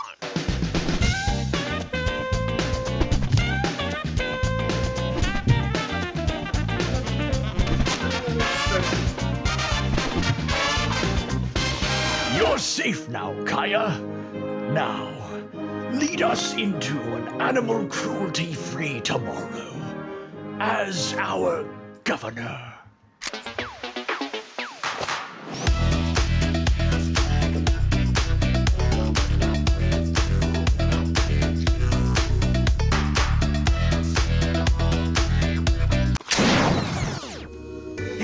February, we're making a full-length animated show. If you want to help us get it done, please support our GoFundMe at twistedplots.com. That's twistedplots.com. If you support it, you'll get access to our full 25-minute long pilot episode. Thank you. The best solution I found for my evening anxiety and stress was not in any wellness app. Do you want to know?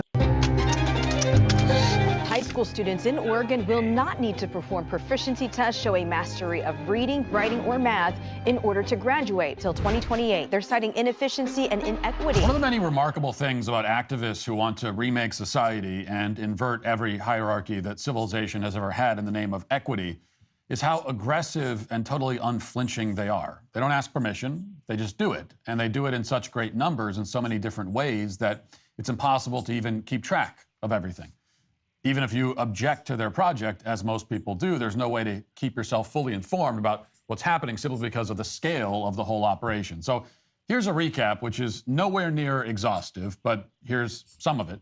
In just the last couple of months, we've learned that the LAPD is relaxing its standards for new officers in order to recruit fewer white males. We've heard that the San Francisco School Board will lower entrance requirements and that the Regents exam in New York will soon be optional for high school graduates. As the New York Times put it, quote, "The test had once been seen as a hallmark of academic rigor, but high-stakes graduation tests have fallen out of favor nationally." We've also been informed that the law school admission test, the LSAT, will drop its challenging logic game section, supposedly to help blind applicants. Meanwhile, some medical schools like UC Davis have started ranking applicants not based on merit, but on the supposed hardships they've faced. Pretty much everywhere you look, whether it's air traffic control or airline piloting or Silicon Valley or even the National Association of Zoos and Aquariums, standards are dropping do you work on? in order to increase diversity, meaning to make everything less white, less male, and also less Asian. So you might think, with all that in mind, that it would be impossible to be shocked and Well, right now I'm just working on like a Blackboard education type site right now. That's what I'm working on. It's for a university.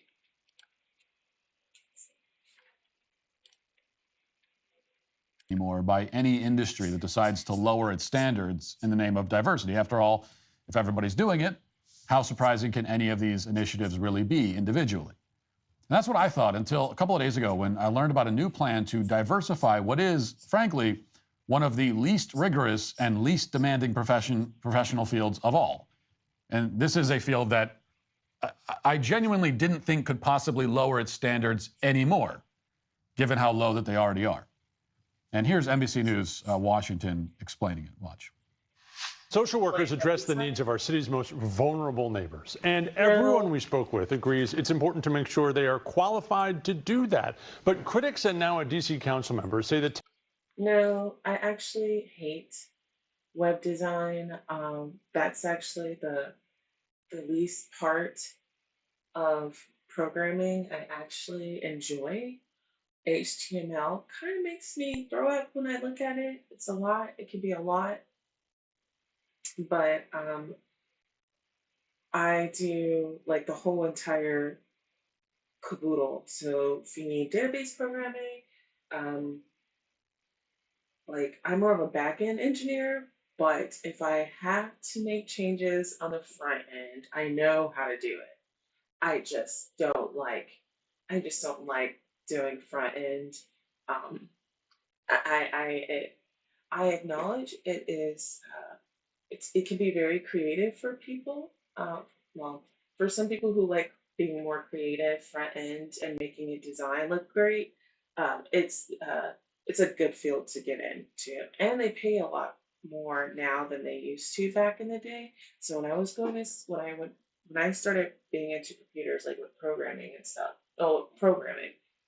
I've always been into computers, but programming, software, HTML type stuff, I started back in 2005. Yeah, 2005.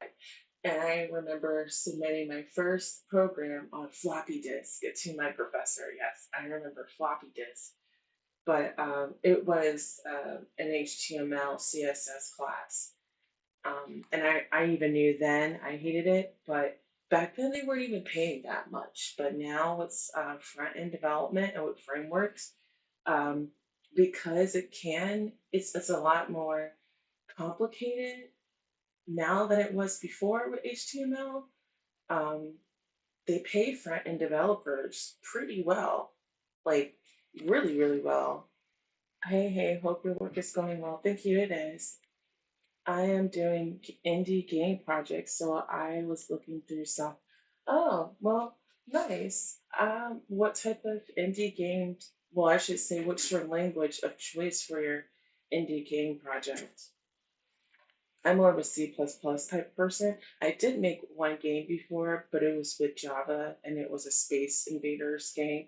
But it's like your typical Space Invader game that you do for school. Well, it was in grad school, but we had to do one. I think that class was for patterns. Yeah, to let us learn about design patterns. So we had to make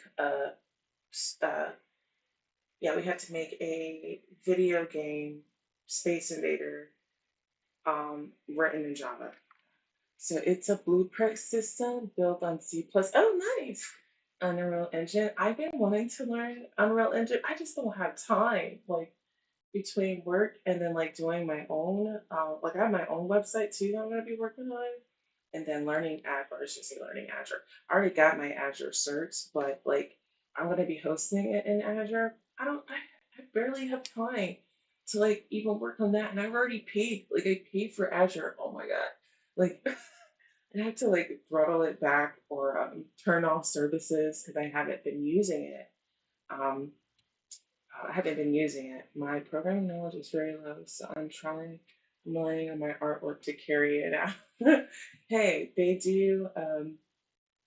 I don't know how well the programmers that do the art stuff for the game. I don't know how much they get paid for, but I think that's actually really interesting.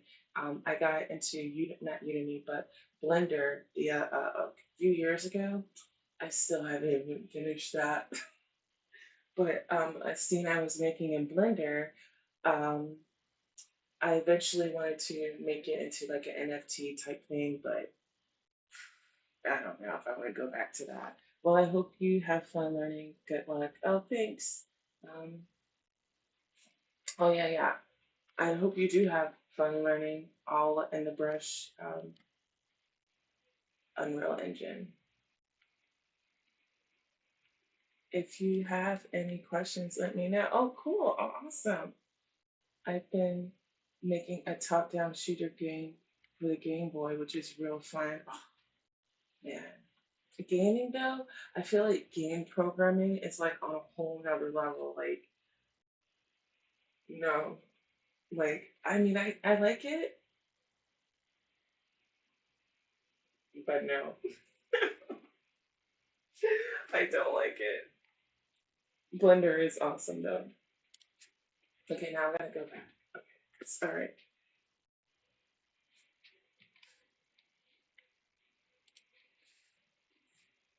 Valid answer. Okay, let's see. Oh, Test that's long been used to determine that readiness is holding too many people of color back from the communities that need the help the most.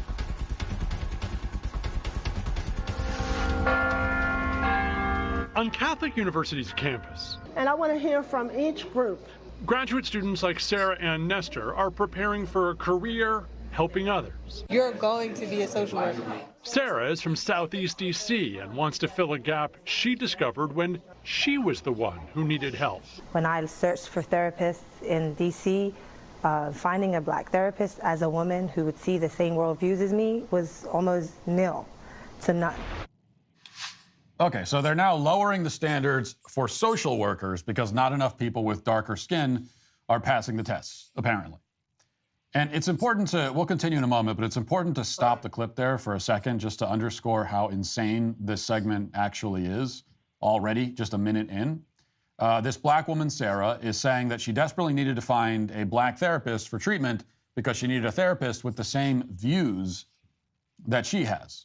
And for that reason, she couldn't tolerate having a white therapist or a Hispanic therapist or an Asian therapist. See you later. NBC News never Bye. challenges this Bye. reasoning or the implications of it or asks any questions about it. They just charge forward. So let's consider those implications for a second. The first assumption, of course, is that you can only benefit from having a therapist who sees the world exactly like you do. Like, the assumption is that you need a therapist who has your same views. And that's just a given in this segment because, indeed, the vast majority of therapy is really just paying someone to agree with you. That's all it is. There's no science behind it. Patients self-select doctors who tell them, or therapists or counselors who will tell them what they want to hear. And everybody knows this. In fact, they have a word for this now. They call this affirmative care. That's why doctors tell children they're quote-unquote transgender, or they tell the parents that the kids have ADHD, like they're just being told exactly what they want to be told. And their job is not to offer pushback or conduct any kind of independent diagnosis of symptoms. If they try anything like that, they'll probably get fired for bigotry on the spot. This is how therapy and counseling works these days, but it's not how it's supposed to work, because in theory, the person counseling you should be someone who quite specifically does not see the world the way that you do. Someone who quite specifically does not have the same views as you. The whole reason you are in counseling, in theory, is that there's a problem with the way you see yourself and the The viral Paleo Valley meat sticks are on sale right now for up to 20% off. These are the most delicious meat sticks on the market. There are tons of flavors and they're naturally fermented, so they're nice and juicy and you get none of the nasty preservatives found in other sticks. If you're looking for something healthy when you're on the go, these are the perfect clean protein snack. We're talking 100% grass-fed beef and venison and truly pasture-raised chicken and pork. They're gut-friendly with no sugar, gluten, soy, or seed oils. Just a delicious clean protein snack from real food. Get 30 beef sticks for $36.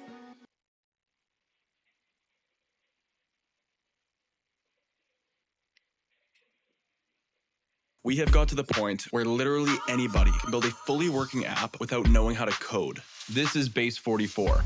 This is a first look at the current industry-leading AI app builder, and you wouldn't believe the kind of apps that people are creating. Smart nutrition apps, inventory trackers, onboarding tools, you name it. And if the only thing stopping me from making the app is the idea, then why not build an app that gives me endless app ideas? So let's make it. Pro tip, I draft the full app spec in ChatGPT, and then I drop the prompt directly into Base 44. It gives me super detailed structure. And here it is. Everything I laid out in detail as it goes. This is pretty awesome, but I want to make it playful. So I'm going to add a swipe left and world. If there's no problem at all, then you shouldn't be there. So you want, or you should want, someone from the outside, someone who sees it differently, to offer guidance. But the more interesting part of that clip is how Sarah asserts that the only way to find a therapist who thinks the way that she does, I mean, even if we assume that that's the right goal, that you need to find a therapist who has the same views as you, well, even if we go along with that, then we run into the problem that what we're being told is that the only way to find someone like that is if they have the same skin color. Now, the term racism gets thrown around a lot, obviously, so I'm not going to use that term here. I think a better, or at least mildly more creative term for this is race essentialism. And at its most extreme, race essentialism is the belief that your race determines your abilities, your personality, all of your other characteristics. This is a perspective that, if it's endorsed by a white person, will result in, Merrick Garland sending a SWAT team to that person's door at 6 a.m. That person will be branded a domestic terrorist, banned from school board meetings. But if a black person endorses race essentialism live on NBC News, then everything's fine. In fact, NBC News will endorse what she's saying, which is what they're doing here. But let's continue with the clip so that we can get to the argument from these activists, these racists, these race essentialists, whatever you want to call them, for why the social worker exam needs to change. Watch. The News 4i team sat down with the students, Sarah, Carla Abney, Emily Fortiz, and Raquel Ruiz, as DC contemplates changing what it takes to become a social worker. Only one of them, PhD candidate Carla, has taken the exam needed to become what's called a licensed graduate social worker. It was one of the toughest things I've ever done. She passed, but the I-team found there's growing concern that too few people who look like her are passing too. What the exam is doing is de-diversifying the profession. Catholic University professor Michael Massey says for years he's seen too many students of color succeed in class but fail the multis as DC contemplates changing what it takes to become a social worker.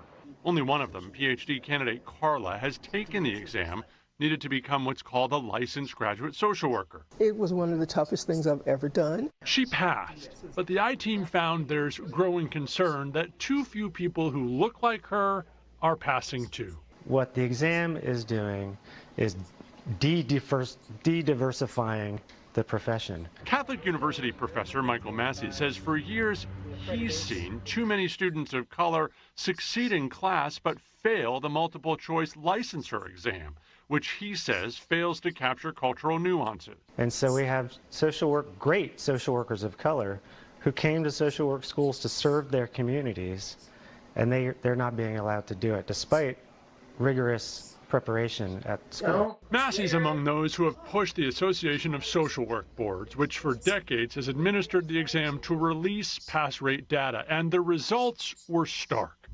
Between 2018 and 2021, 76% of white test takers passed the bachelor's level exam the first time, but only 60% of Asian test takers did, followed by 53% of Hispanic applicants and only 33% of black test takers passed that first time. It's easy to say, like, you could possibly blame the test takers, but I think accountability has to be taken of how the exam is structured. No. Yes, you don't want to, I mean, if someone fails a test, you could, yeah, this is yet again one of those excuses I wish I had thought of when I was in school, that I could have told my parents, hey, mom. You know, I'm not gonna lie, sometimes I think about women and the things that they push for, like when I look at this, with this whole social work thing, did you see that? It's mostly all women there. Women wanting to be social workers, women even being interviewed about this test and why it's so hard. They want equality, or they say they want equality, but it seems to me like they're wanting special treatment. Like, I went and got my degree in math and computer science. If you don't think those tests were difficult to just be able to pass, I don't know what to tell you, but they most definitely did not lower the standard. Yeah, sometimes it would curve the grade, but even with the curve, there was like, you know, there was a syllabus. So you knew in the syllabus they had a grade rubric, and it told you what your grades were going to be if you fell into a certain percentage from 0 to 100, right? And I'm sorry, no one was trying to lower the standards and make the classwork easier for the women. Especially since the majority of the classes at that time when I was going in, which probably would still be the same today, the majority of the class was men. So, like, imagine me asking me and all the other females that weren't there. It wasn't as many. It was like me and one other girl, and she was a blonde girl. I remember when we graduated in our cohort. Imagine us two asking for the teachers to be more lenient on us in order to pass the class. Yeah, not only would we not have been included in any class projects, but I highly doubt we would have been able to find jobs afterwards.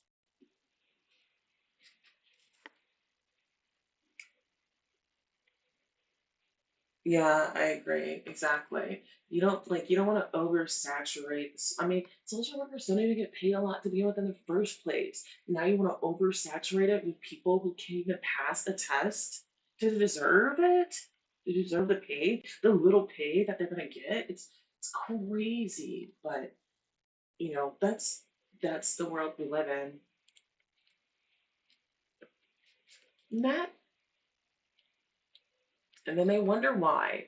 Because, like, I'm not gonna lie, when I see a woman, like, I know how fucked up this sounds now, is when I see a woman or a person of color now, because of this, I think it's only logical for people to ask whether or not someone's really good at what they're doing, what they claim to be good at, because we know the standards have been lowered, just all in the name of equality. I don't know, it's just. I can't wait sometimes to leave, but while I'm here, gotta deal with the bullshit every day from humans. Dad, you know, I see you look at the test results, and it's tempting. It's tempting to blame the test taker for failing the test. But I think we need to have a real dialogue about the way the test is structured. I think that's what we need. Now, you know, of course, we hear from the professor there that the test is de-diversifying the field, and he finds that to be a problem because he thinks that tests are supposed to diversify, when, of course, testing, you know, exams are supposed to have the exact opposite effect. It's exams don't exist to diversify. They don't exist to be inclusive. They don't exist to be welcoming.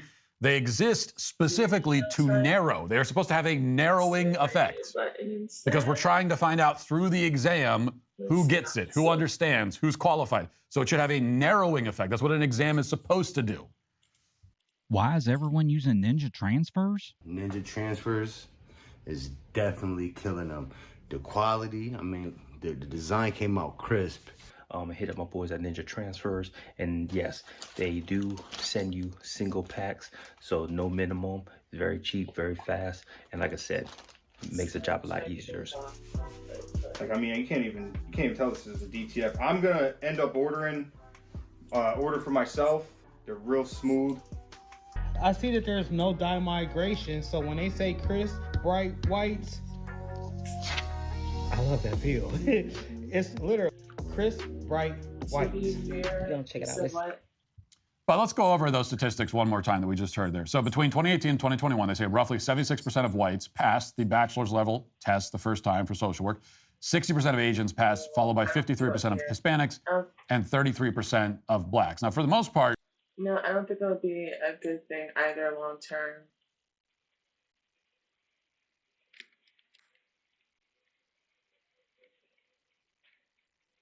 Yeah, I agree.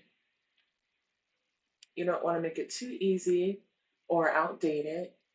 But you also don't want to make it too hard. But you want to make it hard enough where you know the individual is competent in their task, at least.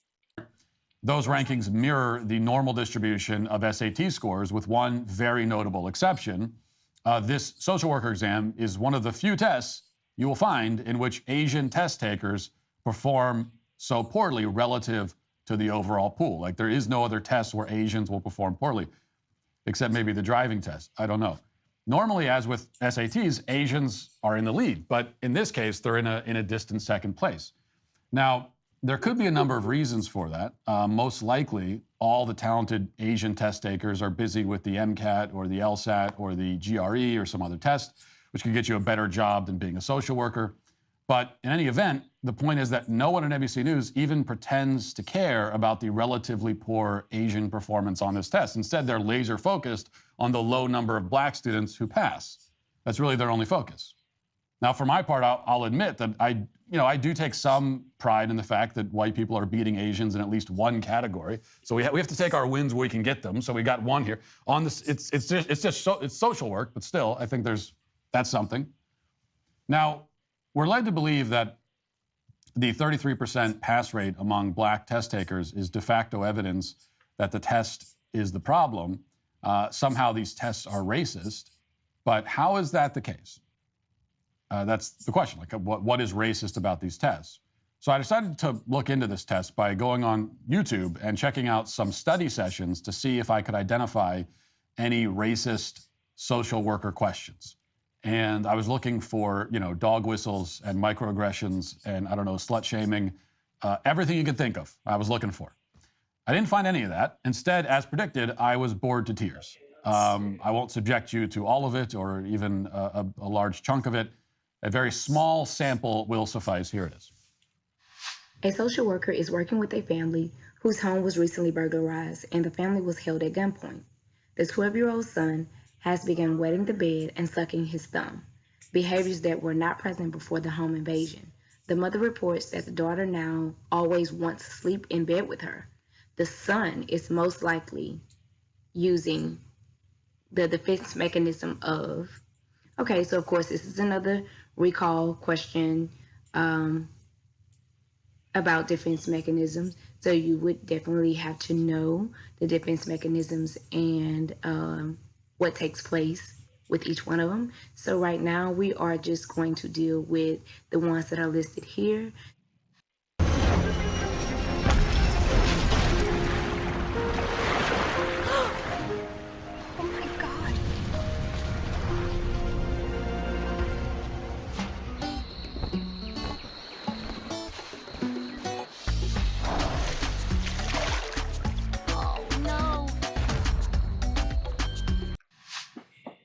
Okay, by the way, the answer to that particular question is regression.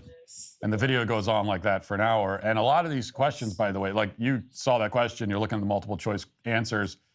If you have never taken any social work class in your life, you probably can guess what the answer is. And a lot of the questions are that way. A lot of the questions are so easy that you don't need to have any foundational knowledge of the social work industry, and you could probably pass it, actually. Now, incidentally, the training session you just saw was run by a black woman. At no point does she say the test is invalid because it's racist, nor is there any way a reasonable person could find the test racist, nor could you really point to any of the questions where you would say, well, a black person would never be able to get that right. I mean, that would be the kind of assumption to make. It'd be a very racist thing to say. If you're not a racist person, you look at all those questions, you say, yeah, anyone of any race could get all of those questions correct.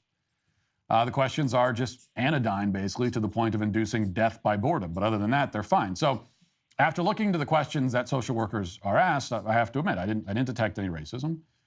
But maybe that's just because I have a very untrained eye. So NBC News, as you saw, quotes an expert. They cite a college professor named Michael Massey, who tells us that the test isn't capturing cultural nuances and is making the profession less diverse. Quote, we have great social workers of color who came to social work schools to serve their communities, and they're not being allowed to do it despite rigorous preparation at school, he says. Now, of course, it's not clear why preparation in school should matter more than a standardized test, especially in a field like social work, where there's a glut of for-profit diploma mills that specifically advertise to Black and Hispanic populations. At major institutions like Tulane School of Social Work, the pass rates are much higher for every demographic group.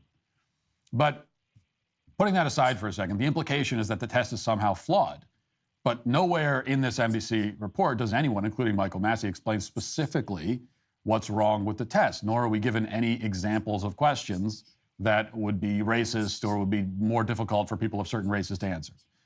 So let's take stock of where we're at. On the basis of no evidence whatsoever, activists and elected officials in D.C.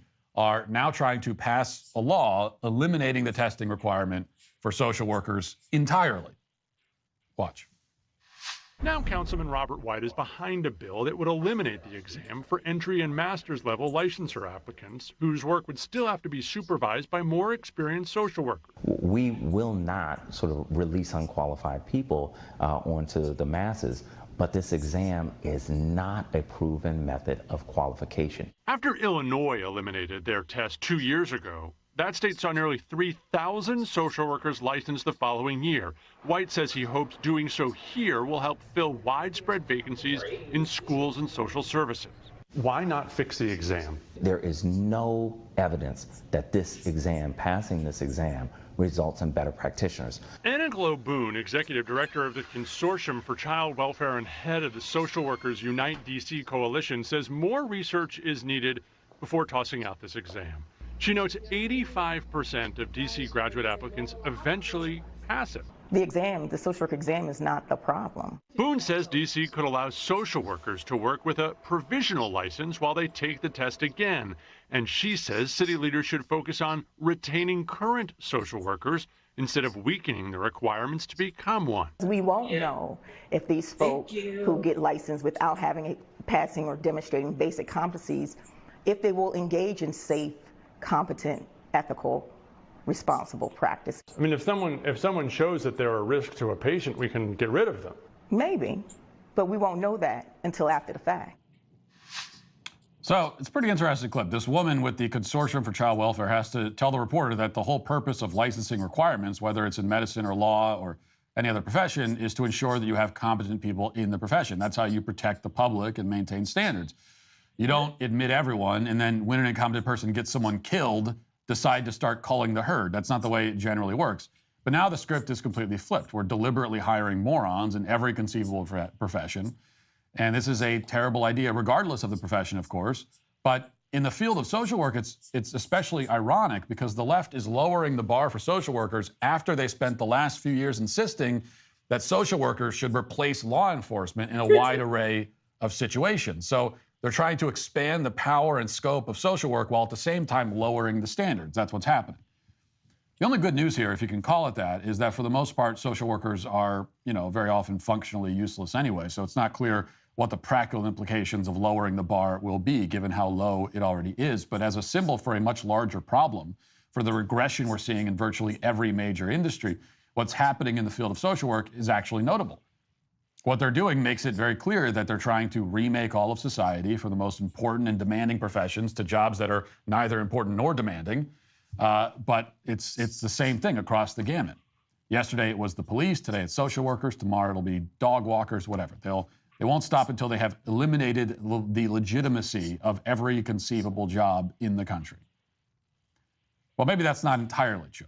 And the left won't implement any kind of diversity initiative for like the NBA or the NFL or any other major sports league because their preferred demographics in that case are already dominant in those professions. But in any field where that is not the case, this is what they're planning. This is an effort to reduce standards across the board to the point that they are non-existent. If even social workers don't have to endure the indignity of taking a simple, straightforward test, then that proves they truly can eliminate the standards for everything else. Quality at unbeatable prices? Yes, chef. Horse duvers? It's an Aldi thing. Why are women everywhere choosing Abby X, the new tummy tuck alternative? I got the tummy tuck results without the tummy tuck downtime. Get a flat, tight tummy with Sonobello's new Abby X. One visit, fat, and loose excess skin removal. Sonobello's Abby X is a tremendous breakthrough. Combine both liposuction and skin resection safely to be able to custom tailor our treatment for the patient. I got a flat, tight tummy thanks to Abby X. I went to Sonobello and I did the Abby X. I feel confident and most of all, I feel like the old me before I had my baby. And we can choose. We can either have a functioning society or we can allow them to succeed in this agenda. History, economics, literature, the Constitution. Did you actually study these in school? Probably not, or you got some watered down version that missed the point entirely. Time and technology have changed a lot of things, but they have not changed basic fundamental truth about the world, our country, and our place in it. That's why I want to share something I think that you'd find valuable. Hillsdale College is offering more than 40 free online courses that cover everything from C.S. Lewis and Genesis to the Roman Republic and early Christian history. I've been really enjoying their Constitution 101 course, which dives deep into the design and purpose of our Constitution, the challenges it faced during the Civil War, and how it's been undermined over the past century by progressive and liberal ideologies. The course is completely self-paced with 12 lectures, so you can start whenever you want and finish whenever you want. Honestly, I believe our country desperately needs more Americans who truly understand the Constitution and can stand up for our freedoms against an increasingly large and unaccountable government. If you care about preserving what makes America great, I encourage you to check out this free Constitution 101 course. It's a great eye-opener to how much we've drifted from our founding principles. Go right now to hillsdale.edu/Walsh to enroll. There's no cost. It's easy to get started. That's hillsdale.edu/Walsh to enroll for free. Hillsdale.edu/Walsh. Fox News has this report. High schoolers in Oregon won't need to demonstrate basic competency in writing, reading, or math in order to graduate for at least 5 more years because, according to education officials, such requirements are unnecessary and disproportionately harm students of color. Oregon gubernatorial candidate Christine Drazen said, at some point our diploma is going to end up looking a lot more like a participation prize than an actual certificate that shows that someone actually is prepared to go pursue their best future. The essential skills requirement has been on pause since the coronavirus pandemic, and last week the Oregon State Board of Education voted unanimously to continue suspending the graduation requirement. Under the requirement, 11th graders had to demonstrate competence in essential subjects through a standardized test or work sample. Students who failed to meet expectations were required to take extra math and writing classes in their senior year in order to graduate. Board members said the standards were unnecessary and harmed marginalized students since higher rates of students of color, students with disabilities, and students learning English as a second language ended up having to take the extra step to prove they deserved a diploma. Here's a local news report about this. For the next 5 years, high school students in Oregon will not need to perform proficiency tests showing mastery of reading, writing, or math in order to graduate. And this comes as the Oregon Board of Education unanimously voted to extend a pause on the graduation requirement yesterday until 2028. They're citing inefficiency and inequity. Joelle Jones going beyond the headlines tonight to find out what this pause will mean for students. This is a controversial decision and one that's facing a lot of pushback. While some say the decision will lower state standards and cheapen an Oregon diploma, the Oregon Department of Education tells me this policy simply didn't work and disproportionately harmed students of color. Yes, students of color are having a hard time learning, and so the solution is to give up on requiring them to learn. It's exactly the same as saying that, like, I don't know, a disproportionate number of black people are failing to wear their seatbelts, and so we're going to remove seatbelts completely from vehicles as a solution to that. It's a solution that doesn't make sense if you try to understand it as a solution, but once you realize that it's not meant to be a solution, you could start to make a bit more sense of it. They aren't trying to solve anything. They don't care if the kids learn or not, and many kids are not learning. And they don't care. They just don't care. And here's the thing. To me, there's a little bit of a nuance in this conversation because, you know, when you hear about, and this is not the first time we've heard about standardized tests and so on being they get rid of the standardized tests or put it on pause, put it on hold. There's been kind of a movement in that direction in many school districts across the country. But I think we should acknowledge that standardized tests are already a really poor way of judging a student's aptitude and grasp on the subject matter. Standardized tests have their own problems, which are really quite significant. When you have standardized tests, you end up with teachers that are teaching to the test, which means that you're trying to get kids to memorize certain bits of information because that's all that these tests really can measure. All they measure is whether the student has memorized stuff. Memorization and regurgitation are what these tests are for. That's what the tests test for, right? But memorization is not the same thing as learning. Memorization is not absorption. Like you want kids to absorb the information, comprehend it. Memorization is not comprehension, not necessarily. And there can be plenty of kids that really do grasp the fundamental subject matter, may more than grasp it. They may really excel in the subject, and yet when it comes to like memorizing certain data points and just repeating them, they may not be very good at that, because that is sort of a skill unto itself. Being able to memorize stuff is a skill, and it's a nice skill to have. But the way that our school system has been structured, it's like that if you don't have that skill, then you're screwed. The viral Paleo Valley meat sticks are on sale right now for up to 20% off. There are tons of flavors and they're naturally fermented, so they're nice and juicy and you get none of the nasty preservatives found in other sticks. Just a delicious, clean protein snack from real food. Get 30 beef sticks for $36.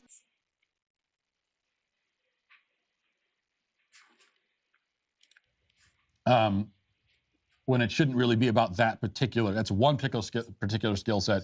That shouldn't be what it's all about.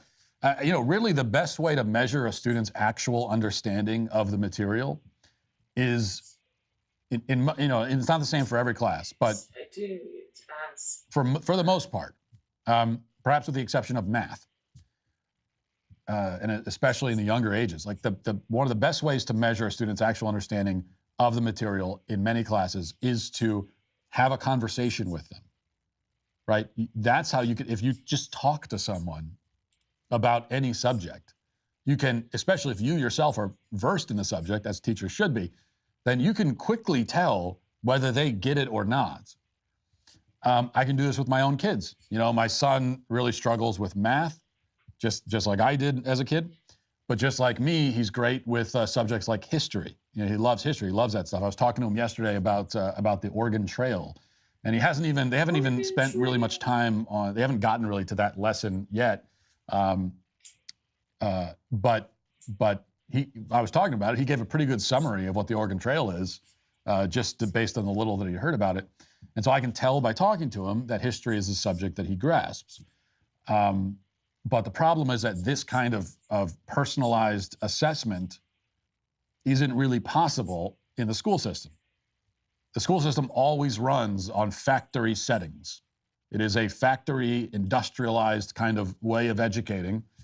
It's like mass assembly sort of assembly line approach to educating. Always on factory settings. Nothing personalized can happen. And that's not the teacher's fault because they've got 30 kids in a class and then they bring in another class and there's 30 kids in that class. So what are they supposed to do? So my point is that many of these measuring sticks that are used in public school are bad measuring sticks. They're not good. But what they're doing in Oregon and in other places is they are throwing out the measuring sticks entirely, which to me is obviously not the solution. So I'm saying that we should find better and more effective ways to measure a student's comprehension. But what they're saying is that they're not going to measure it at all. And the reason for not measuring it, it's the worst possible reason, which is this racial disproportionate impact bullcrap. You know, so if you had to place a Oregon where they said, look, standardized tests, they're not racist, obviously, but they're just not it's not the best way to figure out if students are absorbing the information, and so we're going to do something else. We're going to come up with a new system. Then I'd be all for that, depending on what the new system is, I suppose. But they're just discarding the system completely and just going to graduate everybody, regardless of whether or not they grasp the material. Which is, again, it's the worst possible way to deal with this problem.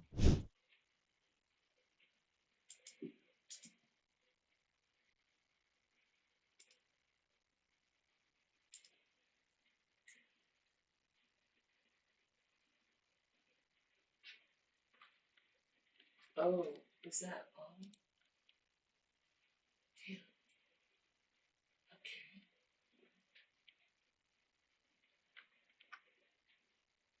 I do like.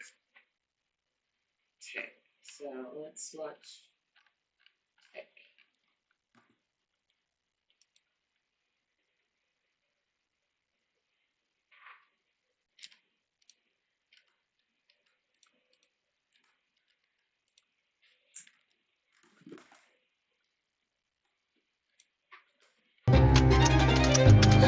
High school students in Oregon will not need to perform proficiency tests showing mastery of reading, writing, or math in order to graduate till 2028. They're citing inefficiency and inequity. One of the many remarkable things about activists who want to remake society and invert every hierarchy that civilization has ever had in the name of equity is how aggressive and totally unflinching they are. They don't ask permission, they just do it. And they do it in such great numbers in so many different ways that it's impossible to even keep. A CRM shouldn't weigh your budget down. There have been thousands of books about Marxism, but almost all have been written by academics and zealots for whom it is near blasphemy to treat him, Karl Marx, as a figure of flesh and blood. But the reality is that one cannot separate Marxism the ideology from Marx the man. And today, we're going to find out who this man really was. Karl Marx came from a highly religious background. His grandfather on his mother's side had been the rabbi of the city of Nijmegen, although one account describes him as a merchant, money changer and collector of lottery funds. And an ancestor on his father's side had been the rabbi of Trier in the 1700s. Other family members were rabbis too, including his grandfather on his father's side, who had been the rabbi of Saarlouis, which is where his father was born. So Karl Marx was ethically Jewish, even if his father, Herschel Marx, had converted to Lutheran Christianity prior to Karl Marx's birth, becoming Heinrich Marx, a patriot of the Prussian state. Despite converting to Christianity, Karl Marx's father wasn't super strict with his religion. He did believe in God, but seems to have only converted to Christianity because he wanted a government job, and the Prussian state had banned Jews from such a career. Regardless, Karl Marx himself was baptized by the Lutheran Church, and though it's clear Karl had a reasonable amount of knowledge on the Jewish faith, he wasn't religiously Jewish. Karl Marx himself never practiced Judaism, and in fact he was anti-Jewish, something we'll come back to discuss later. Heinrich could never have become a lawyer but for the effects of the French Revolution. He could never have acquired his legal qualification but for the educational initiatives of Napoleon. And he could not have remained a lawyer except by accommodating himself to the increasingly restrictive Prussian policy towards the Jews after 1815. These momentous events also did much to shape the young Karl's conception of the world, his relationship with his parents, and his generally negative attitude towards his family's Jewish past. This is incredibly important. Karl Marx hated his origins. He despised his Jewish ancestry, and as we'll see shortly, rebelled against his parents, which led to a rebellion against society in general. Self-shame and self-hatred were there right from the beginning, and his philosophy, his ideology, comes from these origins. It's there throughout his works. It deeply affected his family, and it warps the worldview of his followers to this day, whether they're conscious of it or not. But why would Marx be ashamed of his Jewish origins? Jews were treated as members of a separate nation exterior to the states concerned. They were thus restricted to certain quarters of cities, debarred from many occupations, and made subject to a discriminatory tax, justified as a form of protection money levied on the local Jewish community as a whole and divided out between them. Historically, Jews were ostracized from Christian society due to religious and ethnic reasons, meaning that they couldn't own land in Christian Europe. They were, therefore, forced to live in towns and cities, which in English, towns and cities were called boroughs, which is where we get the word bourgeoisie from, which is the French word for town folk. Unable to get a job in a predominantly Christian and agrarian society, they turned to usury, which is the lending of money and charging interest. Well, usury was banned by the Christian Pope in the Dark Ages. Thus, due to old-fashioned anti-Semitism, the only people who could be the bourgeoisie, or the money changers, as Karl Marx called them, were the Jews. Many believed that the Jews were the bourgeoisie, and that capitalism came from the Jews. Make your browser fast. Make your browser safe. Make your browser Chrome. Choose Google Chrome for your computer.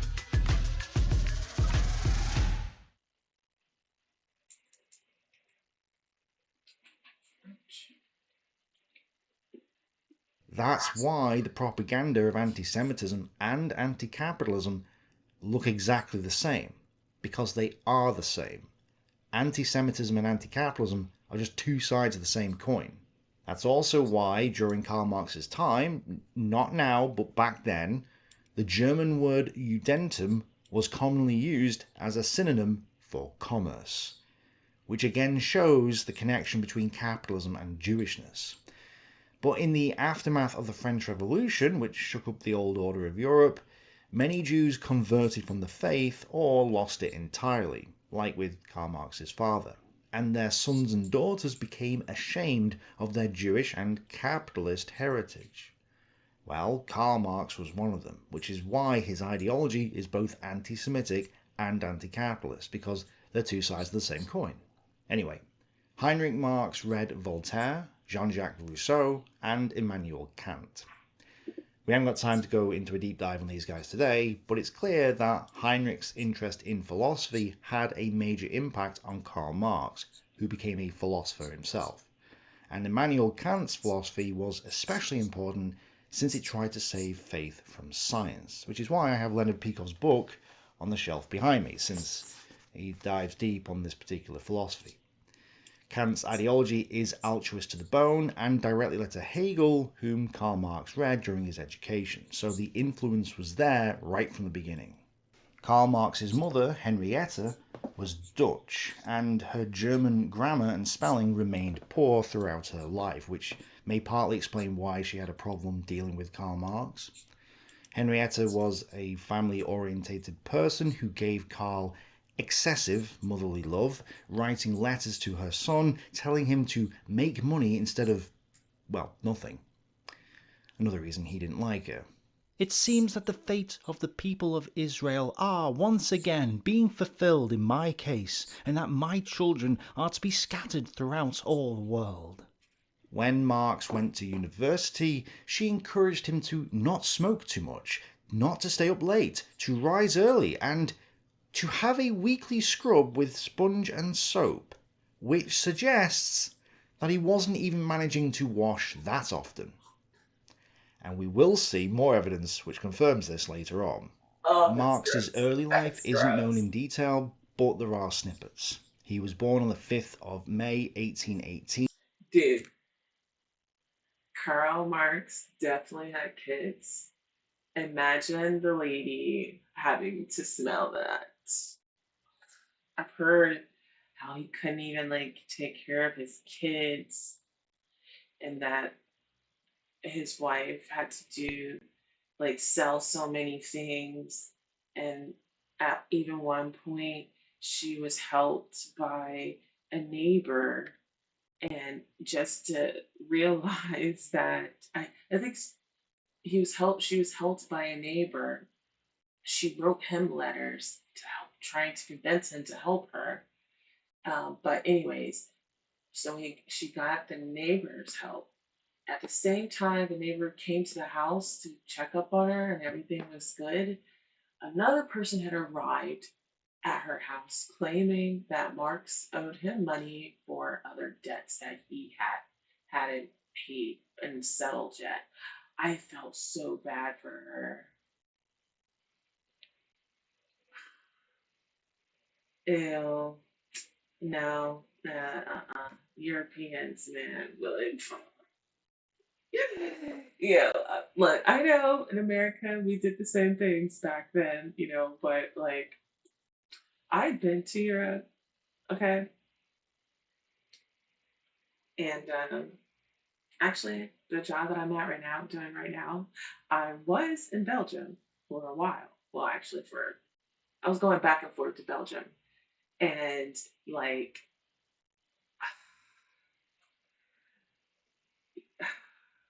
some Europeans' teeth, dental care, sometimes their bathing.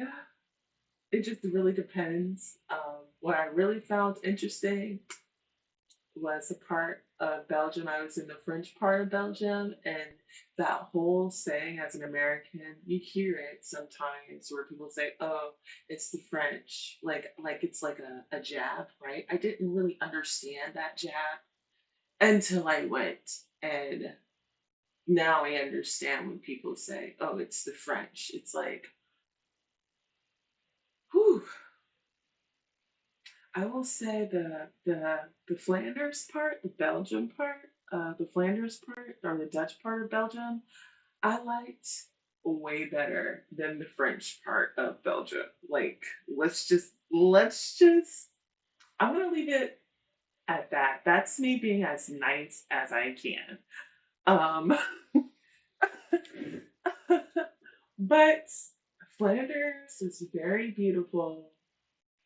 East and West Flanders.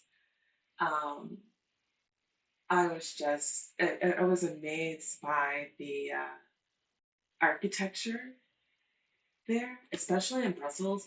But now Brussels, when you go there, I'm actually really sad to see Brussels.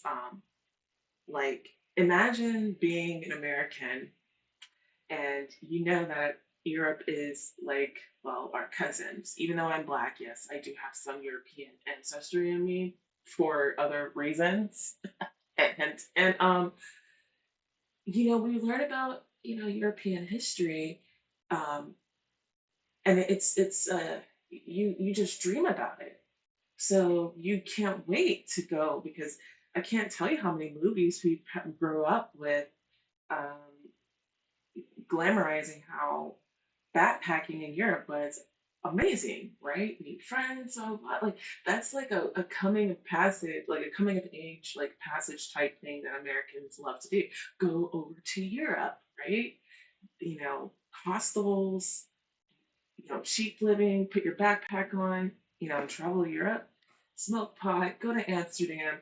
That's literally something that's like that was like baked into our culture. Like we have to go to Europe, right? We're going to do that Euro trip. Um, but then you get to Brussels and you're like, oh, why the hell does it look like I stepped into Mogadishu or like I don't know, Kuwait City or Islamabad. I was like shocked. Like Belgium, like I should say Brussels didn't like they say it's international, but Brussels didn't look international to me. Brussels looked like the home of Africa and Middle East. That's not, you know, international to me. So I'm like, you know, this is not like, I was disappointed. I was like, what the fuck? Like, why am I seeing this?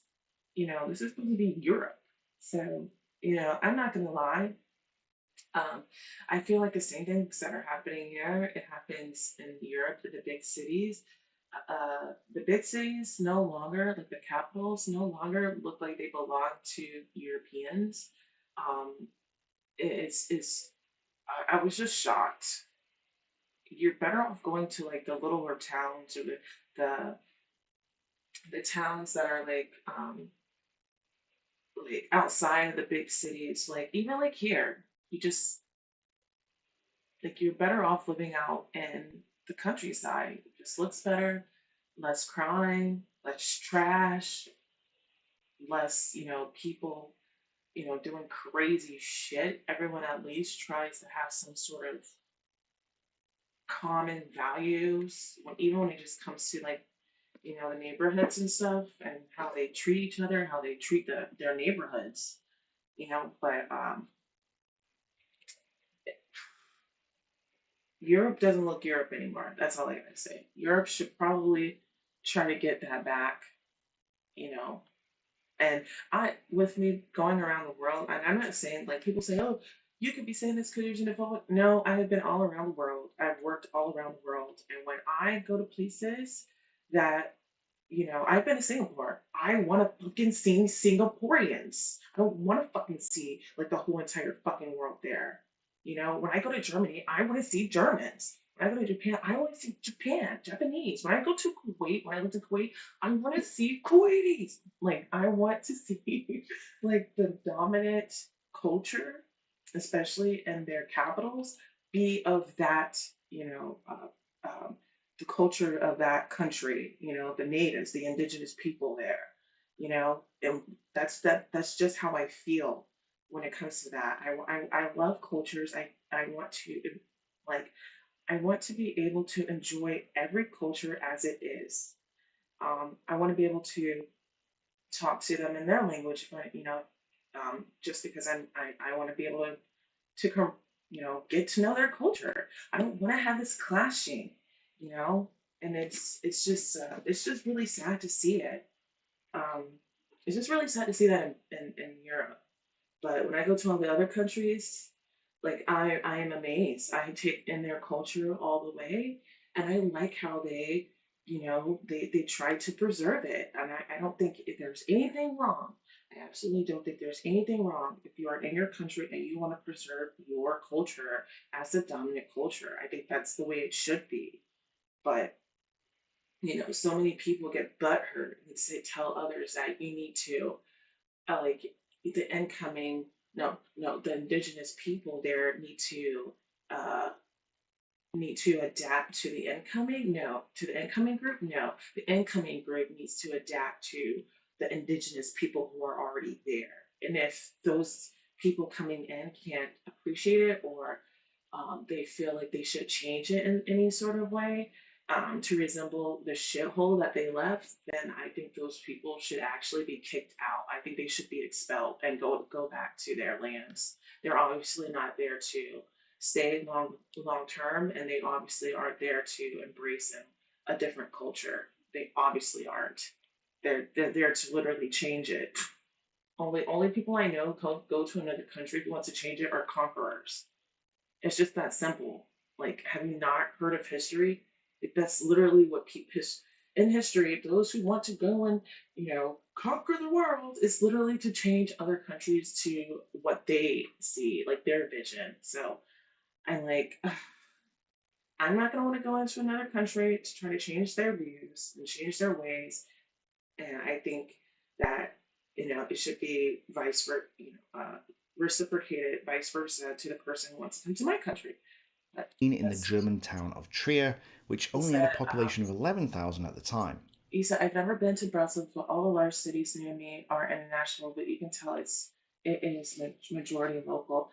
Well, I wonder where you are in Europe that is like this. Like, I cannot relate there.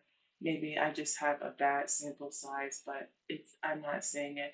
Yeah, I also live rural though. My town is Akia, South Germany. Okay, that makes sense. Yeah, where I live in America.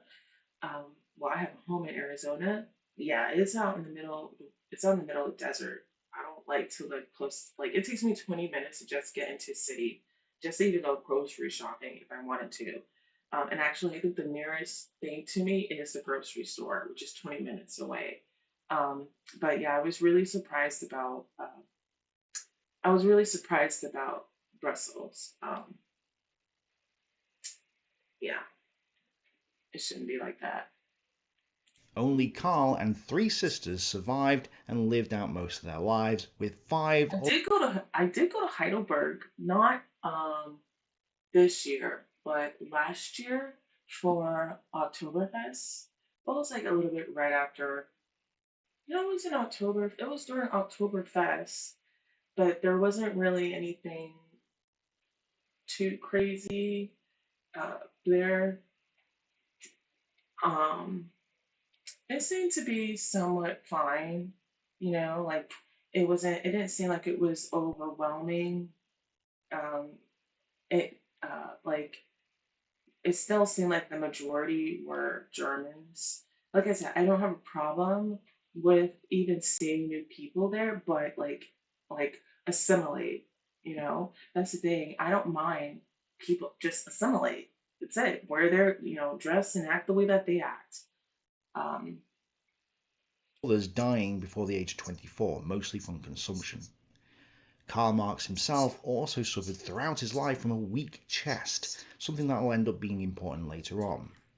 He may have played on his weak chest at times, but he also used it as an excuse to not work.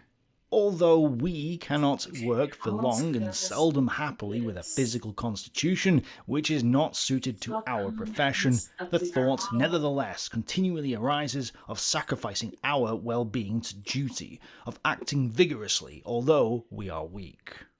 Karl Marx was privately educated until he entered high school, where the teachers were mostly liberals. His school was raided in 1832 by the police, who found revolutionary literature and charged 2 teachers for atheism and materialism. Now, we're going to focus on Karl Marx's personal life today, so I don't really want to go too in-depth on his ideology, except where it impacts his personal life. And materialism does impact his personal life in a profound way, so a little later on I will explain materialism for you, but for now just remember that Karl Marx's school teachers had given him a philosophy consisting of atheism and materialism. Oh, and also altruism. Basing himself upon the pure doctrine of God and the immortality of the soul, which he associated with Kant, Karl Marx's headmaster constantly reiterated the idea that the human being must always, first and foremost, work for others. By this means, the path to immortality would be opened up. For man's nature is so constituted that he can attain his own perfection only by working for the perfection, for the good, of his fellow men. Marx then went to university at Bonn in 1835 when he was 17. He started off studying law, as his father had wished, but ended up drinking heavily and smoking constantly, despite the fact he had a bad chest. His mother and father tried to encourage him to eat healthily, stop smoking and drinking, get outside and go for walks. as well as go to bed early so as to rise in the morning. But it was no use.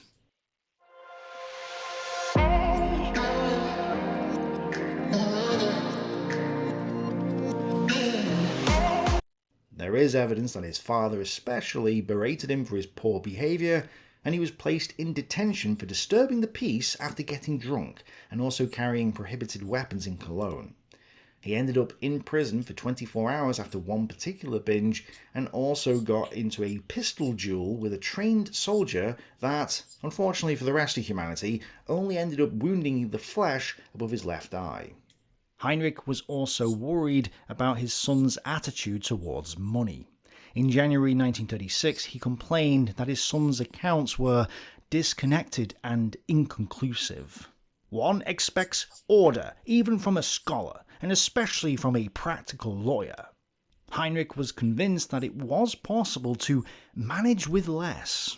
As if we were men of wealth, my Herr son disposed in 1 year of almost 700 thalers, contrary to all agreement, contrary to all usage, whereas the richest spend less than 500. Later, I have paid your money order for 160 thalers. In future, I do not want to expect many of the same kind. I want to emphasise this because, as we'll see, this particular issue plagued his entire life. Karl Marx was always terrible with money. Marx overspent constantly and never once got his own finances in order. So the fact that his father was telling him this at age 18 is very revealing, as it shows that the man who wrote so much about money, saying it was evil and Jewish, was also someone who didn't understand it and never had any. Well, Heinrich assumed that it was the unserious student culture at Bonn that was to blame for his son's poor behaviour and inability to manage his allowance.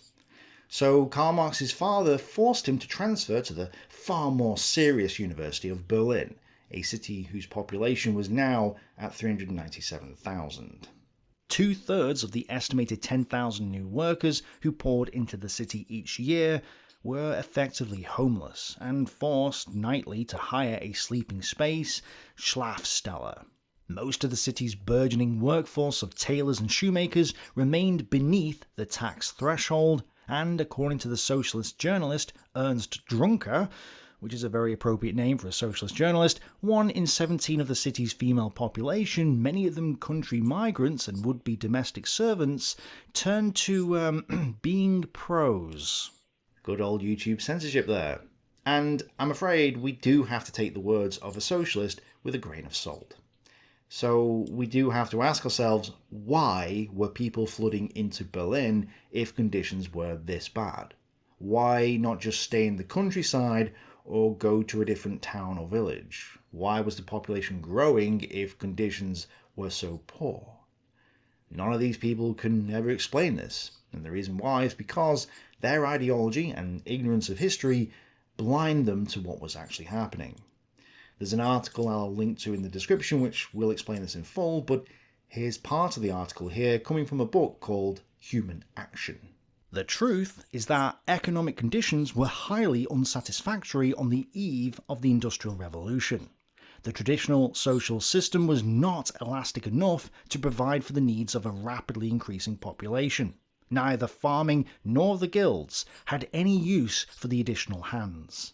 They were virtually outcasts. The apathetic majority of these wretched people lived from the crumbs that fell from the tables of the established castes. In the harvest season, they earned a trifle by occasional help on farms. Other thousands, the boldest and most ruthless of their class, infested the country as vagabonds, beggars, tramps, robbers, and pros. The authorities did not know of any means to cope with these individuals other than the poorhouse and the workhouse. The support the government gave to the popular resentment against the introduction of new inventions and labour-saving devices made things quite hopeless. The factory system developed in a continuous struggle against innumerable obstacles. It had to fight popular prejudice, old established customs, legally binding rules and regulations, the animosity of the authorities, the vested interests of privileged groups, the envy of the guilds. The factories freed the authorities and the ruling landed aristocracy from an embarrassing problem that had grown too large for them. They provided sustenance for the masses of paupers.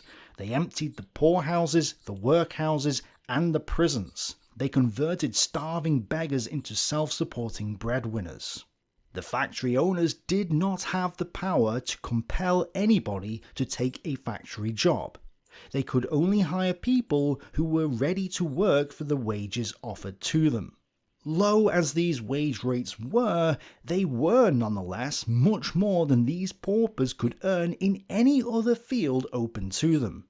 It is a distortion of facts to say that the factories carried off the housewives from the nurseries and the kitchens, and the children from their play.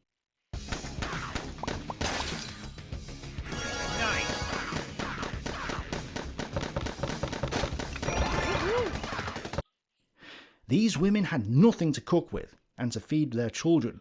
These children were destitute and starving. Their only refuge was the factory. It saved them, in the strict sense of the term, from death by starvation. It is deplorable that such conditions existed. But if one wants to blame those responsible, one must not blame the factory owners who, driven by selfishness of course and not by altruism, did all they could to eradicate the evils. What had caused these evils was the economic order of the pre-capitalistic era, the order of the good old days. Anyway, it was in Berlin where he fell in love with his future wife, Jenny von Westphalen. It may be pronounced Jenny, but German speakers online don't seem to agree on how this name is pronounced, so I'm just going to stick with Jenny. But as her name suggests, Jenny was from the aristocracy and her father was a baron. They met as children but found each other again as adults, and she left her fiancé, who was a respectable second lieutenant in the army, and became engaged to Karl Marx in 1836. They hid this from their parents for a year, since this was a step down in every respect for the young woman. And while one historian says she fell for his intellect, I've got to ask the question, but is this really the case? Are nerds drowning in women? No, and as someone who was simultaneously dating 4 women at last Christmas, I've only got one now because one's bad enough, I can honestly tell you that women are not attracted to intelligence, they're actually put off by it. But what they are attracted to is loud and obnoxious rebels who fight in pubs and get scars above their left eyes after being in duels. They like thugs who will protect them in a fight, and the reason why is because that's manly behaviour for them. Back in caveman days, it was the biggest stick that brought home the meat. Nowadays it's often the most intellectual person who has the big wallet, and that certainly helps if you play it right, but big wallets only get you so far. As the lyrics to one of the pop songs say, the bad boys are always catching my eye, ooh-ay, ooh-ah. So Jenny fell for Karl Marx because, even as an infant, she described him as having dark eyes, a domineering personality, and being a terrible tyrant to her and others. He was a volatile nonconformist who was unstable and never prosperous. In other words, a bad boy. And that's what was attractive to her. Now, Karl Marx studied philosophy at university, which is where he came across the works of Hegel. Marx devoured Hegel's works and paid tribute to Hegel for bringing him into adulthood. He joined the Young Hegelians, a discussion group that debated Hegel's ideas, and again we'll come back to discuss Hegel shortly when it's more appropriate. But Marx styled himself as a man of destiny, one of Hegel's heroes, which may go some way to explaining why he was so miserable all the time. Is your heart in accord with your head, your talents? Has it room for the earthly but gentler sentiments, which in this vale of sorrow are so essentially consoling for a man of feeling? And since that heart is obviously animated and governed by a demon not granted to all men, is that demon heavenly or Faustian? Will you ever, and that is not the least painful doubt of my heart, Will you ever be capable of truly human, domestic happiness? Will, and this doubt has no less tortured me recently since I have come to love a certain person like my own child, will you ever be capable of imparting happiness to those immediately around you? Heinrich Marx was disappointed that his son, Karl Marx, had wasted his time on Hegel's philosophy, thinking that it was an ideology devoid of ideas. He thought that Karl should have concentrated on getting his law degree and then getting a job in order to earn an income for himself and his wife-to-be. But Karl Marx was neglecting his law studies and was focusing on philosophy, especially Hegel's philosophy, which Heinrich didn't approve of. So Heinrich therefore hurled grievances at his son until Heinrich died on the 10th of May 1838 from tuberculosis. Karl did not attend the funeral. The journey from Berlin would be too long, he explained, and he had more important things to do. Things like skipping class and getting into ever-increasing amounts of debt. His father's death meant that he wasn't receiving the regular amounts of money he had been, and he had to beg from his mother, who was herself a widower in the 1800s and unlikely to earn a wage. Yet instead of doing something, like getting a job, Karl Marx spent his days reading, writing, and smoking. His doctoral thesis was on the difference between Democritean and Epicurean philosophy, and because he had fallen out with his tutor, he instead sent his dissertation to the University of Vienna, which had a reputation of awarding degrees without debate or delay. 9 days later, he was awarded a PhD on these two ancient Greek philosophers. I think it's now time to do a brief overview of the philosophies in question, because it explains Karl Marx's passivity when it comes to finding a career. Monday.com, the opposite of any work platform we tried in the past. We tried other work management platforms, not naming names. They all suck. Monday, total opposite. It didn't just work, it spread. And people became Monday evangelists. And you know why? Because people actually liked using it. Now, it's not a chore. It's intuitive. You don't have to force anyone. They're on board. You can really see that Monday care about their user. The user is king. You can create workflows yourselves, no IT, no admins. And that's why we love it. There's no roadblocks. Everything can just be done instantly. We have people creating workflows and showing them off around the company. They take pride in it. I know this sounds like a commercial, but honestly, I never expected it to have this much influence.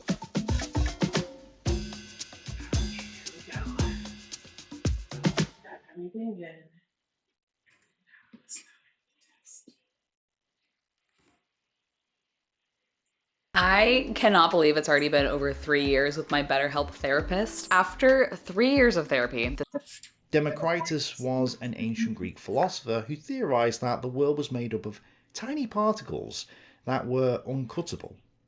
The Greek word for uncuttable is atomus, and from this we get the philosophical school called the atomists. They said that everything was made up of these tiny uncuttable particles called atoms, and that they were moving around in the void, bumping into each other, forming groups of particles, etc. In essence, it's as if the atoms were cogs in a machine, and thus everything was mechanical. They developed the laws of mechanics, and the universe was now seen as a giant machine. Which means, first of all, that nothing ever happens by chance. Everything is determined by the atomic configurations and the various pressures and reactions by mechanical law. It also means, they said, that nothing ever happens for a purpose, or an end, or a goal. Because atoms, or billiard balls if you want to think of that analogy, do not move around in order to get into the side pocket. They move around simply as a result of the forces operating upon them. In other words, the laws of mechanics have no purposes, no goals. In this mechanical or materialist worldview, humans were seen as machines too. And just like a car needs a human to drive it, so too do you need something to drive you. So what is powering you? What's making you move? Well, they said, it's the spirit, God. In fact, Marx's dissertation on Democritus and Epicurus is full of mysticism and full of this idea that spirits come from the atoms. So the idea is that the atoms have a spirit in them, which is why they're moving about. If they didn't have a spirit, what could possibly make them move, right? So this was why Marx ended his dissertation saying, "The vehicle of vitality, the efflorescence in the gardens of the spirit, the foaming of the bubbling goblet of the tiny seeds, out of which the flower of the single flame of the spirit bursts forth." In essence, he's saying that the atoms contain spirits, and that's where our spirit, our consciousness, comes from. So Marx's materialism is his mysticism.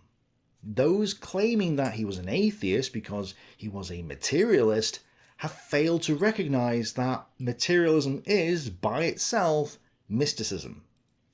And this is where so many people go wrong. They think materialism is non-religious because it believes in a mechanical reality. But if you follow this idea to its logical philosophical conclusion, the end result is that a god must have existed in order to create the spirits in the machine, the ghost in the shell, in the first place. And if God creates the machine, he does so from his non-physical consciousness, which means that the machine world is fake. It's merely a figment of God's imagination. Idealism. Materialism and idealism are two sides of the same coin. They start in different places, but they both come to the same conclusion, that reality is fake and it was created by the mind of God. This is why Epicurus, the other philosopher Karl Marx wrote about, was so strange, because he believed everything in the world is just mechanical, and the laws of mechanics are determining how everything is moving. From the vibrations of the tiniest atoms, we get the particles, which move and clump together to make bigger molecules, which will then move together again and form the cells of our body, which come together to make limbs, and then eventually our entire being.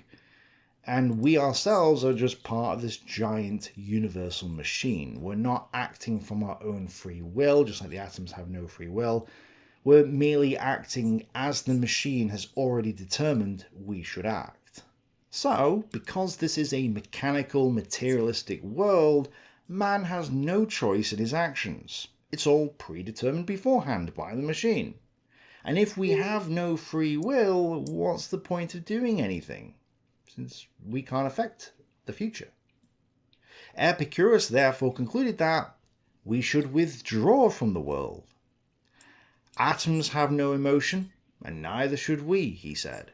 He said we should just give up and retire from life in order to not be hurt by it.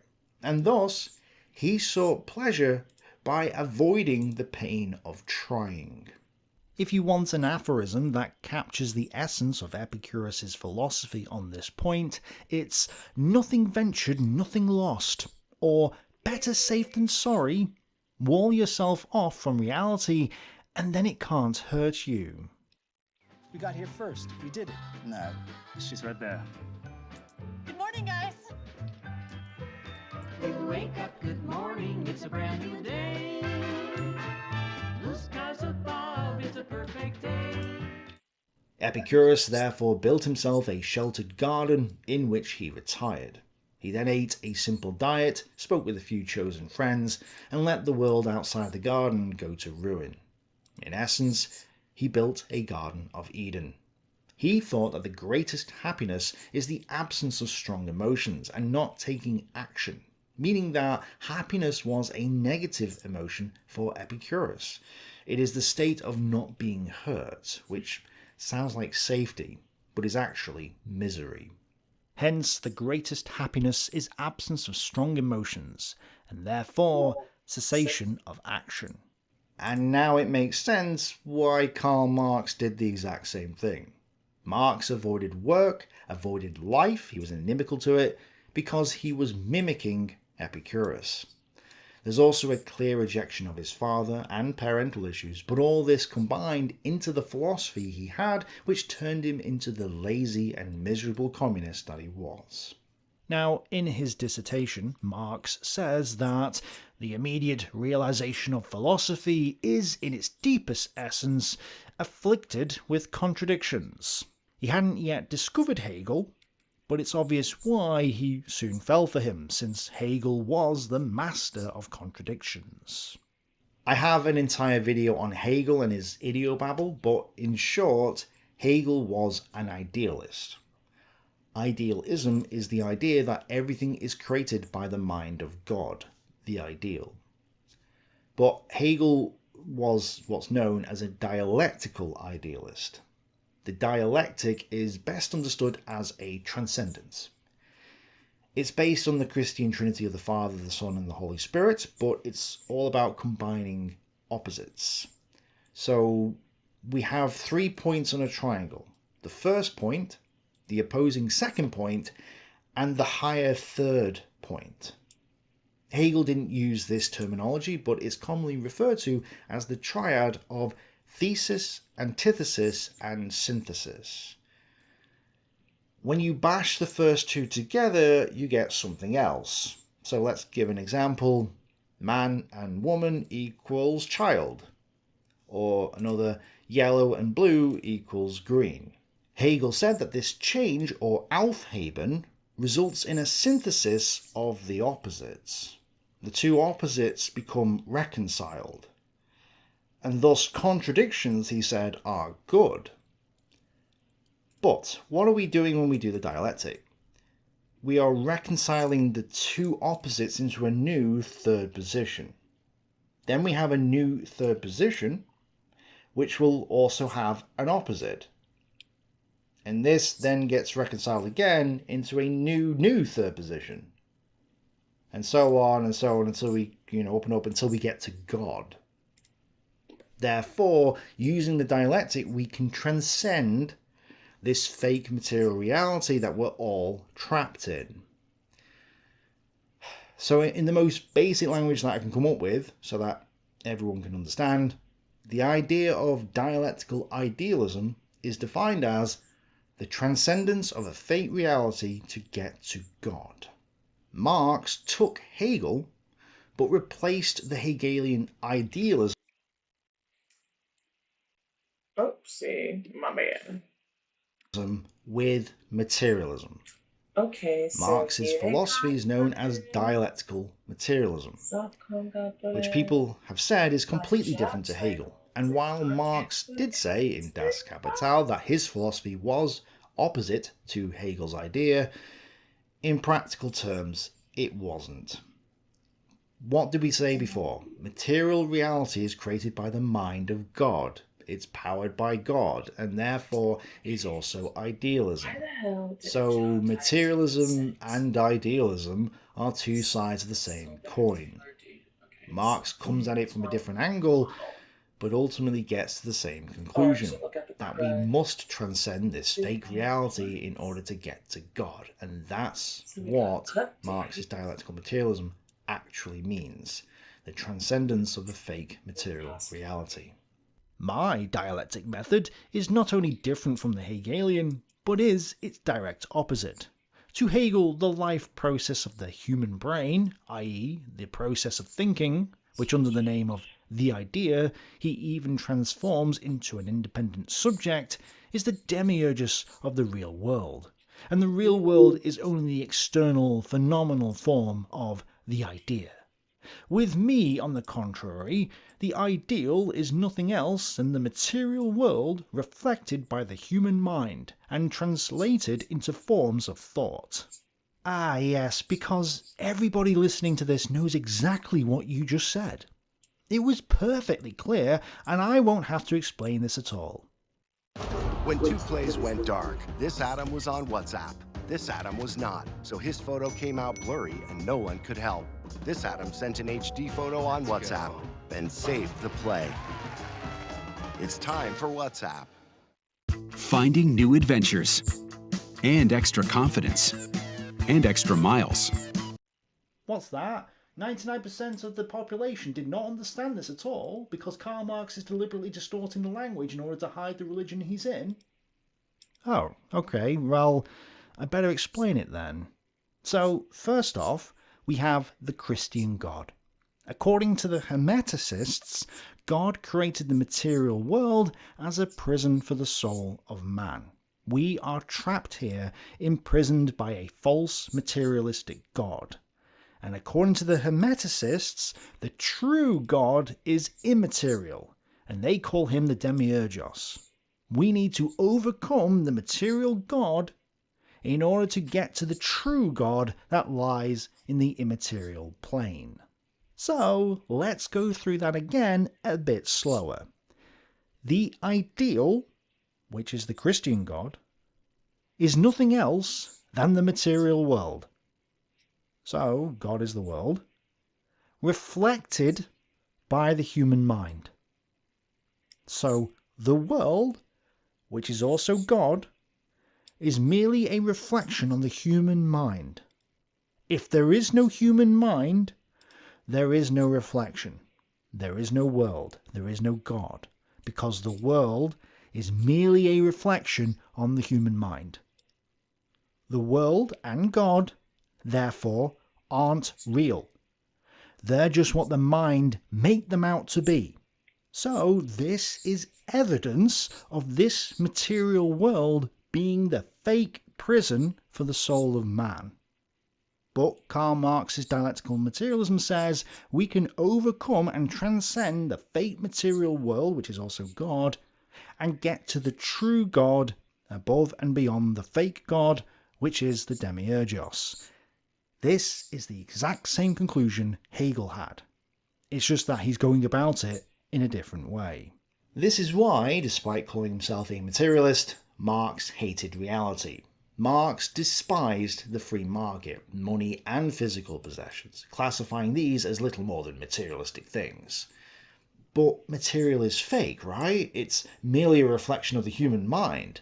Therefore, he said, we need to live on a more spiritual existence. This is why many socialists and third positionists will chastise people like me, saying things like, you're just a believer in base materialism. We're existing on a higher spiritual level. That's where that's coming from. Their failure to do anything in life is dismissed by their claim that they're operating on some higher spiritual plane. Of course, they're not, in reality, and I'm not a materialist either. Reality is objective, not material. The world is not reflected from our minds. We are part of the world, and physical possessions are a requirement for our continued existence. But we actually see this disconnect in Karl's and Jenny's letters to each other. He was constantly declaring his love to her, writing entire books of soppy and often disturbing poetry to her, and just being a big sissy drip. Somehow, she wasn't completely put off by this, but she did complain about it. Darling, thou hast drunk of poison, and now thou must depart with me. Now the night has fallen, there is no longer any day. He pressed her violently to his heart, death on her breath and breast. She was pierced by deeper pain, and her eyes were closed forever. Wow, so romantic. Jenny was not altogether reassured by the beautiful, touching, passionate love, the indescribably beautiful things you say about it, the inspiring creations of your imagination. She was concerned about the permanence of such love. That is why I am not so wholly thankful for, so wholly enchanted by your love, as it really deserves. That is why I often remind you of external matters, of life and reality, instead of clinging wholly, as you can do so well, to the world of love, to absorption in it, and to a higher, dearer spiritual unity with you, and in it forgetting everything else, finding solace and happiness in that alone. Marx truly was living in the spiritual world of nothing. However, there's another, perhaps more simpler way of understanding what the dialectic is actually about, and this is how it manifests itself in practice. In Marxism, there are always two ways, at least, of looking at anything and everything, and the reconciliation of these views are attained only by dialectic artificialities. The commonest device is to use, according to the needs of the moment, a word to which more than one meaning may be attached. With these words, which at the same time serve as political slogans to hypnotize the mass psyche, a cult suggestive of fascism is carried on. The Marxist dialectic is essentially word fascism. Every article of the faith is embodied in a word whose double or even multiple meaning makes it possible to unite incompatible ideas and demands. Revolution is one of these words. By industrial revolution, Marxism means the gradual transformation of the pre-capitalistic way of production into the capitalist way of production. Revolution here means the same as development, and the contrast between the terms evolution and revolution is almost extinguished. But when Marx calls the workers' movement a revolutionary movement and says that the working class is the only true revolutionary class, he is using the term in the sense that suggests barricades and street fights. Remember before when I explained that the Jews were the bourgeoisie? That's another example of a word that means something else. The word bourgeoisie has two meanings. It's dialectic, because when the true Marxist intellectuals use the term, they're referring to the Jews. But you think they're referring to the middle class. And class itself actually means race. And perhaps most importantly, the term socialism is itself dialectic. It has multiple meanings. It simultaneously means state control and non-state control. It means total control of the means of production, totalitarianism, whilst also meaning democracy. The word democracy also means both freedom and totalitarianism. And I'm sure you can think of many other terms that the socialist comes out with that have multiple meanings. Double But speak. it's all done to hide their true intentions and to hopefully sucker people into their religion. And as I've said many times now, it's all a trick. Lies, a lie. We all want to live a happier life. Lies. But what is the essence of happiness? Let's return to first principles to find.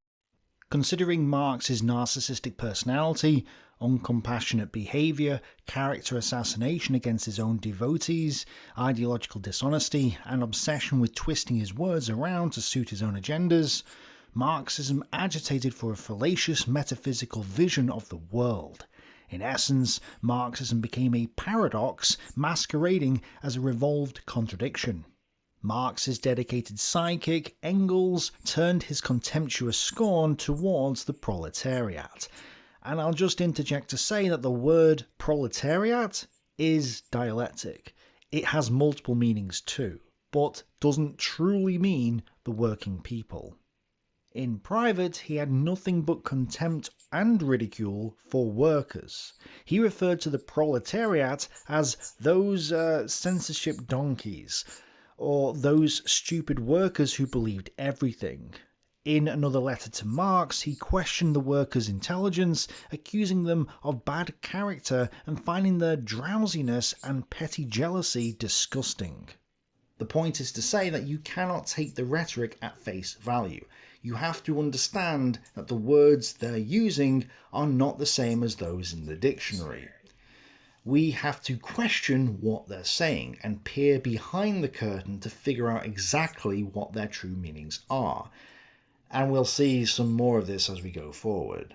After getting his degree, Karl Marx did nothing.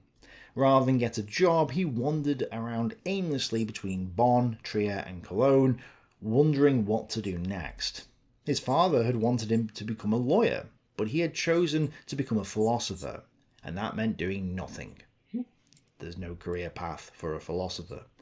So relations with his mother soured after his father's death, mainly thanks to Karl's abandonment of his family, and she refused to give him his inheritance.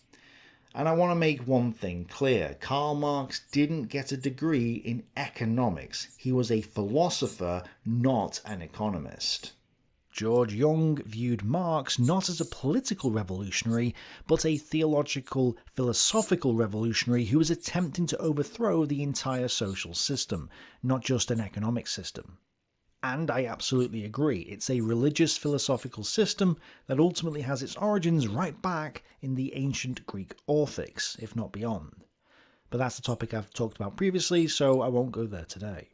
So, in July 1841, Karl Marx went to stay with Bruno Bauer in Bonn, and spent the summer doing nothing but smoking, getting drunk, laughing in church, riding into towns on the backs of donkeys pretending to be Jesus, and just generally avoiding work at all costs. For that Easter season 1842, Bruno and Karl went to the nearby village of Godesberg, which was a favourite excursion site from Bonn, rented donkeys and rode them through the village in what was a direct and deliberate parodying of the entrance of Jesus into Jerusalem. Their supporters to this day surely get a good chuckle out of the display. It was probably the kind of thing that admiring Marx biographer Francis Wien had in mind when he wrote about it with a smile. In late 1842, Marx finally got a job at the Rheinische Zeitung, a newspaper set up by several of his friends and funded by bourgeois capitalist investors, proving once again that capitalism and socialism are two sides of the same coin. But it's clear that Marx had other priorities. One night, Karl Marx and the journalist Karl Heinzen went out drinking and wandered home after several bottles of wine. As soon as I was in the house, he shut the doors, hid the key, and jeered comically at me that I was his prisoner. He asked me to follow him up into his study. On arrival, I sat myself down on the sofa to see what on earth this marvellous crank would get up to. He came over to me, gave me to understand that he had me in his power, and, with a malice that recalled an imp rather than the intended devil, he began to attack me with threats and cuffs. I begged him to spare me that sort of thing, because it went against the grain to pay him back in the same coin. When he did not stop, I gave him a serious warning that I would deal with him in a way which he would certainly feel. And when that too did no good, I saw myself compelled to dispatch him into the corner of the room. When he got up, I said that I found his personality boring, and asked him to open the door. Now it was his turn to be triumphant. "Go home then, strong man," he mocked, and added a most comical smirk. It was as though he was chanting the words from Faust, "There is one imprisoned inside." At least, the sentiment was similar, although his unsuccessful imitation of Mephistopheles made the situation comic in the extreme.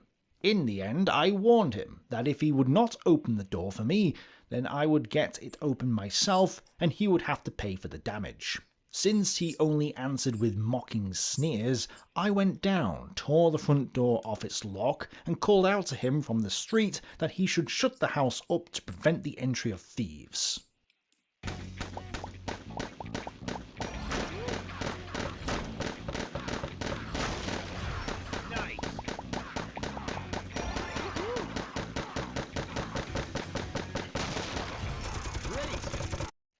Dumb with amazement that I had escaped from his spell, he leaned out of the window and goggled at me with his small eyes, like a wet goblin.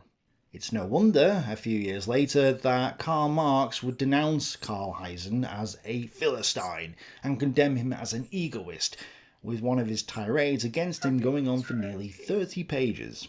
Engels called him the most stupid person of the century and threatened to box his ears. Heinzen would respond saying that Karl Marx was a sophist, a liar, and said he was always dressed in dirty linen.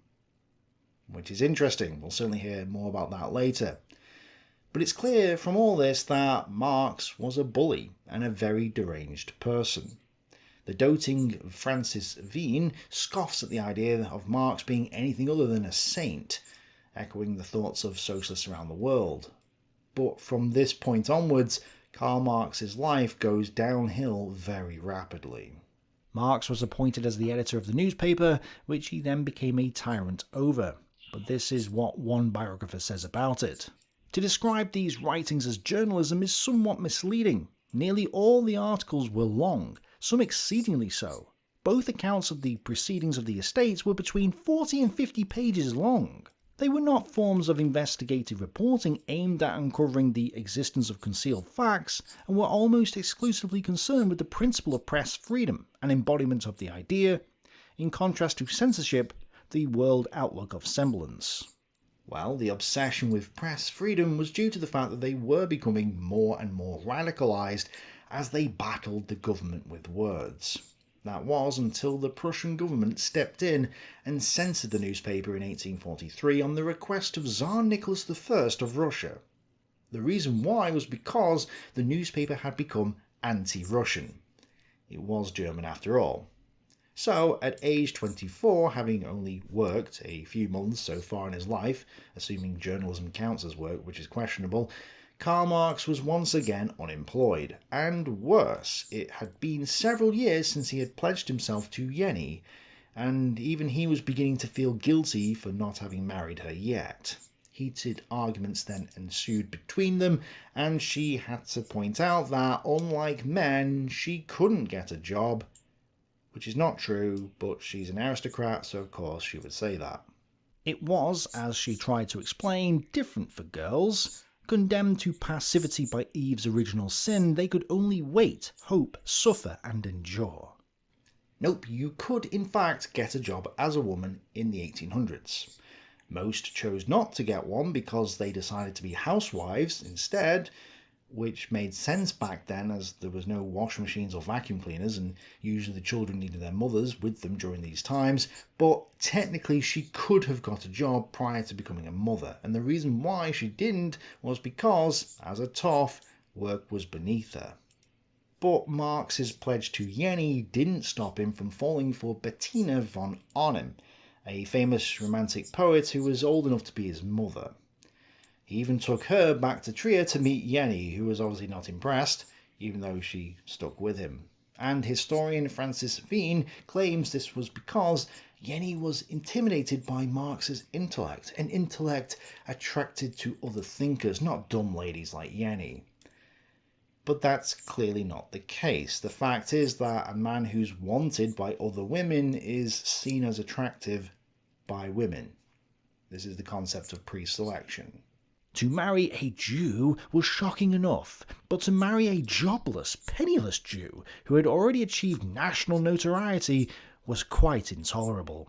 Her reactionary half-brother, Ferdinand, the head of the family since their father's death, did his utmost to prevent the union, warning that Marx was a ne'er-do-well who would bring disgrace on the entire tribe of von Westphalens. So, the 29-year-old Jenny, accompanied by her mother, fled from Trier to be with the 25-year-old Marx, whom she married on the 19th of June 1843. They received a large box of cash from Jenny's mother, which was intended to be used to help them in the first few months of their marriage. They opened it for their friends, and it was all gone within the week, starting as they wished to continue. But in the period of 1843 to 1844, they still had some money coming in from relatives and friends, and Karl Marx managed to secure another job at another newspaper in Paris, population 1 million, the second largest after London. So Karl and Jenny seized the means of reproduction to produce their first child and went on a spending spree. Sky-high prices are everywhere. But your first exam and x-ray at Aspen Dental is free for new patients without insurance. That's right. For a limited time, new patients... His wife gave him for his birthday a riding switch costing 100 francs, and the poor devil cannot ride nor has he a horse. Everything he sees he wants to have. A carriage, smart clothes, a flower garden, new furniture from the exhibition. In fact, the moon. Ah. This might explain where all the money was going. He was wasting it. Well, Jenny gave birth to a baby girl on the 1st of May 1844, who was also called Jenny, just to make us all confused. But these two newlyweds were in over their heads. Little Jenny Marx, a baby a few months old, was attacked one day by strong cramps which threatened to kill the child. Karl Marx, his wife, and their faithful helper and friend, Helena Demuth, were standing around the child in a complete quandary. Then Heinrich Heine arrived, had a look and said, "The child must have a bath," With his own hands he prepared the bath, put the child in, and saved, so Marx said, little Jenny's life. Heinrich Heine was another socialist anti-Semite who called all the inhabitants of Hamburg Jews, saying that the city was a city of hagglers. It was from him that Marx got the idea that religion was the opium of the masses. And Jenny was pregnant for a second time. Well, her mother had sent her a maidservant, the 25-year-old Helene de Mutt, who was just mentioned in that quote. Her nickname was Lenchen. And that's right, Karl Marx, the unemployed communist, had a maid and was living on handouts. Worse, this maid didn't get paid by Marx. She was practically an indentured servant for life. In other words, a serf. Karl, champion of the proletariat, fulminator against low-paid workers, protester against wage exploitation, never paid Lenchen a penny. And this is because he's a bourgeois lord who's just married an aristocrat. So he is a member of the elite. Well, being a member of the elite, work was beneath him. So when the new newspaper that he was at only ever published one issue and was a financial flop, he became unemployed again. His wife was concerned about their lack of money, especially since the Prussian government demanded that Marx and his anti-establishment friends should be arrested if they ever returned to Germany. Dearest heart, I am greatly worried about our future. If you can, do set my mind at rest about this. There is too much talk on all sides about a steady income. A steady income was one necessity of life that always eluded Karl Marx, as we're about to see. And as one of the biggest ironies of history, for all his mockery of bourgeois morals and manners, Marx was, at heart, a supremely bourgeois patriarch. I think it's worth just pointing out that Paris at this time was an interesting city, simply because it disproves the narrative that the Industrial Revolution and laissez-faire capitalism resulted in squalor and overcrowding. The French Revolution and the subsequent revolutions in 1830 and 1848 weren't due to either of these things, and even one of the Marxist historians has to point this out, despite saying earlier in the book that they were. Paris was, after London, the second largest city in Europe, with a population of over 1 million. It specialised in the fabrication of quality fashion goods and the supply of specialised services. Its working class population was by far the largest in France, but factory work was almost unknown. Its workers were largely members of skilled trades employed in small workshops. In 1848, 50% worked along or were assisted by a single employee, and only 1 in 10 shops employed more than 10 workers.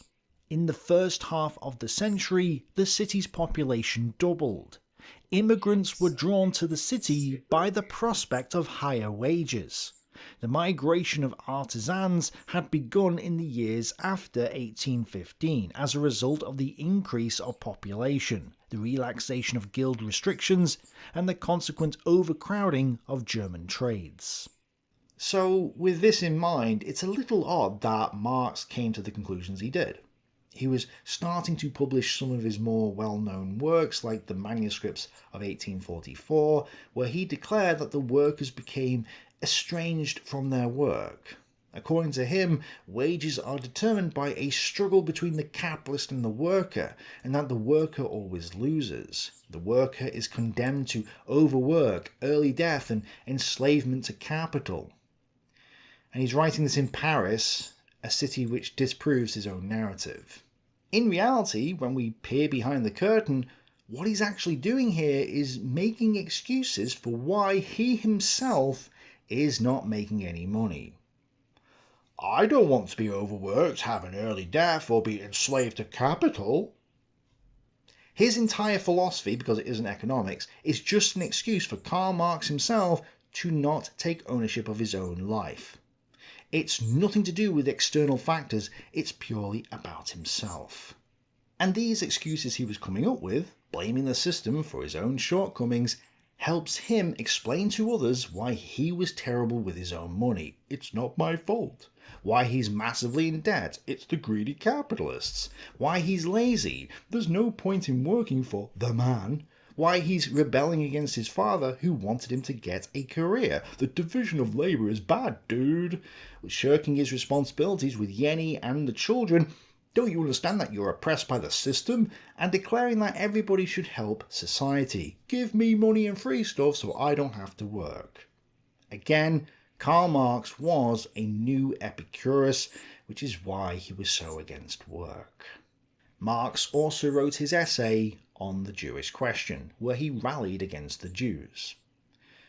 Now, his biographers once again come to his defence, saying that he wasn't really anti-Semitic or racist, just anti-religious. In fact, sometimes they're baffled by the use of the anti-Semitic language and try to excuse it as best they can. But, as I explained earlier, he thought that the Jews were the bourgeoisie, and I've got an entire video on this showing that he was anti-Semitic to the core. That's the essence of anti-capitalism. But apologists and adherents to the faith will continue to ignore the reality of this because they're adherents to the faith. I refuse to do that. I stand by what the evidence suggests.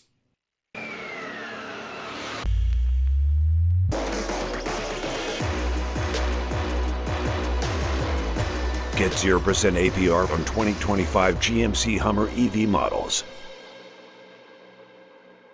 It's so easy because the products are just amazing. It's funny, I have moved around. I was a beef stick, and then I was a venison, and now I'm back at chicken. And I love the chicken sticks. They're only like 40 calories or something, right? Are they 60 calories or 40 calories? They're very low calorie, which shocked me. Yeah, there's 45 calories in some and 60 in others. It just depends on the flavor you're going for.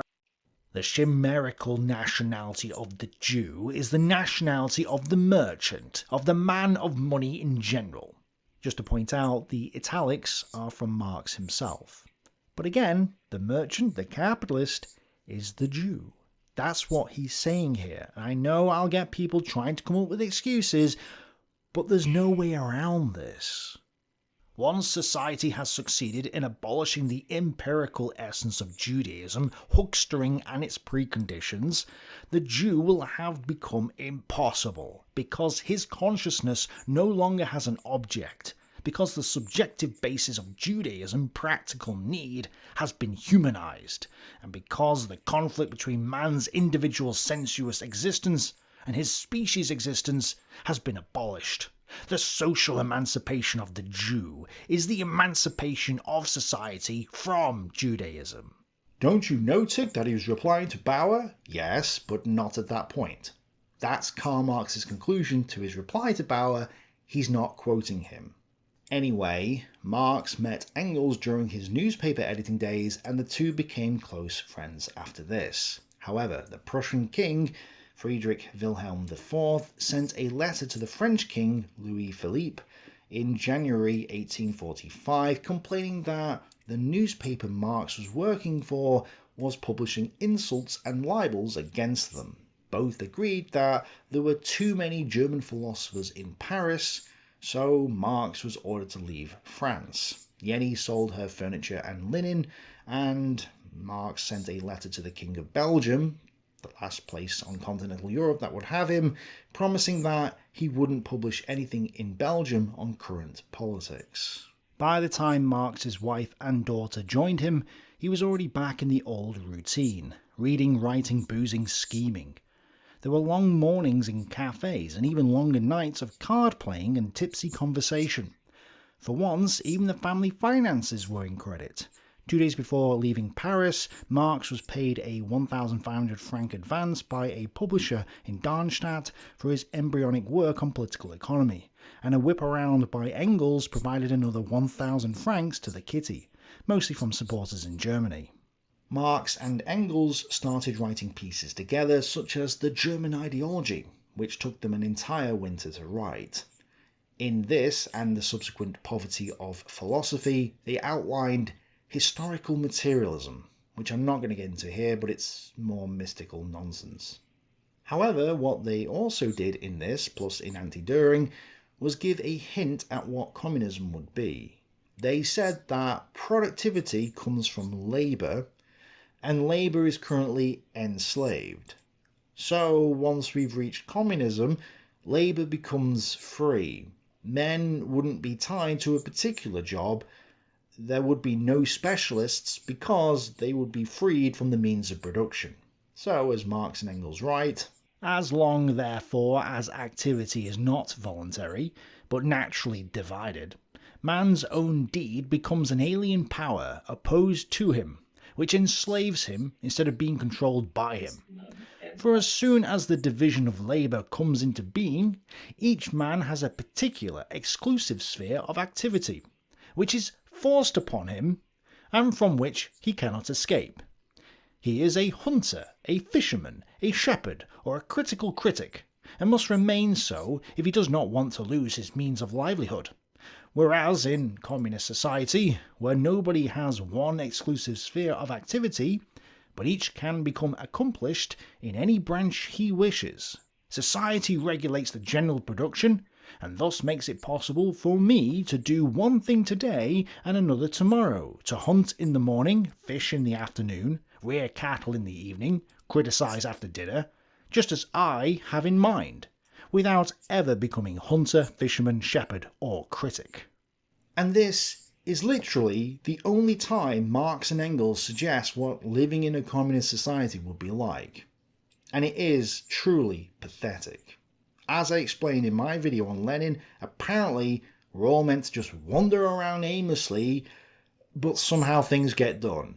Random people just turn up at nuclear power plants to produce nuclear power, other nobodies get into the pilot seats of passenger planes, start open heart surgeries, or help build bridges, even though they're not qualified for those jobs. And they can't even have qualifications, since that would require dedicated and specialised study, which is a division of labour, something Marx and Engels say is a product of capitalism and one of the reasons why it's exploitative. Work, errands, chores, they follow you home. But the moment you feel the unmatched comfort of a Lazy Boy recliner, people just wander onto farms to produce food for the sake of it, and people who aren't delivery drivers by profession drive the food around for free, and they somehow know where it needs to go even though there's no mechanism to tell them. We can't predict how many people are going to be in a specific place at a specific time, since there's no free market price mechanism in order to make the necessary economic calculations, and so there's no way to know where to deliver the food or any of the other goods for that matter. Yet somehow it's all just meant to work, and when asked how, without a division of labour, someone would produce a great work of art, they simply responded, in a communist society there are no painters, but only people who engage in painting, among other activities. So there won't ever be a great artist in communism, since there's no dedication to one career. And I don't think he's being honest, so let's look behind the curtain again. Karl Marx doesn't want to get a career. He doesn't want a job. So he's saying he will wander about doing various activities like a lord would do. If you read what he said in the original quote, he says, "It makes it possible for me to do one thing today and another tomorrow." So it's about him, not us. We'll all be doing those other tasks, and he'll be sat on his backside criticising after dinner or maybe going fishing. This is little Lord Fauntleroy using deceptive language to trick us into falling back into serfdom. It's not a progression, it's a regression back to the good old days. And I think in this we can see Karl Marx's immaturity and lack of purpose. He doesn't want to make the hard decision of choosing a career, locking him into a profession, and then taking responsibility for his life as well as his family. Instead, he wants to remain a child, moving from one frivolous activity to the next, while we all toil in the fields for our master. But Karl Marx's childish dreams aside, Jenny gave birth to Laura Marx on the 26th of September 1845, and in 1846 a Communist Correspondence Committee was formed in Brussels with 18 founding signatories: Karl Marx, Friedrich Engels, Jenny Marx and a bunch of others, some of whom were expelled or resigned, leaving them with just 15 members. But some months after this, Jenny gave birth to Edgar Marx in February 1847, and Engels had some bad news. Engels was off to Paris to have some fun, and wouldn't have enough income to send money to Marx. As the sole provider for an effete wife, 3 small children and a housemaid, Marx could ill afford to go off on a bachelor's bender in gay Paris. He was unemployed and virtually unemployable. Family finances would soon be a critical problem. But it was at this moment that Marx and Engels, now in the Communist League, started to work on the Communist Manifesto. The original name for this was the Communist Confession of Faith, and the slogan "Workers of the World Unite" was originally going to be "All men are brothers," which should indicate to you that this isn't an economic text, but religious and philosophical scripture. They were commissioned by the Communist League to write their manifesto as soon as possible, and Engels had already given Marx his early drafts. But when Marx returned home in mid-December 1847, he procrastinated and distracted himself with anything other than writing the manifesto itself. On the 24th of January 1848, the Communist League sent him an ultimatum saying that if they didn't receive the manifesto by the 1st of February, measures would have to be taken against him. This snapped Karl Marx into action, and he managed to hit the deadline after working throughout the night. Marx's biographer Jones can't help but gush over Karl Marx and his manifesto.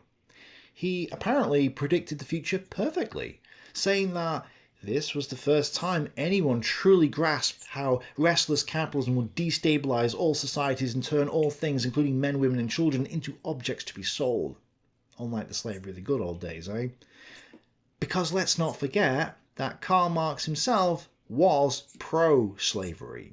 The only thing requiring explanation is the good side of slavery. I do not mean indirect slavery, the slavery of the proletariat.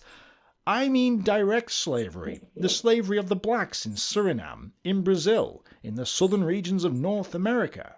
Direct slavery is as much the pivot upon which our present-day industrialism turns, as are machines, credit, etc. Without slavery there would be no cotton. Without cotton...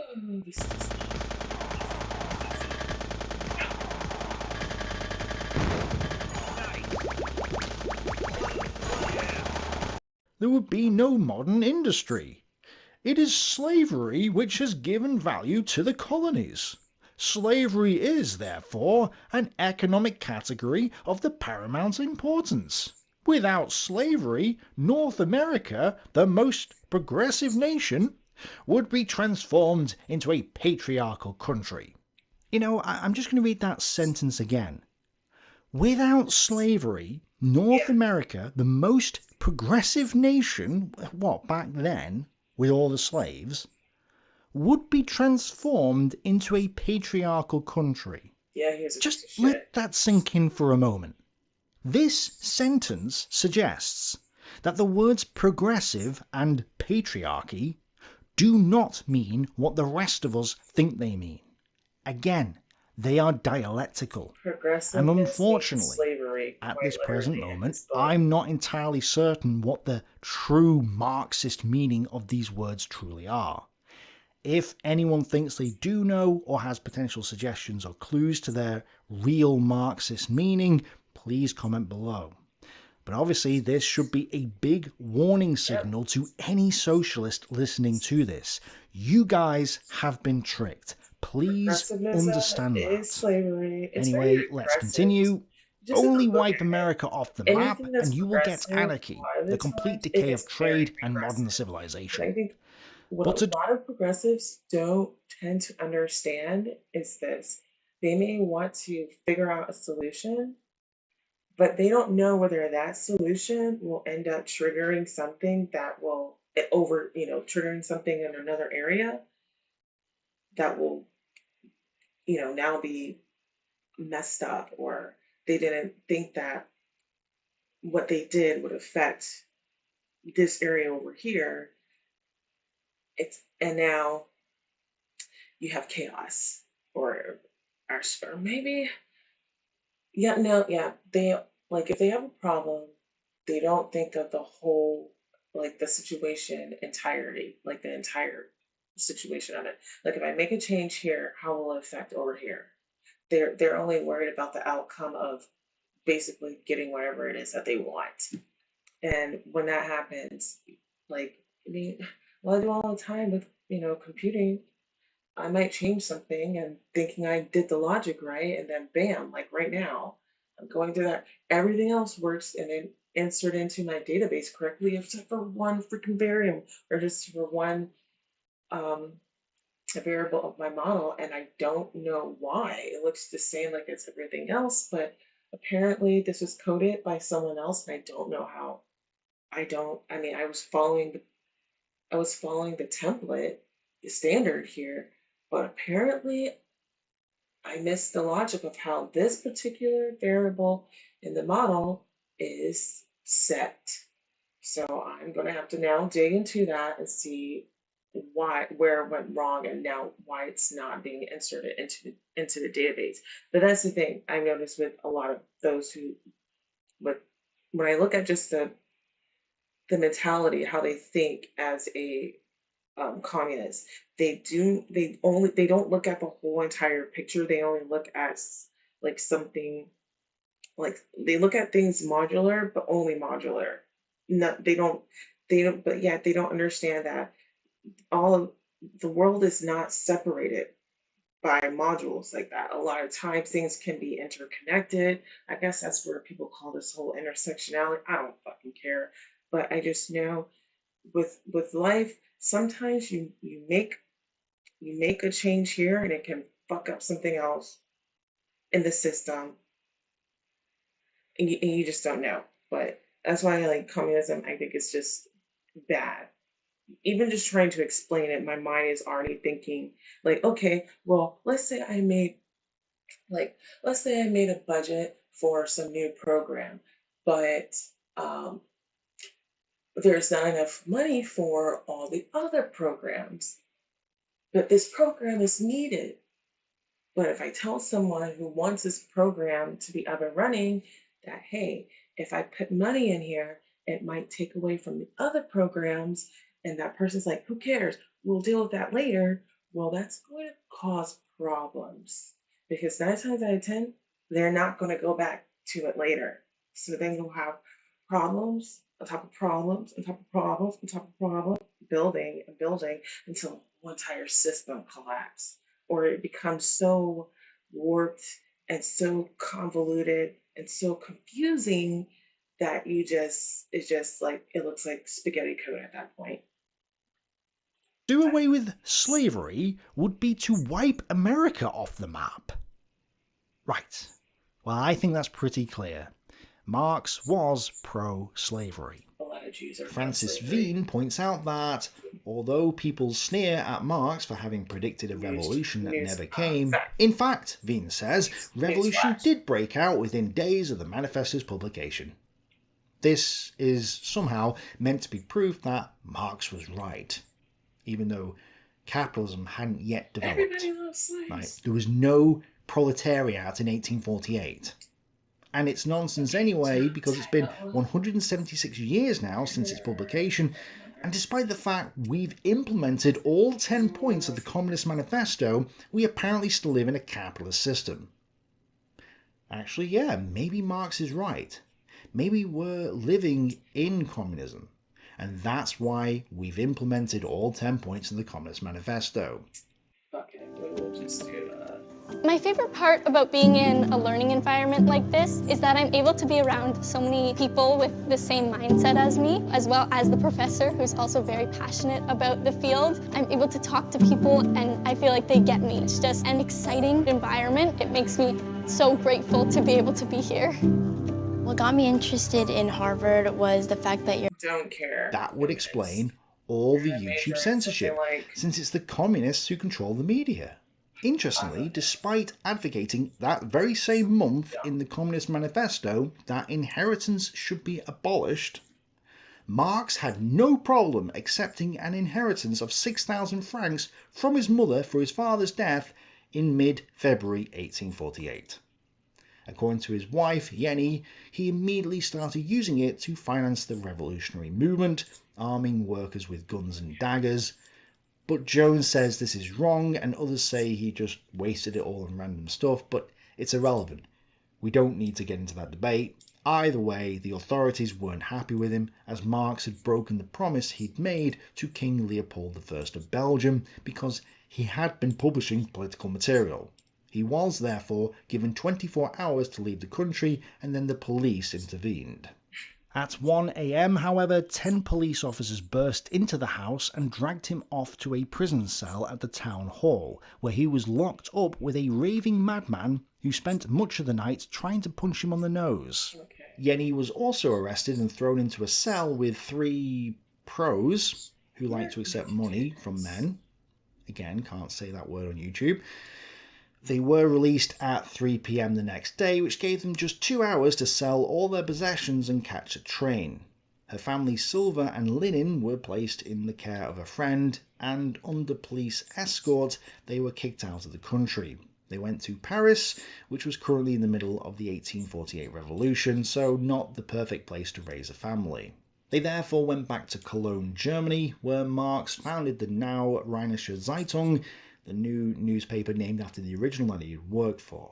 Of course, he had lost his Prussian citizenship and was rejected when he requested it be restored, so he was now under threat of expulsion if he didn't play ball. They hoped to secure 30,000 thalers, but only managed 13,000, so Marx used up the last of his inheritance to get the newspaper up and running, which came out on June 1st, 1848. Unlike previously, Marx was completely in control of this newspaper, with Engels calling it a simple dictatorship for Marx. But Marx was so antagonistic to work that he even failed to be a journalistic lord. He is no journalist, and will never become one. He paused for a whole day over a leading article that would take someone else a couple of hours, as though it concerned the handling of a deep philosophical problem.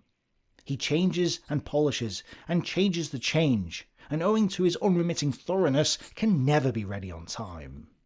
At this time, the German states hadn't really got a proletariat as such. It simply hadn't developed yet. And therefore, Marx declared that they needed a bourgeois revolution first, before a proletarian revolution. Therefore, the newspaper tried to simultaneously support the bourgeoisie while calling out the antagonism between the bourgeoisie and the proletariat. Francis Veen praises the newspaper for selling 5,000 copies, which was a huge circulation by the standards of the day, but 5,000 really is nothing in the grand scheme of things, and is an indication that socialism really is geared towards the elite. The paper did not foreground the grievances of workers, and it was also written in a style inaccessible to all, except a propertied and educated bourgeoisie. Because that's whom socialism truly is for, the elite, not the workers. By September 1848, the authorities were cracking down on the rioters and their leaders. Engels had to flee, was caught, and thrown back into France, and the bourgeois shareholders withdrew their support of the newspaper. Then, just to add salt to the wound, lawsuits were brought against Marx, who had made speeches they deemed to be high treason. Meanwhile, Engels seemed to have his mind elsewhere. At every step I found the gayest company, the sweetest grapes, and the prettiest girls. But he got bored by Christmas and returned to Germany in January 1849. Just as the revolution was coming to an end. Marx wasn't happy that the much-needed alliance between the bourgeoisie and the proletariat didn't materialise, and therefore the current elites remained in power. Having rifles and 250 bullets in the newspaper's editorial room invited a police prosecution, and the newspaper was shut down. Marx sold the printers, which he personally owned, and the furniture from his house to pay off his outstanding debts, and left Germany once more. Jenny joined Marx in Paris, where he was expelled again in August 1849. I've been seeing people who have died. Like me. So, with nowhere else on continental Europe willing to take these subverters, they sailed to England. After censorshipping her silver in Frankfurt, selling her furniture in Cologne, and being forced to leave Paris, Jenny had arrived in London with 3 children and a 4th expected within 3 months. London was the first city to reach a population of 1 million, and accepted 300,000 immigrants between 1841 and 1851, including Marx and other political outcasts. Jenny, heavily pregnant, arrived in the city suffering from a cholera epidemic in September 1849, already sick and exhausted with 3 small children. And things only got worse. Heinrich Marx was born on the 5th of November 1849 to the sounds of fireworks celebrating Bonfire Night. This baby was born into chaos. Let me describe for you as it really was, just one day in our lives. Since wet nurses here are exorbitantly expensive, I was determined to feed my child myself, however frightful the pain in my breast and back. But the poor little angel absorbed with my milk so many anxieties and unspoken sorrows that he was always ailing and in severe pain by day and night. In his pain he suckled so hard that I got a sore on my breast, an open sore. Often blood would spurt into his little trembling mouth. I was sitting thus one day, when suddenly in came our landlady. She demanded the £5 we still owed her, and, since this was not ready to hand, 2 bailiffs entered the house and placed under distraint what little I possessed: beds, linen, clothes, everything, even my poor infant's cradle, and the best of the toys belonging to the girls, who burst into tears. At last a friend came to our aid. We paid, and I hurriedly sold all my beds, so as to settle with the apothecaries, bakers, butchers, and milkmen, who, their fears aroused by the scandal of the bailiffs, had suddenly besieged me with their bills. But even now, Marx didn't apply for any jobs. He had 4 children, a wife, and a maid, plus a rent of £6 a month, £72 a year, which was far more than he could afford. Marx tried to set up a newspaper with a stupidly long German name, which he somehow got money to finance, but it only managed 5 issues before failing. It didn't help that Marx decided to use this newspaper to write attacks on the German refugees in London, the only potential readers of this German language newspaper. I mean, that's a bold tactic that maybe I should try. You're all bad people. Unless you like this video. The first issue was postponed when Marx fell ill for a fortnight. The typesetter's inability to decipher his scrawl caused further delay.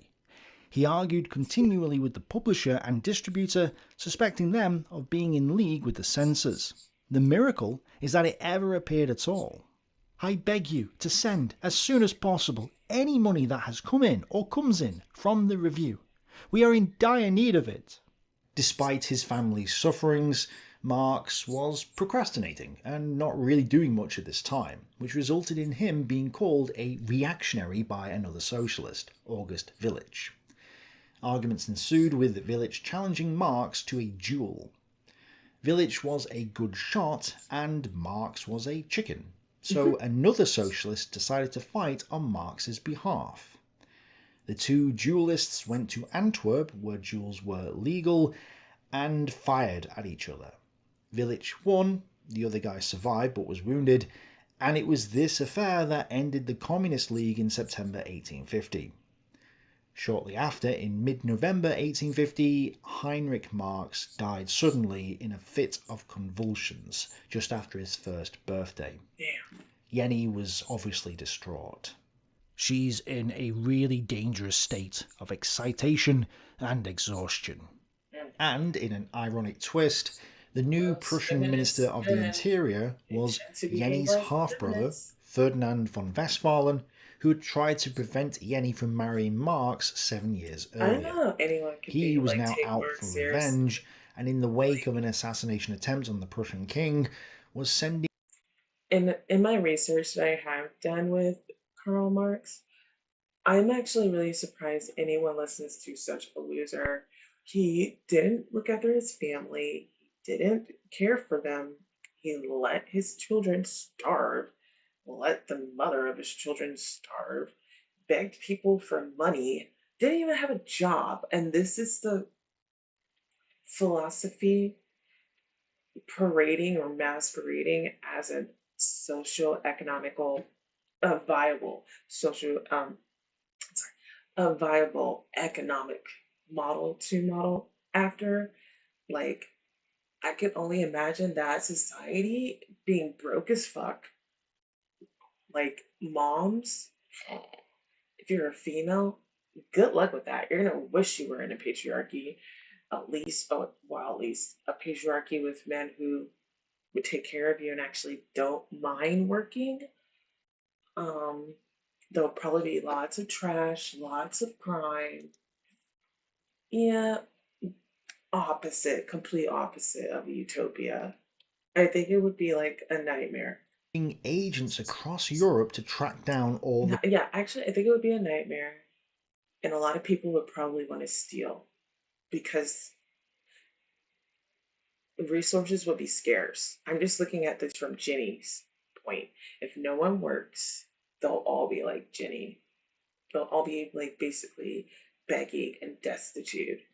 And let's be honest, that's what those who push commie and socialism or this democratic socialism crap, that's what they push. They even say it themselves.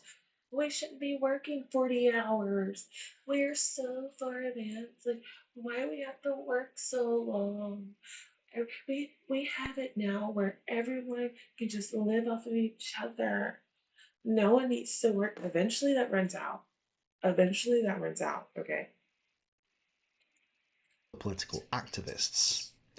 But despite a Prussian report on a Marxian discussion about killing Queen Victoria being sent to the British authorities, they didn't act upon it.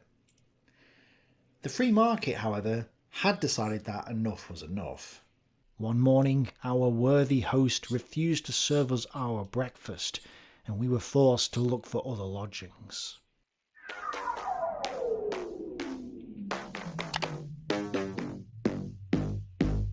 Marx's landlord evicted him and his family because of communism's founding fathers' revulsion to the idea of an individual providing for himself and his family. A few days later, the Marxes found temporary shelter in the house of a Jewish lace dealer at 64 Dean Street, Soho, where they spent a miserable summer teetering on the edge of destitution. Jenny was pregnant again and constantly ill. No wonder. Their flat on Dean Street was a 2-room apartment with tattered furniture and fittings with dust covering everything. According to one of the spies sent out to check on them, they lived in absolute squalor, with Marx's papers mixed with children's toys, rags, broken cups, knives, forks and various other objects all over the place. Not only wasn't it clean, but, and this is a quote, "If you sit down, you risk a pair of trousers."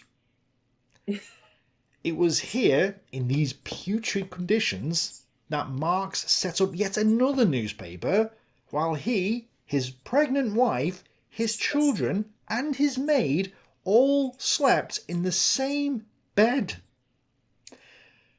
which he also didn't wash.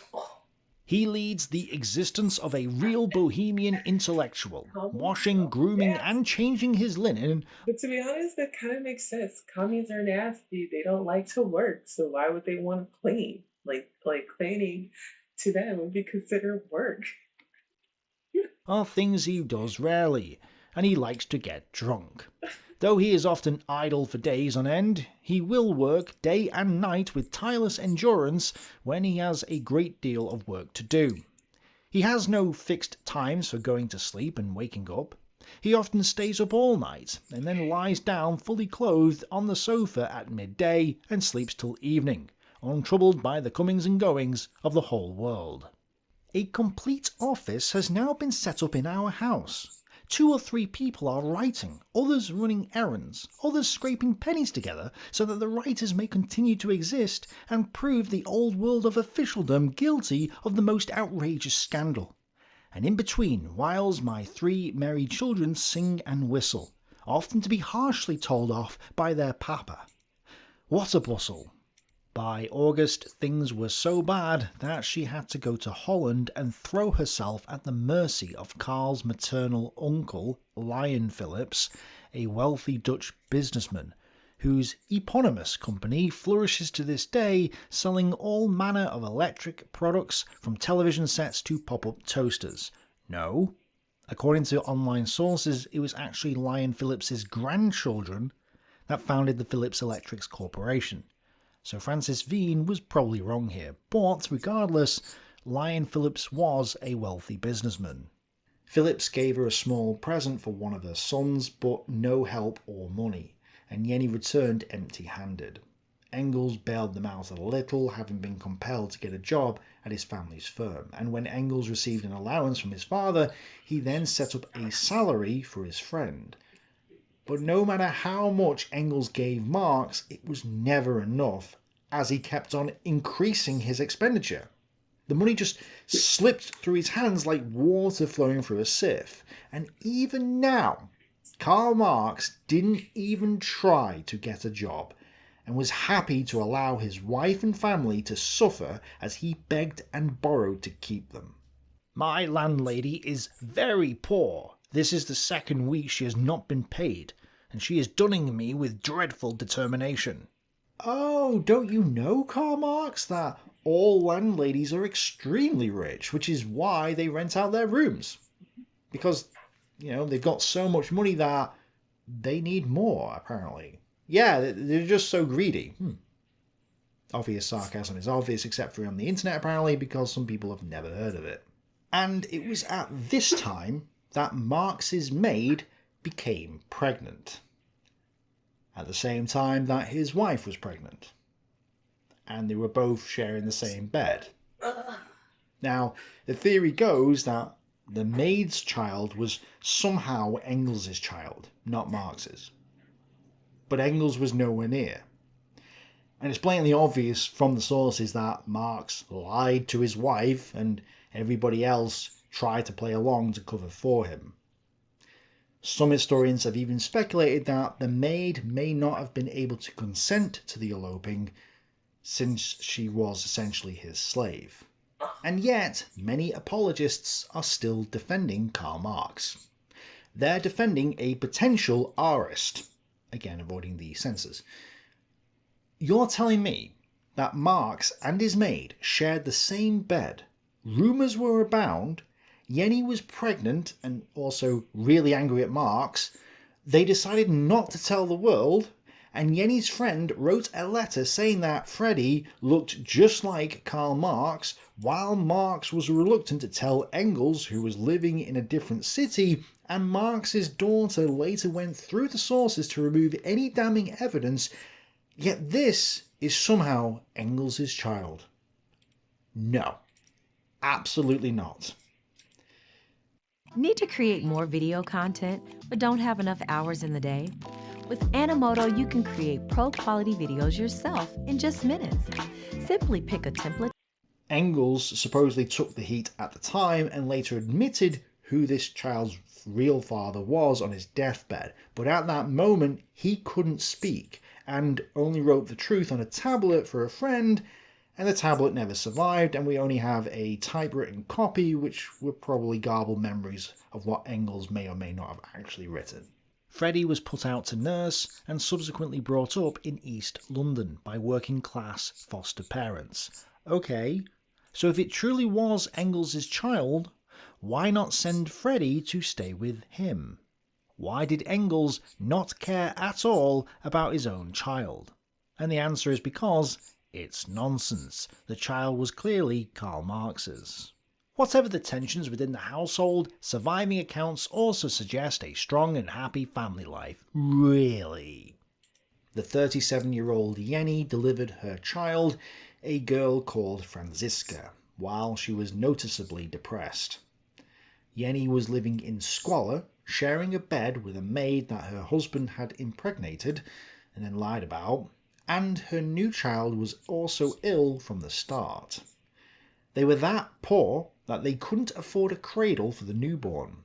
Yet even now, Karl Marx refused to get a job. In fact, work seemed to make him ill. In the summer of 1851, when starting his regular column for the New York Daily Tribune, he fell ill immediately and begged Engels to take over. A few months later, when asked for a contribution to Vendymeyer's newspaper Die Revolution, he took to his bed for a week. Well, laziness has its consequences. Shortly after her first birthday in 1852, Franziska died after an attack of bronchitis. Clearly a strong and happy family life. They couldn't afford the cost of an undertaker, so just left the corpse in their back room, while the family and maid slept on the floor in another. Only when a generous French neighbour lent them £2 did they finally bury the child. The landlady has really put me in a state of terror. She has already had our belongings auctioned off, and in addition, baker, governess, tea grocer, grocer, and the terrible man, the butcher. I am in a state, Karl. I no longer know what to do. For all these people, I am exposed as a liar. Karl Marx had placed his wife in a state of terror over money and property, just as his writings and ideology would do to countless millions in the centuries ahead. Jenny's illnesses were both physical and psychological. Living in Dean Street caused repeated bouts of bronchitis, which led her frequently to retire to bed. But she was also prone to what was referred to as nervous excitement. Her maladies were as much the product of depression or despair as of physical illness. Remedies again generally involved the use of alcohol. My wife is ill. Little Jenny is ill. The maid has some sort of nervous fever. I could not and cannot call the doctor because I have no money to buy medicine. For the past 8 to 10 days, I have been feeding the family solely on bread and potatoes. But whether I shall be able to get hold of any today is doubtful, because I'm too bone idle to get a job. I wish I could sit here all day reading all the letters that Marx fired off to Engels and others, describing their terrible conditions, begging for money, and detailing how they were frequently selling or lending their meagre possessions just to avoid having to get a job. But we'll be here all day. I will give a brief snippet though. One day in April 1853, a baker knocked on the door to tell them that he wouldn't be delivering any more bread until Marx paid his outstanding bills. In September 1853, Marx described how he was having to pay out 25% of his household income at the YouTube censorship shop. In 1855, a doctor was pursuing him for unpaid medical bills dating back to the previous year. There was a most humiliating reminder of how far they had sunk when he was arrested while trying to bond Jenny's Argyle family silver. The police suspecting, reasonably enough, that a scruffy German refugee couldn't have acquired these ducal heirlooms legitimately. Marx spent a night in the cells before Jenny managed to convince them of her aristocratic bona fides. However, it really doesn't make sense where all the money he got was going. Even in 1851, one of Marx's most poverty-stricken years, he received at least £150 from Engels and other supporters, a sum on which a lower middle-class family could live in some comfort. From 1852 onwards, he had an income of at least £200. The annual rent for Dean Street was only £22. Why, then, was he always so catastrophically broke? The reason why is simple. He was an immature idiot. Francis Veen says it's because he tried to keep up appearances by doing things like hiring a secretary, even though his wife was willing to do the job. Yes, because he was an immature idiot that doesn't understand how money actually works. He never got a real job because he had parental issues and a religious altruistic philosophy that justified his bone idleness. And despite the fact that some of my viewers are blind to the pattern identified in my other video on the various socialist leaders, it's clear from his behaviour with his parents that this was a factor. Karl scarcely ever replied to his parents' letters. He never inquired after their health. He had spent almost 700 thalers of their money in 1 year, whereas the richest spend less than 500. He had weakened his mind and body chasing abstractions and giving birth to monsters. He never returned home during university holidays and ignored the existence of his brothers and sisters. The truth was that Marx had left his family behind. This is evidence that he was ashamed of his origins and heritage, but also an indication of a poor upbringing, altruistic indoctrination, and a bad relationship with his parents and siblings.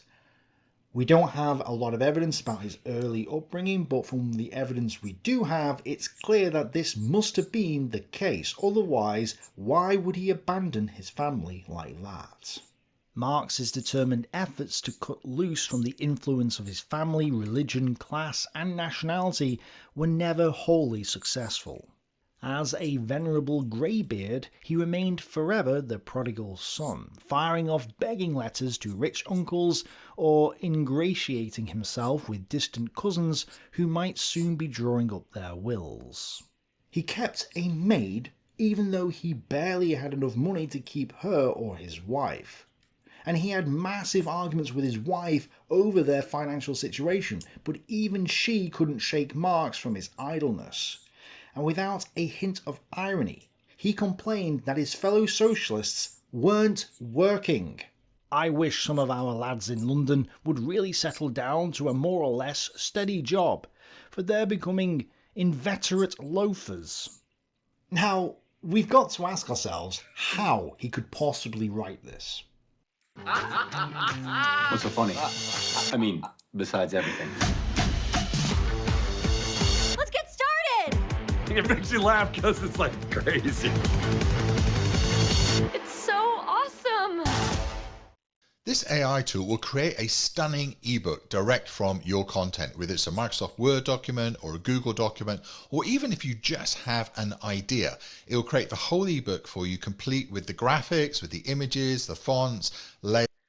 Well, one of the sympathetic biographers, Jones, says that the dozen or so members of the Communist Party, or rather the group of communists that had gathered around Marx because no formal party existed at this time, had committed themselves from 1852 onwards to keeping the Marx family financially afloat. So this would explain why he was complaining that the other socialists weren't working, because the more they worked, the more money there would be in the pot for him to leech off.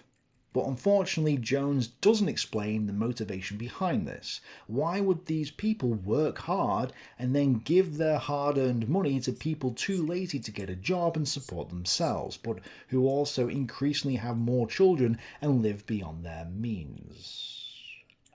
Well, I was going to do a whole piece on why people advocate for a welfare state, but it would take too long, so I'm just going to quickly summarise it. I found this article at the People's Policy Report, and the images there pretty much sum it up. In the altruist worldview, everybody needs to be equal. So even though Karl Marx chose not to work, chose to have a wife who didn't work, chose to have loads of children, chose to have a maid, and chose to live beyond his means, it's only fair that everybody else has to give him money. We've all got to be equal. And if the goal is to live in this wonderful world without poverty, without inequality, where we're all on the same level, then it makes sense that those who work harder, earn more, and achieve more should have their excess blood, sweat, and tears taken from them and given to those who are less fortunate. We don't want to see children suffer. We don't want to see the disabled starve to death. We don't want to see a racial minority get discriminated against. And so we need to equalise everything. We can't have one person have more than someone else because that means that someone else is being victimized.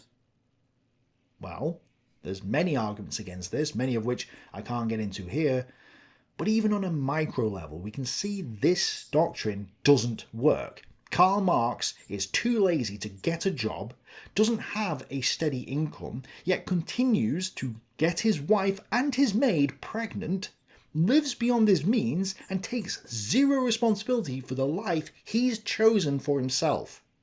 His choices that he's making put him into this position, yet it's everybody else's responsibility to pick up the pieces. So the other socialists, being good little altruists, are taken for a ride by this complete and utter scumbag.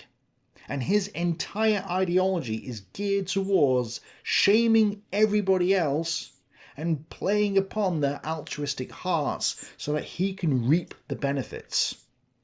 It's fantastic that he managed to trick so many people.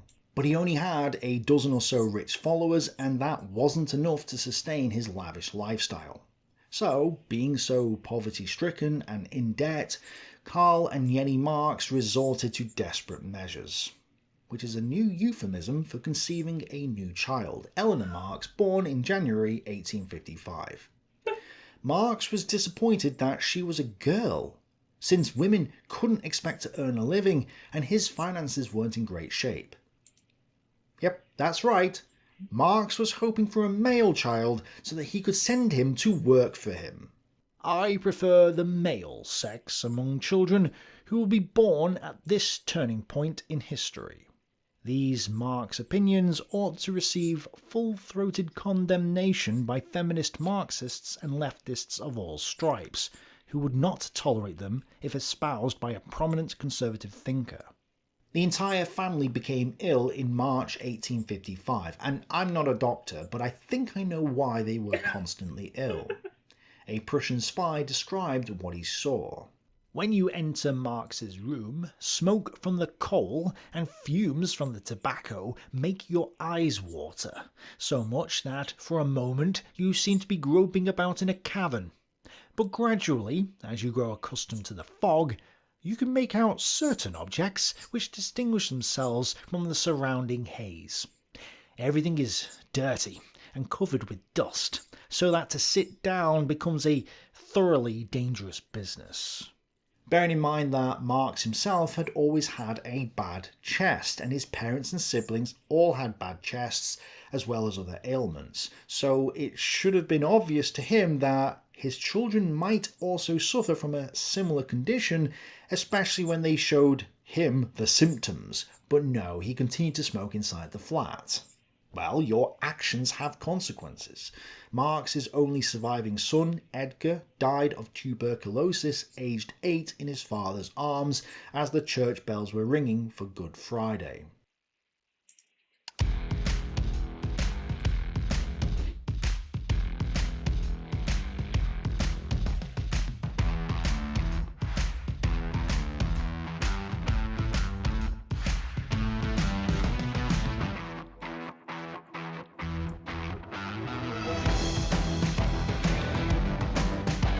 This time they could afford the funeral, which was attended by Wilhelm Liebknecht, another lifelong friend of Marx's, who would go on to found the Social Democratic Party of Germany, the SPD, in the 1860s. Liebknecht tried to comfort Marx, who was distraught, and when it looked as though Karl might throw himself into the grave after his son, Liebknecht had to stick out a restraining arm to stop him. But the devastation was accompanied by some good news. One of his wife's uncles had died, plus her mother, and Jenny received £220 in inheritance by 1856. This allowed them to move out of Soho to 9 Grafton Terrace, which had 8 small rooms on 4 floors, but was £36 a year in rent. That's right, more expensive than the previous place. Jenny redeemed some of her possessions currently in the censorship shop and furnished the place for £40 before becoming pregnant once more. This was her 7th pregnancy, and Marx still didn't have a job. Living in this wonderful magic castle, as Jenny called it, it should be no surprise at all that they soon ran out of money again, which Marx admitted to Engels in January 1857. So here I am, without any prospects and with growing domestic liabilities, completely stranded in a house into which I have put what little cash I possessed, and where it is impossible to scrape along from day to day as we did in Dean Street. I am utterly at a loss what to do, being indeed in a more desperate situation than 5 years ago. Get a job! It was later admitted that it was during this year, 1857, that Marx employed a second maid, the half-sister of the original maid. I say later admitted because he kept it quiet until she died. So he was utterly at a loss of what to do, yet decided to increase his expenses even further. What a moron. And it's no wonder that Jenny had, by this point, been medicating on alcohol on the orders of her doctors. She was drinking brandy, claret and port at various times, and sometimes probably also not on the doctor's orders, since Marx reported that she was dosing herself continually in December 1856. This means that she was definitely drinking while she was pregnant. Her 2-year-old daughter, Eleanor Marx, was popular with the neighbourhood kids and earned the nickname Tussie, which rhymed with a word for a cat beginning with the letter Papa. Right? A Tussie cat. So she was called Tussie. And because she was popular, the rest of the family became known as the Tussies, which is a very good way of describing Marxists. The concept of self-alienation was drummed into Marx's children from infancy, mainly through the fairy stories which he invented to amuse them, confirming that altruism breeds self-hatred. Of the many wonderful tales he told me, the most wonderful, the most delightful one was Hans Röckler. It went on for months and months. It was a whole series of stories. Hans Röckler himself was a Hoffmann-like magician who kept a toy shop and who was always hard up. His shop was full of the most wonderful things, of wooden men and women, giants and dwarfs, kings and queens, workmen and masters, animals and birds as numerous as Noah got onto the ark, tables and chairs, carriages, boxes of all sorts and sizes. And though he was a magician, Hans could never meet his obligations either to the devil or the butcher, and was therefore, much against the grain, constantly obliged to sell his toys to the devil. These then went through wonderful adventures, always ending in a return to Hans Röckler's shop. This is where the idea for Toy Story came from. His fairy tales were just like his economics, completely divorced from reality. Notice how as soon as they ran out of money and was having to sell her toys to the devil, he was telling his daughter that they would come back to her at a future date. This was probably true since they were going to the censorship shop. And obviously Hans Röckler is just a stand-in for Karl Marx himself. Marx is the mooching magician who expected money to just appear before him without having to work for it. Well, the magician's spells seem to have been cursed. On the 7th of July 1857, Jenny's new baby came out stillborn. Marx reported that Jenny was a nervous wreck and they were constantly in arguments. The mood in the flat was described as unpleasant, and he admitted to Engels that his abstract thinking was no longer a match for their domestic miseries. The doctor considered the possibility that Jenny had brain fever and recommended that she be sent to a seaside resort for recovery. We got here first. We did it. No, she's right there. Good morning, guys. You wake up, good morning, it's a brand new day. Blue skies above, it's a perfect day. Style and substance. In the GMC. Obviously, modern medicine is a lot more advanced these days, so we can confidently say it wasn't brain fever. It was a clear case of communism. And just like communism, things only got worse. Marx had been publishing 2 articles a week for the Daily Tribune newspaper, but he soon noticed that they were publishing fewer and fewer articles. He only got paid when they published his articles, and so he was starting to receive less and less money.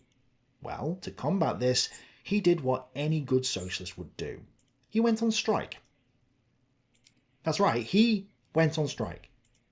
They were publishing fewer and fewer of his articles, and he went on strike. Does that make any sense? Of course not.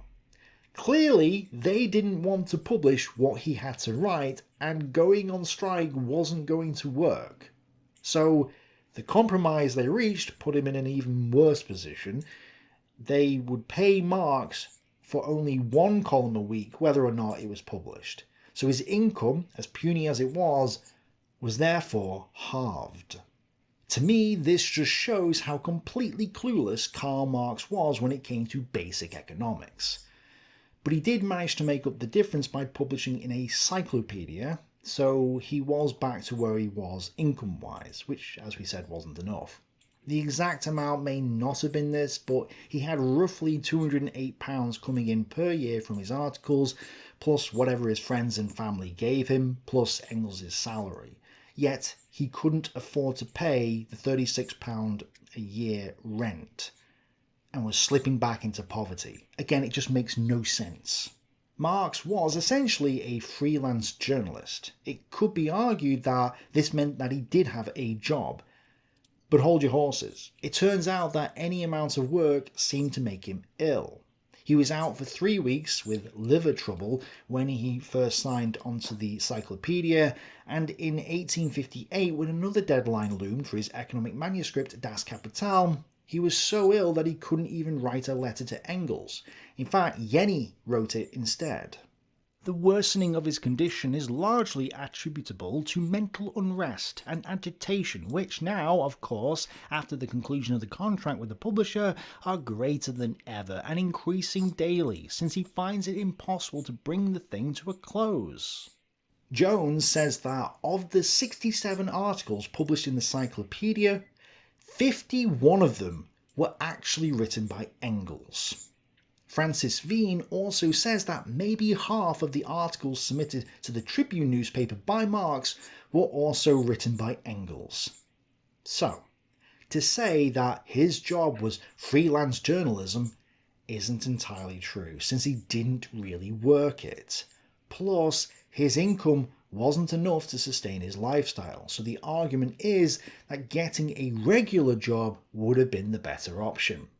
And if he's skipping work like this, is it any wonder that there was some doubt that Marx would ever finish Das Kapital?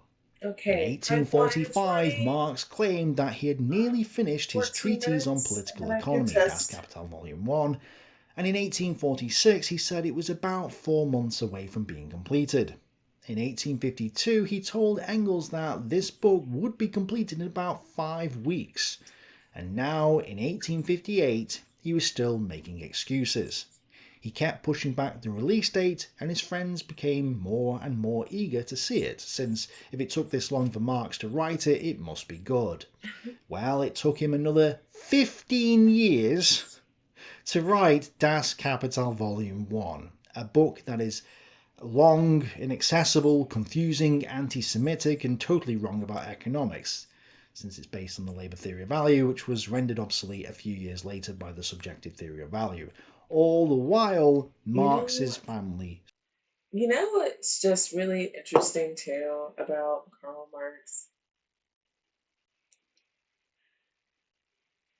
He was anti-Semitic, but the irony of it all is, in my opinion, Karl Marx is the type of Jew I would not want to be friends with. I would be friends with any other ones except for commie Jews. I just do not know. So I just that was interesting. A commie Jew who doesn't like being Jewish, who hates the world, wants everyone to give them money, and then at the same time hate their own race. It's or their own culture. It's like I said, a nihilistic, loser sentiment to be a commie. Suffered. Eleanor went down with whooping cough. Yenny was a nervous wreck. The butcher, the censor broker, and the tallyman were all clamouring for payment. I don't suppose anyone has ever written about money when so short of the stuff. Wow. What a fantastic quote. That's right, Karl Marx. Penniless beggars don't know how money actually works. It is so ironic that communists and socialists blast the wealthy for being allegedly obsessed with money and material things, when in fact communists and socialists are obsessed with money and material things. Yes, very true. That's because they have no money or property and are incapable of accumulating them since they don't know how to contribute to the world. It's heavy. You finally decided to walk into the gym.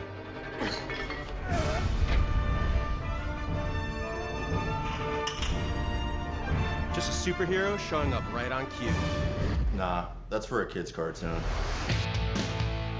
It's still heavy, but Speedience will keep you safe. Train with Speedience. Guess he's no longer needed.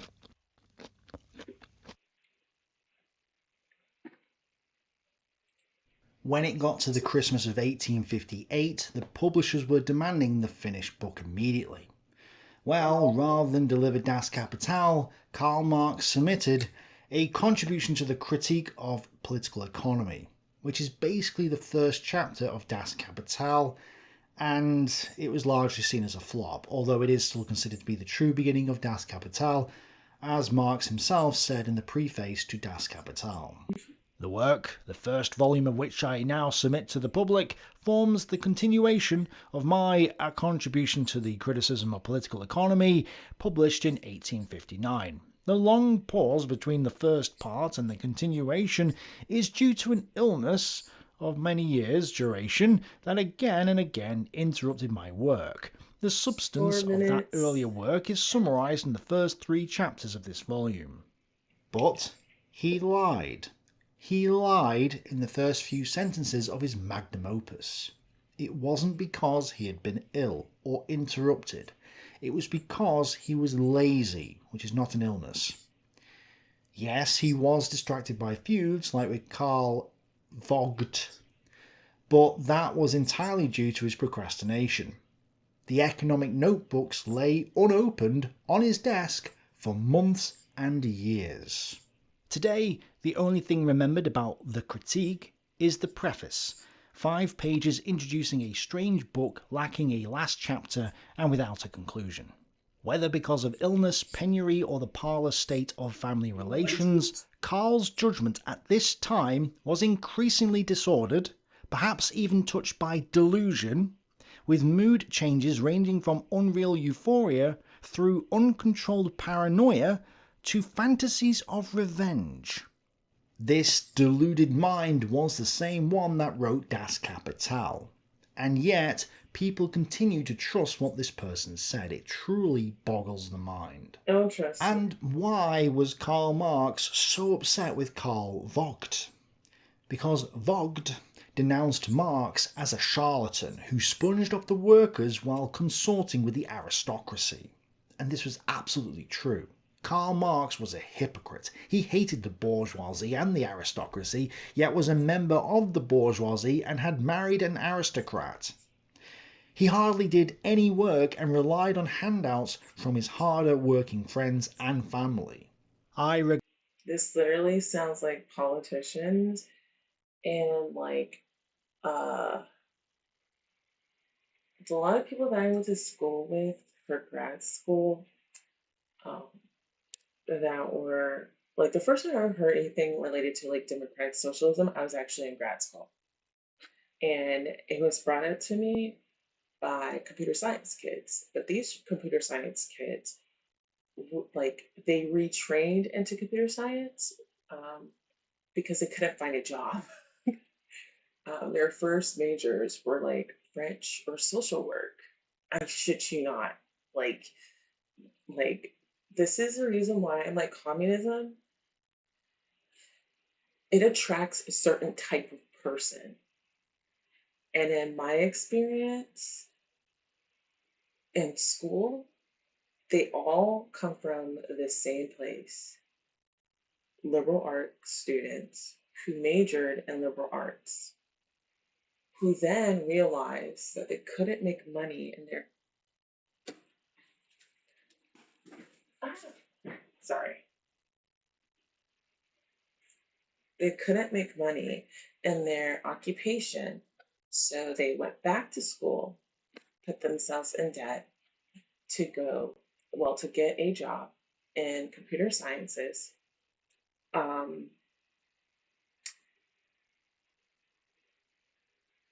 Then at the same time,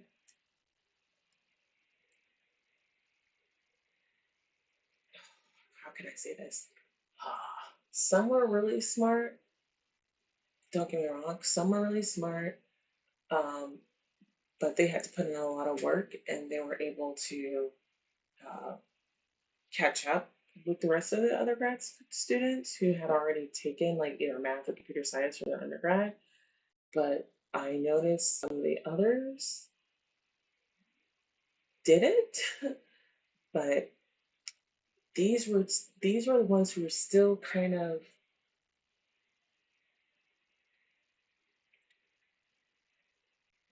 they didn't buckle down after they realized that the career they had originally chosen was not going to make them money. Instead, they continued to live with that social life, not really paying attention to class, not really coming to school, or when they did come to school, they were asking people for their homework, asking people how they did this, asking people how they did that in order to help them finish their work. So I noticed this trend in grad school. And I remember those same individuals coming over to me to try to get me introduced to the term democratic socialist. So I was like, okay, I know what a socialist is, and I know what the word democratic means, but you're assuming that socialists would, their vision of what they want to implement is your vision of what you want them to implement. 9 times out of 10, that's not going to be the way it works. It's not going to be what happens. It's going to be, they're going to give you the version of how they want to implement this. And it could look like something completely opposite. So, like when they say healthcare for Americans, but they give it to healthcare for illegals and Americans, yeah, like shit like that. So, I then said, I know what democracy is or democratic means. That is when we vote for it and basically mob rules, right? It's not constitutional republic. A democracy is basically when majority rules. So when the majority rules and they vote for socialism, then what's the point of calling democratic socialism social? Like what's the point of calling socialism democratic socialism? It makes no sense. It should just be socialism. Like democratic socialism, it's just socialism. Stop trying to make it into something that it's not. It's literally you're using the same word, but that's the double speak. It's not socialism. It's democratic socialism. But then when you look at the words separately, you're like, so do not socialist countries get to vote? Are they not democracies? And you're like, well, yeah. Okay, then so what's the point of putting democratic in front of socialist if in a socialist society you already vote democratically? So like basically you're saying Democrat, socialist. It's like you're basically saying democracy 2 times. It's just socialism. That's it. But they want to change it because socialism on its own, it doesn't attract right people. But if you put democratic in front of it, they're going to think, oh, this is where we all get to vote for socialism, instead of not realizing that socialist countries They still have democracies. People still vote. So what they're asking you to do is promote socialism in America. And I'm like, I'm good because that just leads to communism. But I just noticed the pattern, the occupations that they were in, the occupations they chose to go into that made more money, but then they want to go into socialism, which means you have to give up money. And so I don't understand. What was the whole point of you becoming a social worker, like leaving the social work to come into computer science because you couldn't make a lot of money, but now you want to have the money taken away. So what? Your money can be spread around. Like that's to other people who don't, have it as good as you do. Well, and then trying to get everyone else to jump on it to agree with you. Like, no. What you could do is just donate your own money, pay more taxes on your own without us being included in it if you really want to be altruistic, but it's not to be altruistic. It's just, it was just honestly, it was just another way. When I talked to this person and knew what they trying to figure out with what they were eventually trying to do, well, they were eventually trying to go into politics and later on in life. And that's the reason why this became like a topic of theirs they were really passionate about. So I'm like, if you didn't make it, in my opinion, if you didn't make it as a social worker, and I'm like, I would imagine if you want to go into social work, you should already know that they're not going to get paid a lot. So money and materialism shouldn't be on the top of your list. You're just in the wrong field. So you got into social work because you wanted to help, but then you realize helping people actually doesn't pay.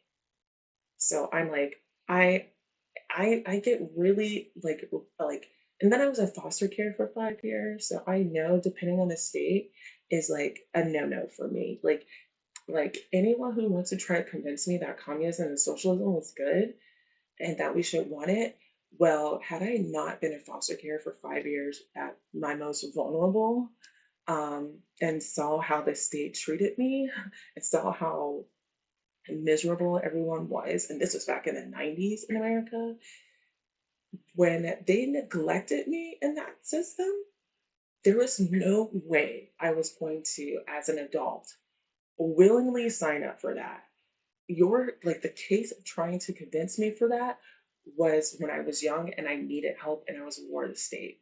I did not see that. Therefore, I will not support anything related to communism, anything related to socialism. Because I know the state fails. People fall through the cracks all the time. You cannot save us all.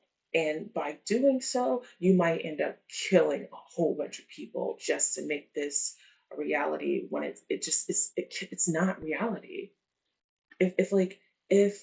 If everyone could be saved, if everyone really could be saved like that, then there wouldn't be hungry people. There wouldn't be. I mean, we still have wars going on. Like to try to usher in a utopia throughout the whole entire world, it's impossible. It will never happen. You will always have some people who are not going to be happy with their circumstances. And trying to believe that you can make it so that everything is great and no one has to worry or anything, it is going to cause the most devastating things to humanity. Regret that this man, with his fine intellect, is lacking in the nobility of soul. I am convinced that the most dangerous personal ambition has eaten away at all the good in him. He laughs at the fools who parrot his proletarian catechism, just as he laughs over the communists a la Village and over the bourgeoisie.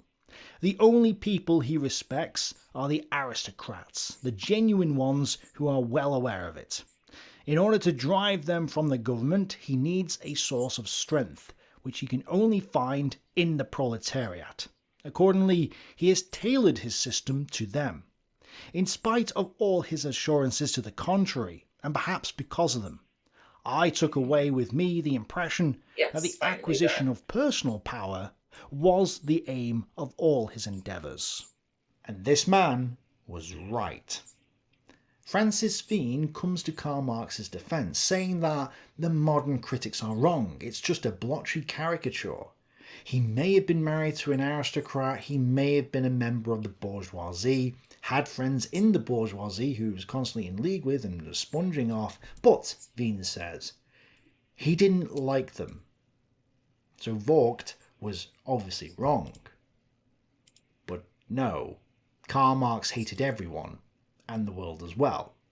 He was Epicurus and Hegel entwined, and he was right to laugh at the fools who parrot his religious doctrines, which only appear to support the downtrodden when in fact they create them. Exactly. Karl Marx deliberately designed a philosophy that was the opposite of life itself. It was against work, against productivity, against profit and success, against personal achievement, and against the... Yeah, that's why I say, and like, even if you just look at communism and socialism, the way that it's practiced, like, it doesn't actually help you. It actually makes it worse. It makes more people poor. It does not make more people rich. And a prime example of this is when you look at all the welfare programs. They have actually taken, like, more money has been dealt out. That's communism for you 101. More welfare has been dealt out to, like, the Black community. And I'm only going to use them because I'm Black, and when I look at the ratio, the per capita of Blacks on it compared to any other race, for the total population of Blacks in America, they are overrepresented in welfare, basically communism from the government, and it has not made them richer. As a matter of fact, Blacks' wealth in America have gone down. And I think mainly it's because of more families being put on welfare. And it's because there's no fathers in the home. When there's no fathers in the home, you end up with a case like Karl Marx. Your children end up being just like that of Karl Marx. But another thing with this, the person that I had mentioned in that too, with the whole democratic socialism while I was in grad school, they came from rich parents as well. That was another thing I noticed. They all came from very wealthy parents. So I don't know whether or not it's because they feel guilty or if it's because they really want others to be on the same level as them. But if that's the case, I don't know why you would want to promote socialism or communism into the society. That will just make things worse. Producers of society. By deliberately enacting policies that reduce living standards, you can then claim that the system isn't working, and that if only you put Karl Marx in charge, we could have a system where Marx could be free to wander around aimlessly in life. He's selling you the rug that he's pulled out from under you. Well, exposed for the fraud that he was, the gloves came off. I'm an angel. See the wings?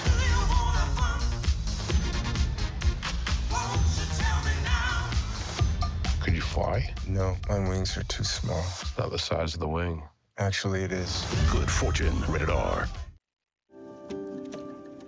My favorite part about being in a learning environment like this is that I'm able to be around so many people with the same mindset as me, as well as the professor who's also... Marx tried to sue Carl Vogt, but failed, then wrote hit piece after hit piece against him and anyone who sided with him, just like the other Marx holes do today. It was during this tirade that he then attacked the editor of the Daily Telegraph, Joseph Moses Levy, who he said had a big Jewish nose. The Weekly Mail maintains that although Levy really fools no one, he has changed I into Y.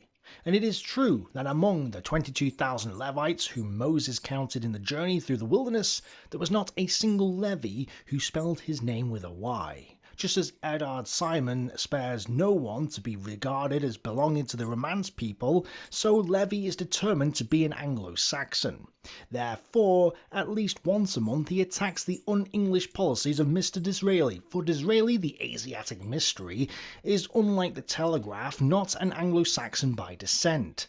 But what does it profit Levi to attack Mr. Disraeli and to change I into Y, when Mother Nature has inscribed his origins in the clearest possible way right in the middle of his face? The nose of the mysterious stranger of Slackin Burgess, see Tristram Shandy, who had got the finest nose from the promontory of noses, was just a 9 days wonder in Strasbourg, whereas Levy's nose provides conversation throughout the year in the city of London. Yenny and Engels praised this book and this passage, as does Marxist.org, describing it as one of the most brilliant of Marx's writings. That should indicate where their true nature lies. Even Francis Feen has to admit that this was rich coming from a man whose ancestors were rabbis called Levi, and ultimately it was little more than both a massive flop and a distraction from Das Kapital. Yenny had succumbed to smallpox, and the children were distraught at Christmas as their mother looked terrible. Marx struggled to pay for her medical bills and was himself off work for more than a month with worry. Not that he did any work anyway. Then, in 1861, Marx spent a month with Ferdinand Lassalle and his countess wife in Berlin. So, for context, Lassalle got involved with a countess who fought a divorce action against her husband. Lassalle spent 10 years fighting her case, including bribing witnesses and stealing documents, and eventually won it. His share of the spoils set him up for life, and he bought a palatial Berlin residence. His box at the opera was next to the king's, and Bismarck himself came to pay homage. Lassalle was described as a tyrant-in-waiting, a dangerous megalomaniac who would happily trample on the workers and form alliances with Prussian absolutism in its feverish quest for power. Yes. Of course, Francis Feen dismisses this accurate description of Lassalle because the evidence be damned, apparently. Well, Marx spent his time with Lassalle, going to a ballet and sitting in a private box next to King Wilhelm I of Prussia.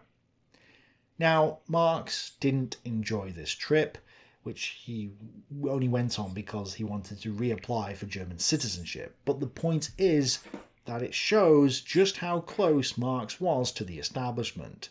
He may have been in exile and he may have been in poverty, but both of those things were his own doing.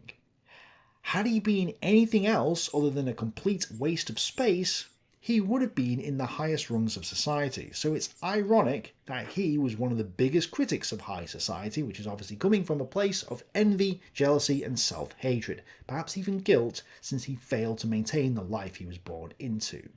It was during this trip that he wrote letters to Engels calling Lassalle names behind his back, like the Jewish N-word. Yes, that's a quote. He called him the Jewish N-word. Francis Feen dismisses this as merely a harmless joke, but it isn't. Marx was deeply anti-Semitic, which is why he called the Jews the bourgeoisie. Anti-capitalism is anti-Semitism. Anti-Semitism is anti-capitalism. Again, I've been over this, if only people would actually listen. Marx also visited his mother and his uncle, Lyon Phillips, receiving £160 in cash from him and the cancellation of his previous debts to her. My mother does not want to hear a word about money, but she destroyed the IOUs that I made out to her. That is the only pleasant result of the 2 days I spent with her. He never thought to offer the 5 women, his mother and sisters, any help, but rather he expected his mother to continue to support him. She was hurt and eventually cut him off almost entirely, an offence for which he never forgave her. I wish Karl would accumulate capital instead of just writing about it. His wife said the same. "Carl, if you had spent more time making Capital instead of writing about it, we would have been better off." Well, when he returned from his trip, he was broke again and bumming off Engels once more. Jenny would tell the landlord that Karl Marx was away on business and send him off empty-handed. So 20 years until retirement. At this rate, it's probably going to be more like 40. Okay, no, way too long. Let's see how much you're spending. Download an app called Rocket Money. Oh, wow. I've got 3 DoorDash accounts?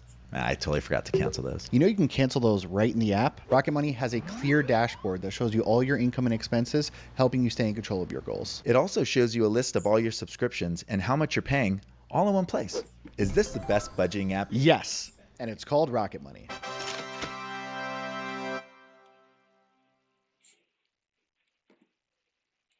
While Marx himself cowered in his study. His daughter Jenny was described as weak and emaciated, which he excused as being from the strain and stigma of their circumstances. But an argument could be made for malnutrition based on the evidence. His wife Jenny told Karl Marx that she wished that she and her children were safely in their graves. Such was the depression she felt, and I wonder if she ever regretted her deliberate choice of marrying a scumbag. Never marry Leading a dog's bad boy. life is hardly worthwhile. And if you're Oh really? Did it take you until your mid-40s to realise this? Since he had stayed with Lasala, Lasala then came to visit Marx for a while. And Marx sold everything he had to try and maintain the illusion that he was doing better than he really was. Lasala ate and drank as if he was starving, hinting that the Marxist family diet was extremely modest, and boasted of losing a mere £100 on a stock market gamble. He then asked if Karl and Jenny would allow one of their teenage daughters to stay with him as a companion maidservant, paid of course. Marx complained to Engels, saying that this was an unspeakable disregard for their social status, but it's quite clear that Lasala was trolling Marx. When the landlady came knocking and threatening the bailiffs, Lasala finally offered £15 as a loan, and another £60, but he only handed that over once he had received a written guarantee by Engels. Marx accepted the money, but it ended in a heated argument which saw the two men end their friendship. Thanks to his own Communists are a good reason why you need a co-signer on a loan. laziness and Lasala's trip, Marx was left nearly bankrupt, and his uncle and mother didn't help him at all. At Christmas 1862, Jenny tried to woo a French banker in hopes of getting money, but the trip was a disaster, and she returned home to learn that the maid's stepsister, their second maid, had died of a heart attack 2 hours earlier.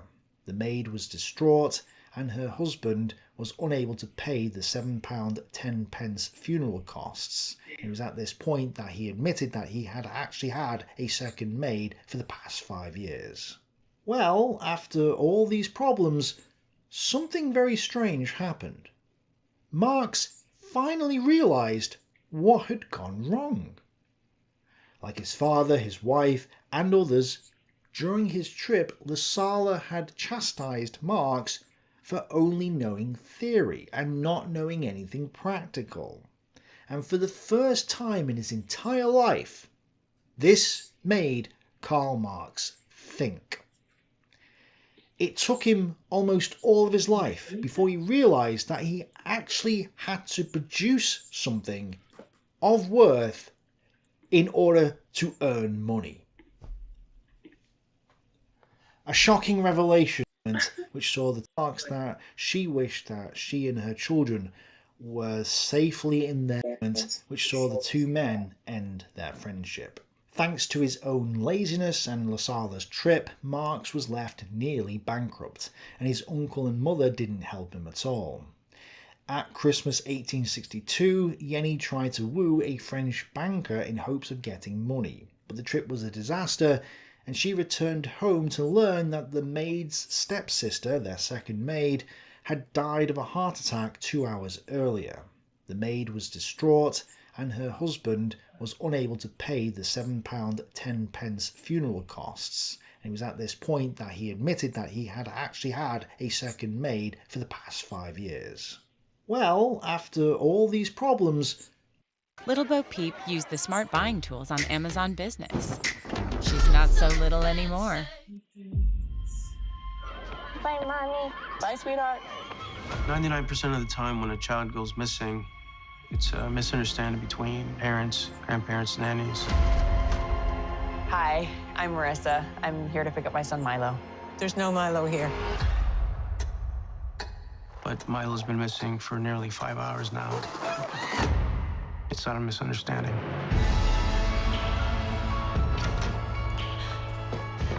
I'm so sorry.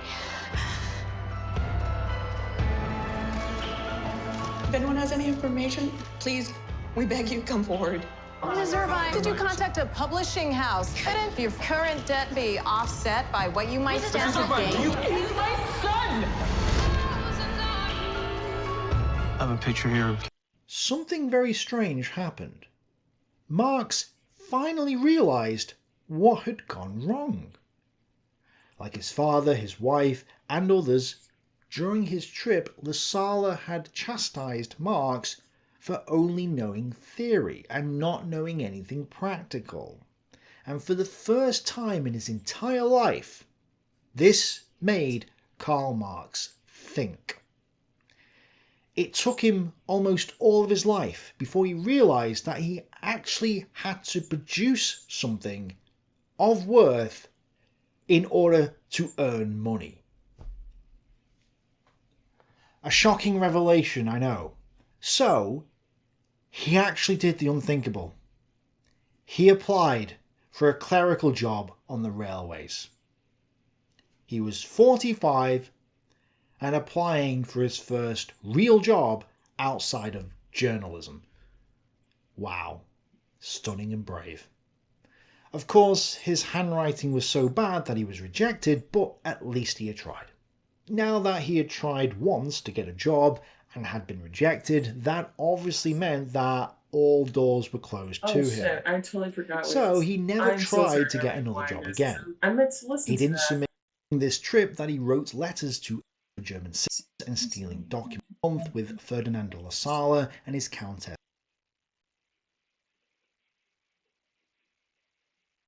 Okay.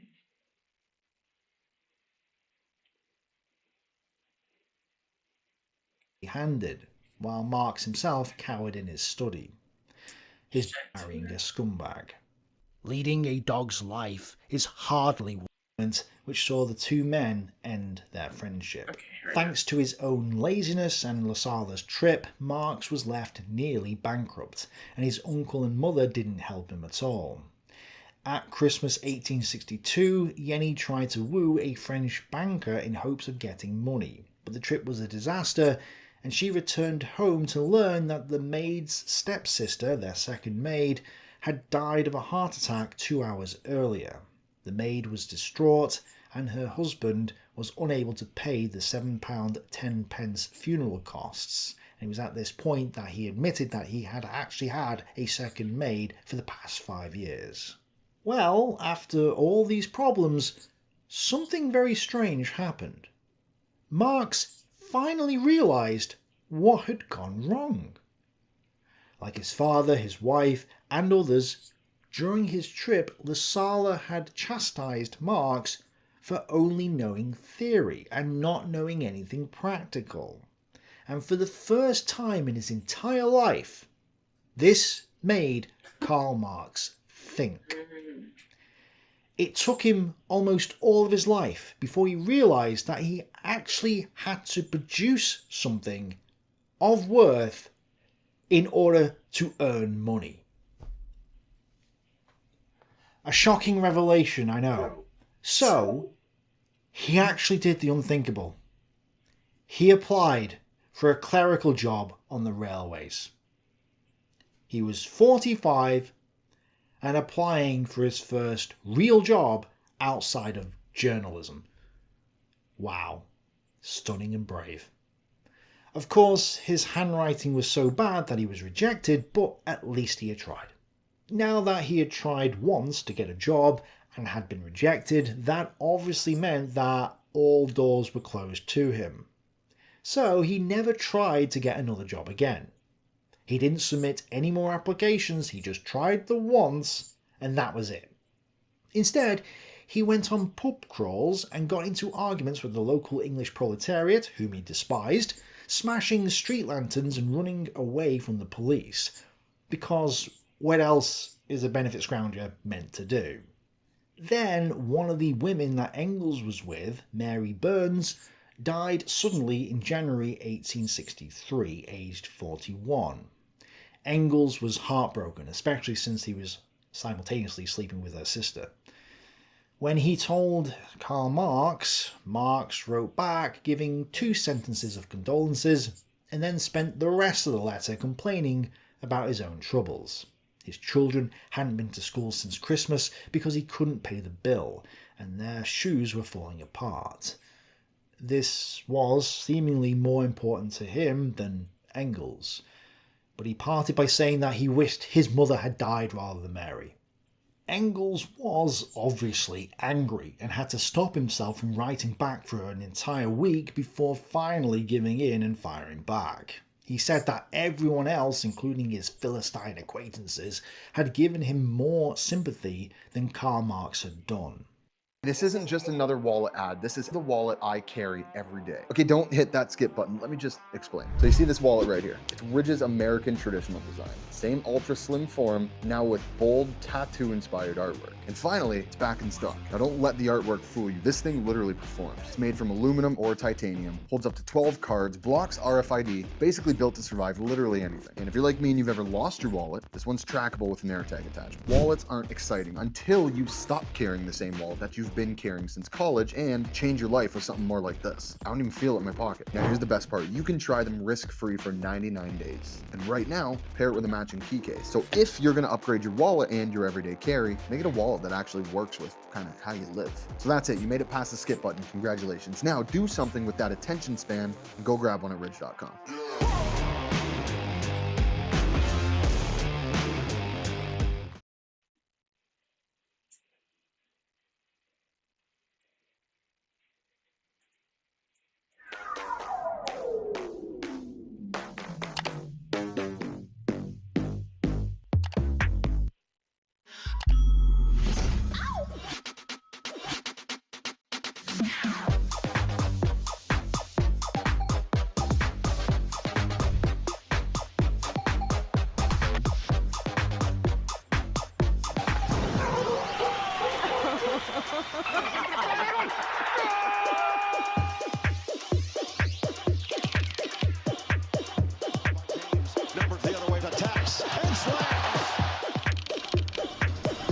Dreams do come true. I am showering on Netflix.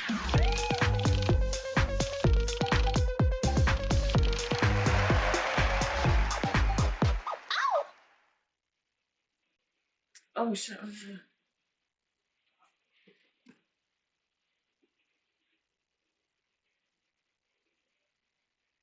Marx half-heartedly apologised, explaining that he was under extreme pressures, saying that he would soon have to declare bankruptcy and marry off his daughters, and that in such circumstances he could only afford cynicism, which is why his letter came off the way it did.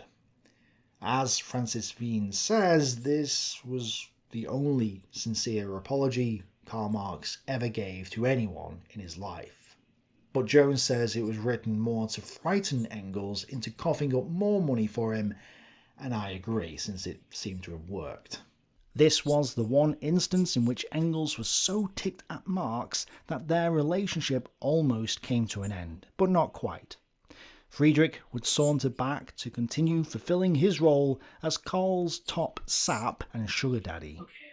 Engels served Marx as a kind of substitute mother, sending him pocket money, fussing over his health and continually reminding him not to neglect his studies. And as Engels' fortune grew, so did his generosity. But Marx always adjusted his standard of living to a level above what he received. Thus, he was never out of debt, and he never stopped asking Engels for more. Engels was still fuming from Marx's words, but accepted his apology, then set about rescuing Karl Marx from destitution. Engels stole £100 from his family's company for Marx, then sent another £250 a few months later. Another friend bailed him out too, which meant he could now go on holiday. That's right, instead of paying down debts or whatever, Marx went on holiday. At this point, Marx's health was very bad, with boils on his feet and back. He responded to this by smoking twice as much as usual, taking a cocktail of pills and alcohol, despite liver issues, and he also took large doses of opium. Yep. Karl Marx, the moocher, who was in the process of writing Das Kapital, was on opium. Well, that certainly explains why it was so badly written. But I like how he's got massive financial troubles, yet is perfectly capable of funding his smoking, drinking and drug addictions. Obviously, such things take priority over the wealth and health of his wife and children. The man who said that religion was the opium of the masses ended up taking opium for his boils, as well as doses of arsenic. He and his doctors were perplexed at the cause of the boils, which was not a disease picked up by anyone else in the Marx household. Marx's obsession with not bathing would seem a rather obvious contributing factor. Finally, Karl Marx's mother died at the age of 75 on the 30th of November 1863, and he couldn't have been happier. Engels sent £10, and when Uncle Lyon Phillips took back all the money that he had lent to Marx, this left Karl Marx with an inheritance of just over £100. And let me just ask you a question. Karl Marx was a jobless, deadbeat dad who was still massively in debt. The Marx holes were so near bankruptcy that they couldn't afford to live in their flat on Dean Street. So, with this windfall of a few £100, what do you think they did next? That's right. In 1864, they moved into a mansion. Could Karl Marx afford a mansion? Has real communism ever worked? No. And he admitted that he couldn't afford it to Engels, whom he was still borrowing money off. If you're looking on Google Maps for this place, it was where the Brown plaque is. But it wasn't like this back in the day. It was a detached mansion with a large garden and enough bedrooms for each girl to have their own, plus Marx had his own study. This factor. Finally, Karl Marx's mother died at the age of 75 on the 30th of November 1863, and he couldn't have been happier. Engels sent £10, and when Uncle Lyon Phillips took back all the money that he had lent to Marx, this left Karl Marx with an inheritance of just over £100. And let me just ask you a question. Karl Marx was a jobless, deadbeat dad who was still massively in debt. I didn't say anything. The Marx holes were so near. No, I didn't get the CCNA. I got the certs that I ended up getting last year. Actually, this year. I got one last year, was the Network Plus. This year, I got Security Plus and Azure Administrator. Next, I want to do CCNA, but since I do a lot of stuff in Azure, I kind of want to do the Azure networking too. But I don't know. I want to do the CCNA though, but I also want to do Azure. I think the next Azure cert I would go for. Dan, what are you working as? A SWE? Yeah, I'm a software developer. At right now. So they have me like as their software developer / admin. Azure admin. So basically we like our whole entire app it's a web app hosted in Azure, and I just maintain the whole entire app and Azure. So I like it. My own website, I'm using the same sort of the same frameworks, or sort of the same stack. I'm using Azure for the hosting, but then um, I'm using React for the front end, and then C# and Entity Framework for the back end. I like Azure. I think it's easy,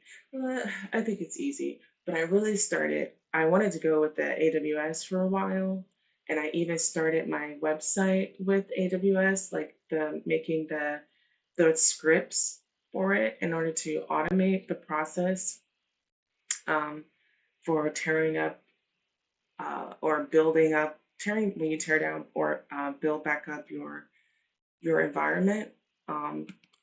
But then this job they had switched over from AWS to Azure. So I was like, okay, I don't want to split my studying between learning Azure and AWS. So I just said, I will scrap everything AWS and then go and focus on Azure only. What's your take on AI now that you're grinding and studying last? Now we were grinding and studying last year. Okay, so like, I know AI is going to be a future, they say, but at the same time, I don't think we're there. Oh, sorry, can't type. Oh no. I don't think we're there to the point where your code can write the most complex of things, where AI code can write the most complex of things, like weapon systems, stuff like that. I don't think it can do it yet. And honestly, I wouldn't want AI to build that type of stuff. So, as far as those jobs, I don't see them going to AI. I think those will just be those types of jobs will be ready for regular people. The same thing with trading.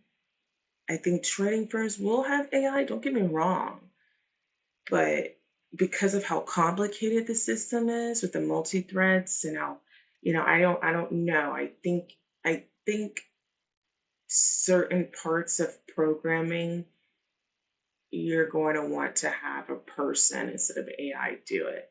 I just don't think our AI is there yet. But there is like that base 44, and someone was asking me about it. They're like, I'm going to have base 44 do it.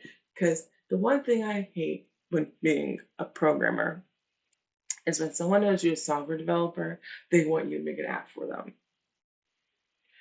without really understanding how much work goes into it.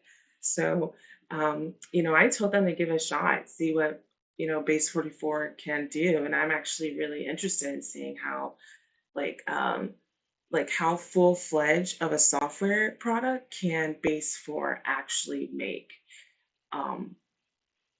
Yeah.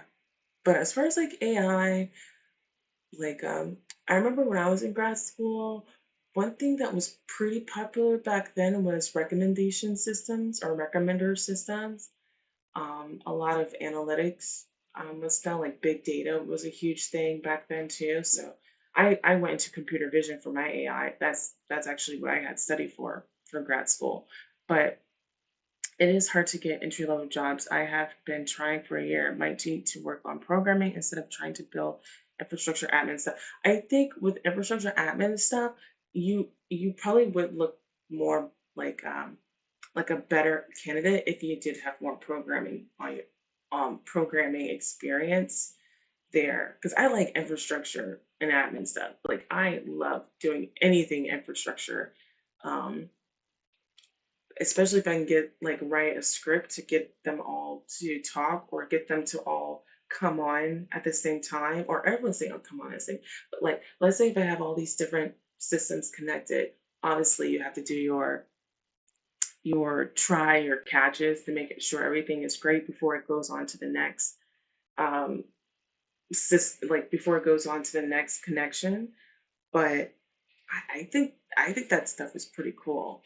It's like you're just automating everything. But I don't write my scripts anyway. I don't like to write my scripts with out Mm, see, the one thing I like about Azure and AWS, you can write your infrastructure using the SDK, instead of using like Bash or Batch. Like that is, I'm, no, oh my God, Lee, I am not judging. Okay, I know admins typically use Bash or Batch. I am not judging. I am not one of those individuals. Okay, I was before, but I'm not. I'm not that anymore. So I really do apologize for that. Oh, you're a scripter. Bash is wise. If you're not using that, you're doing something wrong. I rather use Bash than Batch. So, and because I use GitHub, or I should say Git, I tend to use Bash a lot more. Bankruptcy that they couldn't afford to live in their flat on Dean Street. So, with this windfall of a few £100, what do you think they did next? That's right. In 1864, they moved into a mansion. Could Karl Marx afford a mansion? No. Has real communism ever worked? No. And he admitted that he couldn't afford it to Engels, whom he was still borrowing money off. If you're looking on Google Maps for this place, it was where the See, that's another thing. I want to actually use Terraform. I haven't used it yet. Only Docker, but I haven't really had time to study for Terraform. Only, but I hear it,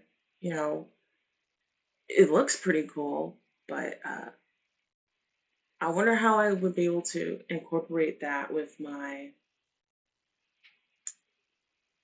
C Sharp code that I use to build the cloud infrastructure SDK. Like what I mean, like building cloud infrastructure, I'll use the SDK to make like the vault, like the key vaults. If I need to make a virtual nets, if I need to make like subnets, I'll just use the Azure SDK and do all of that, and it'll build everything for me. At your job, is everything? Yeah, everything is in Azure. At one point it was AWS, but then they switched over. brown plaque is. But it wasn't like this back in the day. It was a detached mansion with a large garden and enough bedrooms for each girl to have their own, plus Marx had his own study. Look at that. That just looks so sad. That looks like who would want like this is what communism gave you? Like this shit, who wants that type of life? Should live in a fucking prison.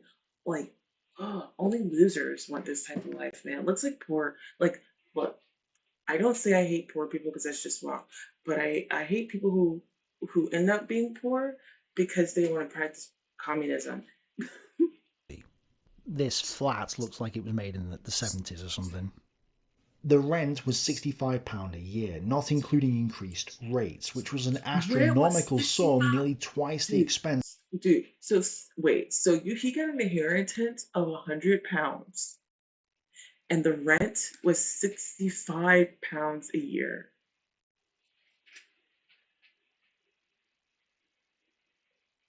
Yeah, communists are really bad with money. This is the previous place. Okay, is it a bit more? And this would... It's a bit more work, but the fuck you want to manage a life cycle of your resources? Well, it was more so like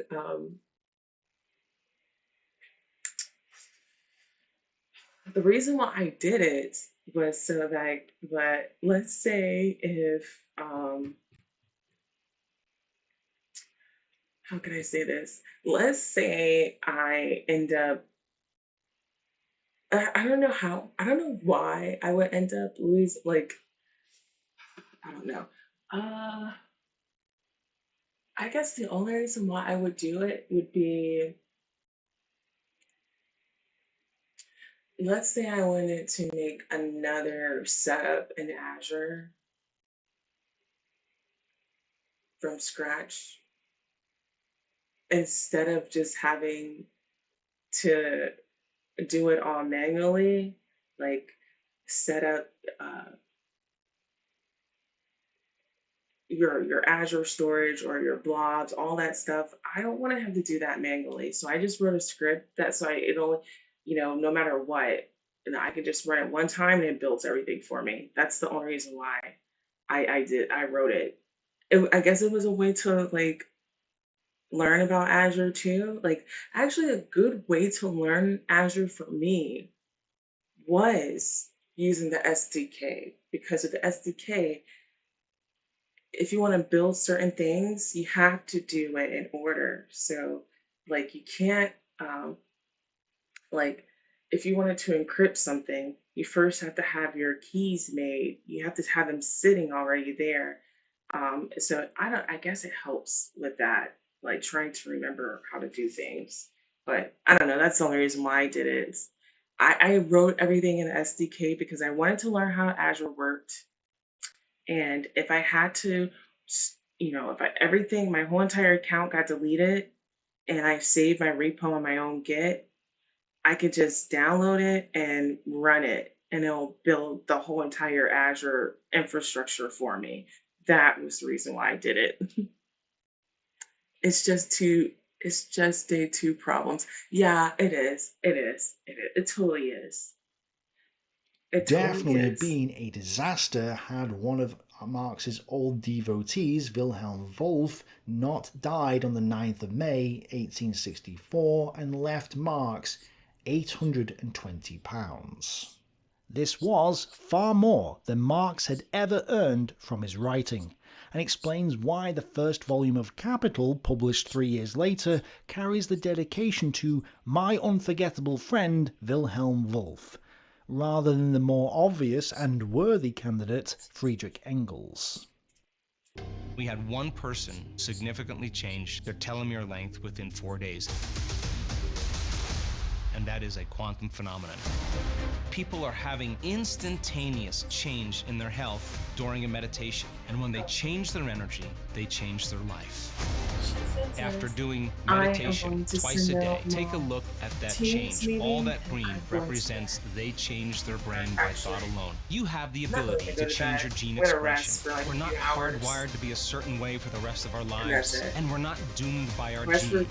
In fact, we are marvels of change. I'm going to show you how to rewire your brain and show you the latest data that supports my work, that your thoughts can have an effect on your brain, your body, and your life. I'm Dr. Joe Dispenza, and our research proves that when you change, everything changes around you. Okay.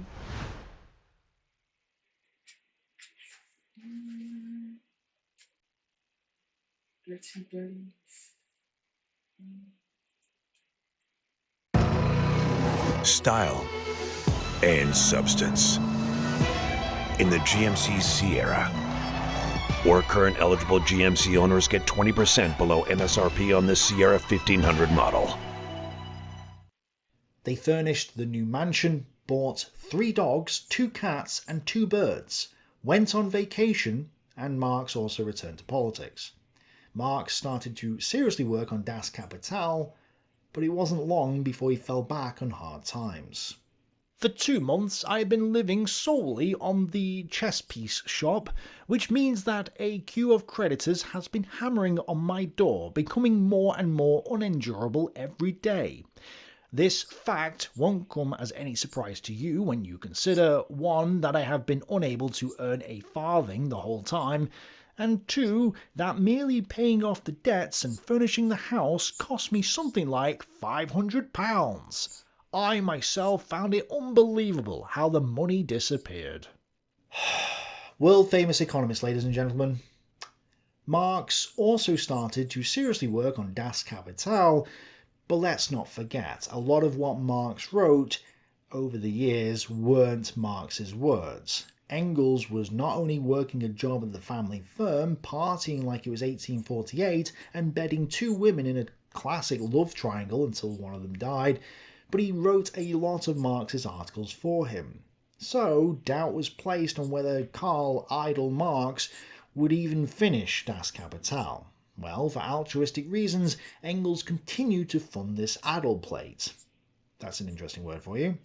Not only did he think he had a duty to his friend, but he religiously thought that the revolution was just around the corner. So, what is the use of money if you think it's going to disappear tomorrow? So he spent 20 years working at the office, repeatedly predicting the revolution that never came, while sending money to Marx, and finally, in 1867, he got what he had wanted all that time. After 20 years, Karl Marx, aged 48, finished Das Kapital, Volume 1. He wrote the last few pages of Volume 1 standing at his desk when an eruption of boils around the rump made sitting too painful. Engels's experienced eye immediately spotted certain passages in the text where the carbuncles have left their mark, and Marx agreed that the fever in his groin might have given the prose a rather livid hue. A carbuncle suddenly erupted, soon to be followed by two others. The last one was especially bad and obstinate, and furthermore was so awkwardly placed that it prevented him from walking or moving at all. This morning it has been bleeding more strongly, which has brought him some relief. 2 days ago we began the arsenic cure, of which Karl expects a good effect. It is really dreadful for him to be interrupted again in the completion of his book, and in his delirium at night he is forever talking of the various chapters going round and round in his mind. After begging Engels for money to retrieve more items from the censor shop and for postage, Karl Marx submitted the manuscript to the publishers. His family was so poor at this time that they refused to respond to invitations for their children to go to other people's houses. But it was all worth it, right? The first royalty check from the book arrived 16 years after it was published, at which point both Karl and Jenny had died. Only their surviving children got some royalties. I only got as far as page 2. That's where the footnote is nearly a page long. I felt that 2 sentences of the main text and a page of footnotes were too much. Wilson had a first-class degree in politics, philosophy and economics, but he guessed that his profession of ignorance would endear him to the educated middle classes, who, particularly in Britain and America, are often perversely proud of their refusal to engage with Marx. Because it's a load of excrement. I have read it, it is deeply flawed. And I've not got time to go into it today, but I have done previously, and I can sum it up by saying that Marx's anti-capitalism is his anti-Semitism, which is why the title Das Kapital literally means, in his own words, the Jew. And according to Karl Marx, we've always had Jewish capitalism, since money and commodities have been in existence since the dawn of time, which is what he spends the first 100 or so pages telling us. Capital is money, capital is commodities, after all. So the ancient Greeks were capitalists then, weren't they? But Francis Fiend spends most of a chapter telling us how stupid people are for being incapable of reading the thing, dismissing almost all criticism as simply people unable to comprehend the godlike amazingness of the scripture written by a being so parasitic that he transcends the need to earn money itself. Marx and the Marxists are, in Fiend's view, no mere mortals like he says the rest of us are. This is why Fiend dismisses Karl Marx's anti-Semitism in chapter 11, refusing to recognise that it's actually fundamental to the doctrine. Work, errands, chores, they follow you home. But the moment you feel the unmatched comfort of a La-Z-Boy recliner, you go from zero to lazy. The work, lost in cushions that don't quit. The errands, forgotten with every recline. The chores, fading away in comfort that fits you so right. Come get the comfort you deserve at La-Z-Boy. Game-changing comfort. Score up to 40% off fall faves. La-Z-Boy, long live the lazy. Finding new adventures. And extra confidence. And extra miles. Okay, I'll be right back. And room for everyone. Send this out And real quick. standout style. In reality, though, Fiend is just echoing Engels, who said that in a post-Hegelian world, people just aren't used to this way of thinking. Marx himself admitted that the first chapter was the greatest difficulty. And as explained earlier, Despite claiming to have a dialectic method opposite to Hegel's, it clearly wasn't. Most socialists and communists don't even bother reading Das Kapital, since even they know it's far too hard to read. They just stick to the Communist Manifesto, if even that, since in my dealings with them, they don't even seem to have read the 10 points of the manifesto, nor grasped that we have actually implemented all of them in the current system.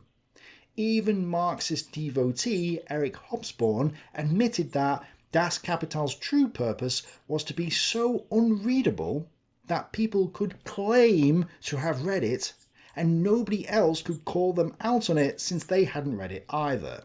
Capital Volume 1 was indeed frequently reprinted, but it may be doubted whether it lent itself to wide popular reading.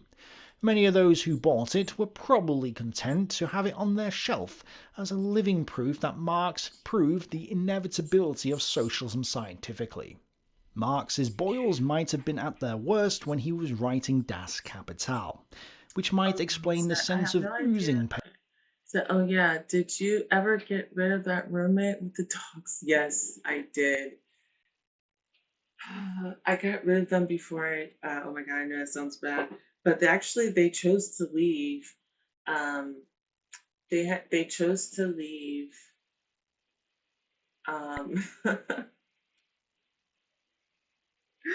Because my crazy ass said, I'm just gonna show up one day because it was between that that roommate, that tenant with the other tenant, they couldn't get along as roommates. So I had to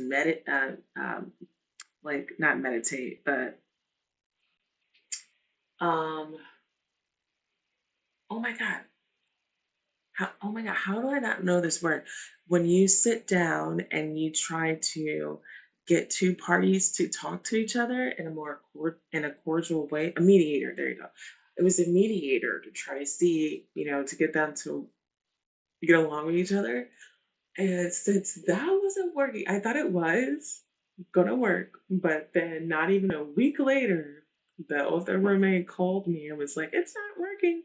So I made a surprise. I told her to not tell them and that I was coming down. And as a landlord, I can come in and check, since I was also, I wasn't completely out of the picture when it came to my home. So because I still slept there too. So they were just my other roommates as well as me being their landlord and they being my tenants. So I came down there and I was just gonna see what happens. I'm like, maybe I just need to be here in order to make sure, I set down the ground rules, because when I had left, I thought everyone agreed to the ground rules, but apparently there was issues with that. So when I came down, and it surprised them the next morning because they didn't know I came home. They themselves, within the next week, decided to leave. They were like, "We're gonna take your offer," because I gave them an offer when I was being their mediator. I said to anyone who doesn't want to live here, because of the tensions, I am willing to let you get out of your lease scot-free, and give you time to, it can't be too much time, but I will give you up to 2 weeks to find, or at least 30 days to find another place. You won't have to, pay me a cancellation fee or nothing, right? So I wanted to make it as calm as possible and less of a headache for people. So I had said that to both of them when I was being a mediator through a virtual meeting that we had. And yeah, as soon as I came down, like a week later, they said they were going to move out. When they left, not gonna lie, the room was disgusting. It doesn't even so I made up their room. when I moved in. It doesn't even seem like they even slept under the covers. Like it was still the same sheet, the same way that I had made the bed. Like I know my way of making bed because I was doing hosting, so there's like a very particular way I like to make the beds. They never slept under the covers.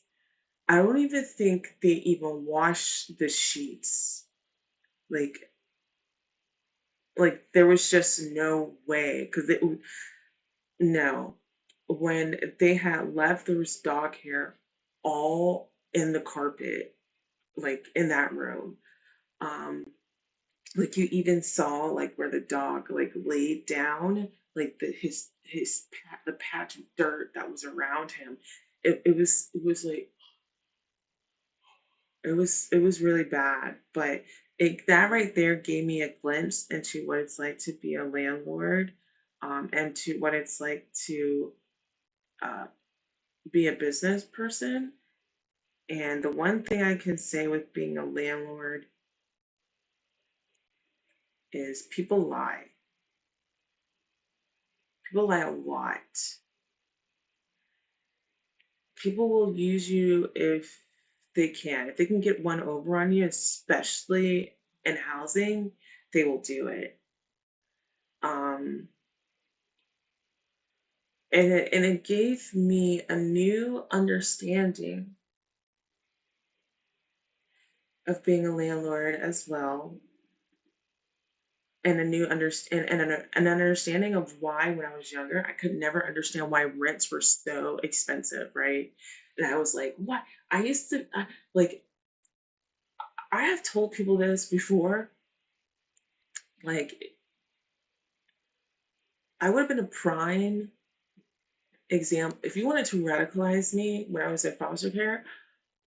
Like that would have been perfect time because I was a very angry person, like I said before, seeing how it wasn't because I was jealous because I couldn't have anything. I was just angry because of the system and how they treated the most vulnerable children. I saw how that system treated you.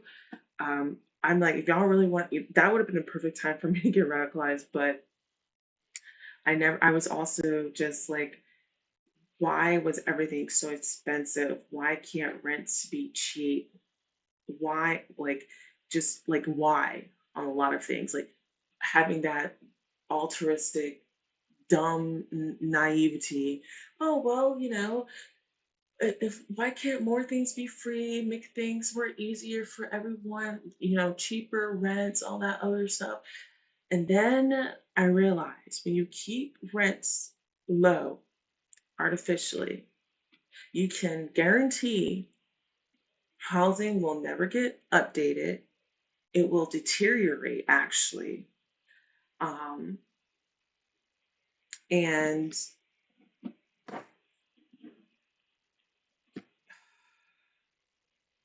your taxes, your tax property tax go up every year. And like you sometimes, like when you don't see the mortgage paper, you're all you're going to be is just angry that the landlord raised the rents on you the next year. That's it. You're not going to know anything else. But like once I bought my house and I saw my mortgage kept raising in price, not because of my interest rate, but because of taxes. It's because there's so much that unless a person wants to take responsibility and actually have skin in the game, when I mean skin in the game, I mean more than just having a job in the game. I mean like running a business in the game. That's skin in the game. Or having children. That's more skin in the game. When you start to realize that things are expensive and a lot of it has to do with taxes, yeah, there you start to realize I don't want to upgrade my home. Nope. Mm-mm. And then you get people who come into your place who try to eat like I can't tell you how many people, mind you, I'm only 39 now, right? I've been on my own since 13, pretty much, foster care. I've lived on the streets, I've slept in hotels, I've slept in my car. But the one thing I never stopped doing was moving forward, getting money, learning whatever I needed to, to raise my value. And like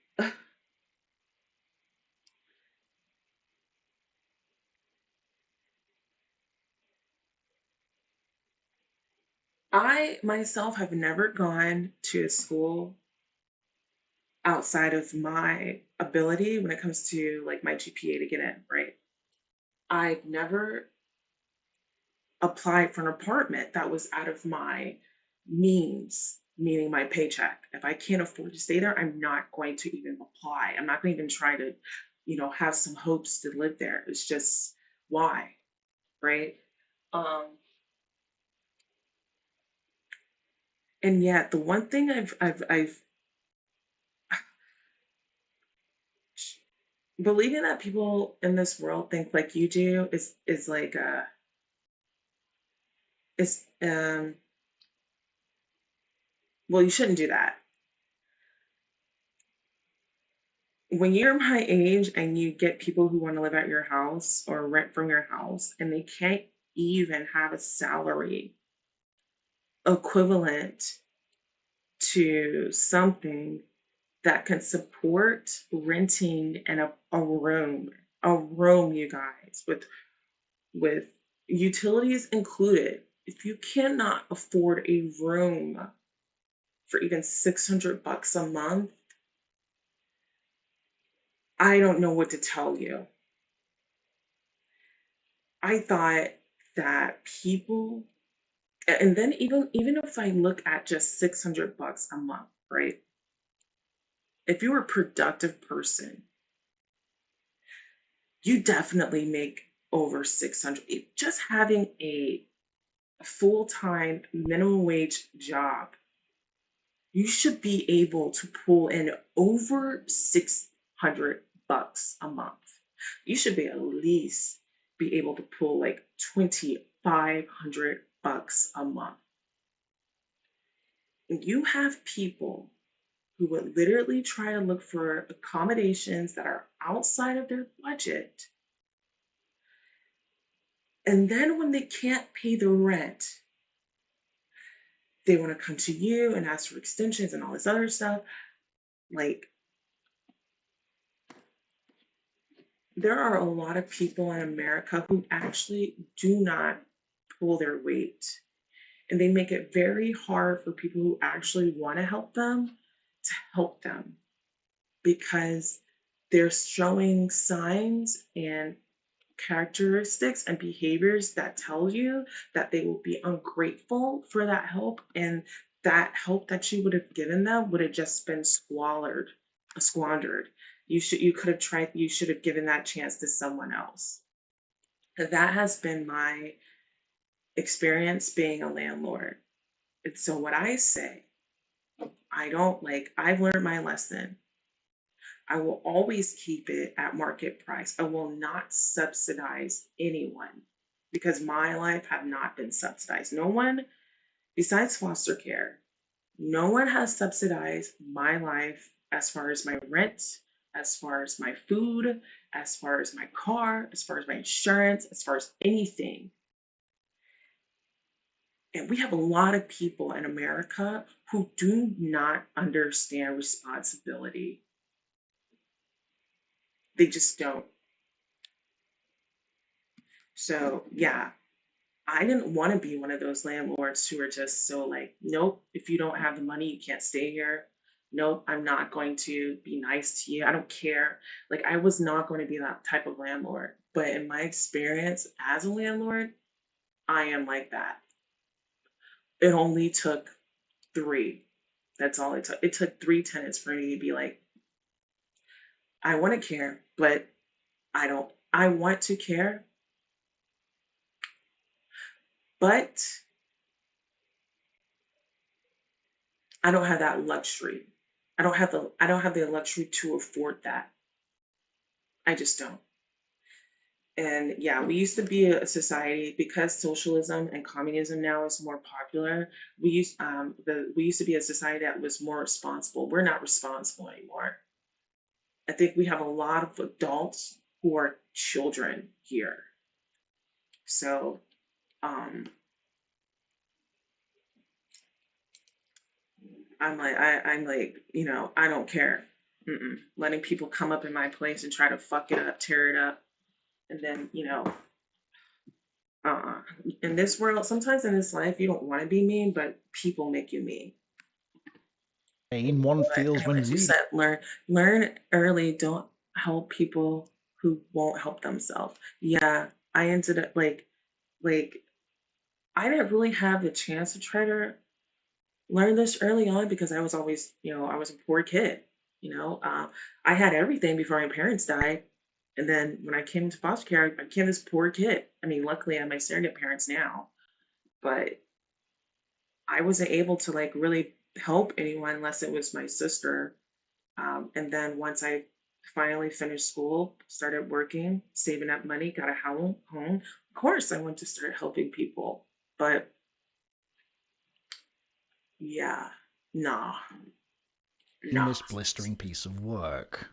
Now, Marx was still living in obscurity at this point, until the outbreak of the Franco-Prussian War. Well, the ones who don't. Due to the Paris Commune, the news... I should say the ones who don't want to help. No, the ones who don't want to help themselves, they can go, like, fuck off. Oh boy, that's when you learn who someone is for the first time. Yeah. And the first time you say no, yeah. Papers picked up on Marx's writings, like the Communist Manifesto, and used this to prove that the enemy was within. In reality, there was still only a handful of revolutionaries throughout Europe, which is why the writings of each one of them are pored over so thoroughly. Unlike today, where there's millions of lazy, unemployed philosophy graduates, back then there were only a handful. So as a result of Das Kapital and his notorious defense of the Paris Commune, Marx was propelled into infamy overnight. Still, he remained penniless, until Engels sold his partnership in the family firm, moved to London, and was able to provide Marx a pension of £350 a year. By this point, his children were growing up and having children of their own, and they all became mentally ill, chain smokers or similar, since their father was a tyrant during their upbringing. In March 1875, they moved down the road to number 44 of the same street, which was a 4-storey terraced property and far cheaper than the mansion. But Marx's health was beginning to fade now, and the regular pub crawls slowed down. His wife Jenny was also coming to her end, with her health deteriorating from 1877 onwards due to liver cancer, probably from all the alcohol. She died in her sleep on the 2nd of December 1881. Marx was ill at this time, with Engels commenting that Marx was effectively dead. His doctor even forbade him from attending the funeral of his wife, and in January 1883, his daughter Jenny also died of cancer at age 38. Or like a review. And he was not long to follow. Racked by laryngitis, bronchitis, insomnia, and night sweats, he was too weak to read the Victorian novels which had often brought solace in such moments. Downing a pint of milk daily, plus rum and brandy, it's no wonder he had been plagued with liver problems all his life. Well, on Wednesday, 14th of March 1883 at about 2:30 p.m, Karl Marx died in his armchair next to the fire and was discovered by one of his children and Engels. He had developed an ulcer on his lung which had ruptured. Again, that bad chest and constant smoking was what did him in. He was buried on the 17th of March with only 11 mourners attending the funeral, probably because he smelled so bad. His entire estate amounted to £250. Engels was loyal to the end, financially supporting Marx right up until his death, waiting patiently for the next volume of Das Kapital. only for Marx to have died before it was completed. In the last 7 years of his life, Karl became increasingly secretive about his intellectual preoccupations. He stopped talking to Engels about his work, even though his friend had moved to London and now lived around the corner. In 1883, just after Karl's death, Engels was shocked to discover how little further work had been done on the second volume. Engels therefore had to do it himself, which he did in 2 years, since he knew that nobody else was capable of reading Marx's terrible handwriting. He then published the third volume 9 years later after that, a year before his own death in 1895. This was 20 or 30 years after their original composition. Marx's treatment of his daughters is interesting because he denied them an education, denied them careers, and then was hostile to potential suitors. The 2 surviving daughters of Karl Marx ended their own lives, and only his son, Freddie, who was the only one not to live with his father, managed to live until the grand old age of 77 when he died a natural death in 1929. In fact, 4 of Marx's 6 children died before he... Actually, I want to hear about that again. 6 kids. No, it's 5:16 for me here a.m. in the morning, but I've been like working since I think 9. Well, I've been streaming for 7.5 hours, so almost a whole work day. But I had to do something on Friday, so I kind of needed to do this I needed to get in my 8 hours for Friday. So now today, when I wake up again, I will work for Monday, do my 8 hours for Monday. But oh my God, that's so sad. Look at how all his kids died because he was a loser father. Little further work had been done on the second volume. Engels therefore had to do it himself, which he did in 2 years, since he knew that nobody else was capable of reading Marx's terrible handwriting. He then published the third volume 9 years later after that, a year before his own death in 1895. This was 20 or 30 years. I'm going to try to do that more. I just thought it would be weird to just stream, politics in the background while I work, because a lot of times I just work. I haven't really, I think the last week was the first time that I was able to work on something that I have been working on since June. So eventually I'm going to go back to my site, but I just had to catch up on things because I ended up taking a job in Belgium. So after I had left Kuwait, I ended up my job then had me go back and forth between United States and Belgium. I did that for a few weeks, well, actually a few months. And now sometimes I work in between night. And how was that experience? Well, I'll tell you. Sometimes I work in between, overnight, so I can be on Belgium's time, or sometimes I'll get up really early in the morning. When it's 9 o'clock here, it's like when it's 8 o'clock here, it's 2 p.m. there. Usually I like to get up around 6 o'clock here, because it'll be 12 o'clock there. So my schedule is a weird hybrid of sometimes really early in the morning or sometimes really late at night, so that I can go into the morning just so I can be in the same time frame as Belgium. My experience in Kuwait, okay guys, so I think a lot of people got the Middle East kind of messed up. You have your extremists, don't get me wrong. You got your extreme places Afghanistan. I would not recommend going there, period. But I the past, basically ever since I left St. Louis, because you said your time zone was an hour behind, so I'm guessing you probably were watching me when I was studying for this I wonder if you followed me or when I was in St. Louis, because I was in St. Louis for a little minute. But when I left St. Louis, I went over to the Middle East in Kuwait and lived there for 2.5 years. In the Middle East for 2.5 years. I also was in Iraq for a little bit too. Um, but I went to Bahrain, I've been to Qatar, I went to UAE. And like, I think a lot of people have gotten the Middle East, where I should say the people who want to live in the Middle East in those areas, they're not crazy. They're not the ones trying to blow people up. When you go there too, they don't want extremists there either because they have really, really nice places, really, really nice places. Not to mention, this will turn off tourism like that. So they deal with their extremists very brutal, very brutal. But that's why a lot of them, they're moving over to the West. The extremists, they're moving over to the West because they can't do stupid shit like they can, like they want to over there because, well, they're just not gonna have it. They're not gonna fuck with that. Um, Dubai was very cheap for me.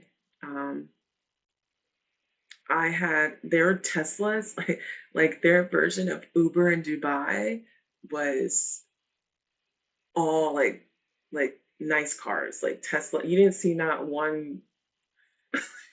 You didn't see a hoopty to take you like you would here in America, like when you see like Uber X or Uber Share. Abu Dhabi was a little bit different. Abu Dhabi was more like,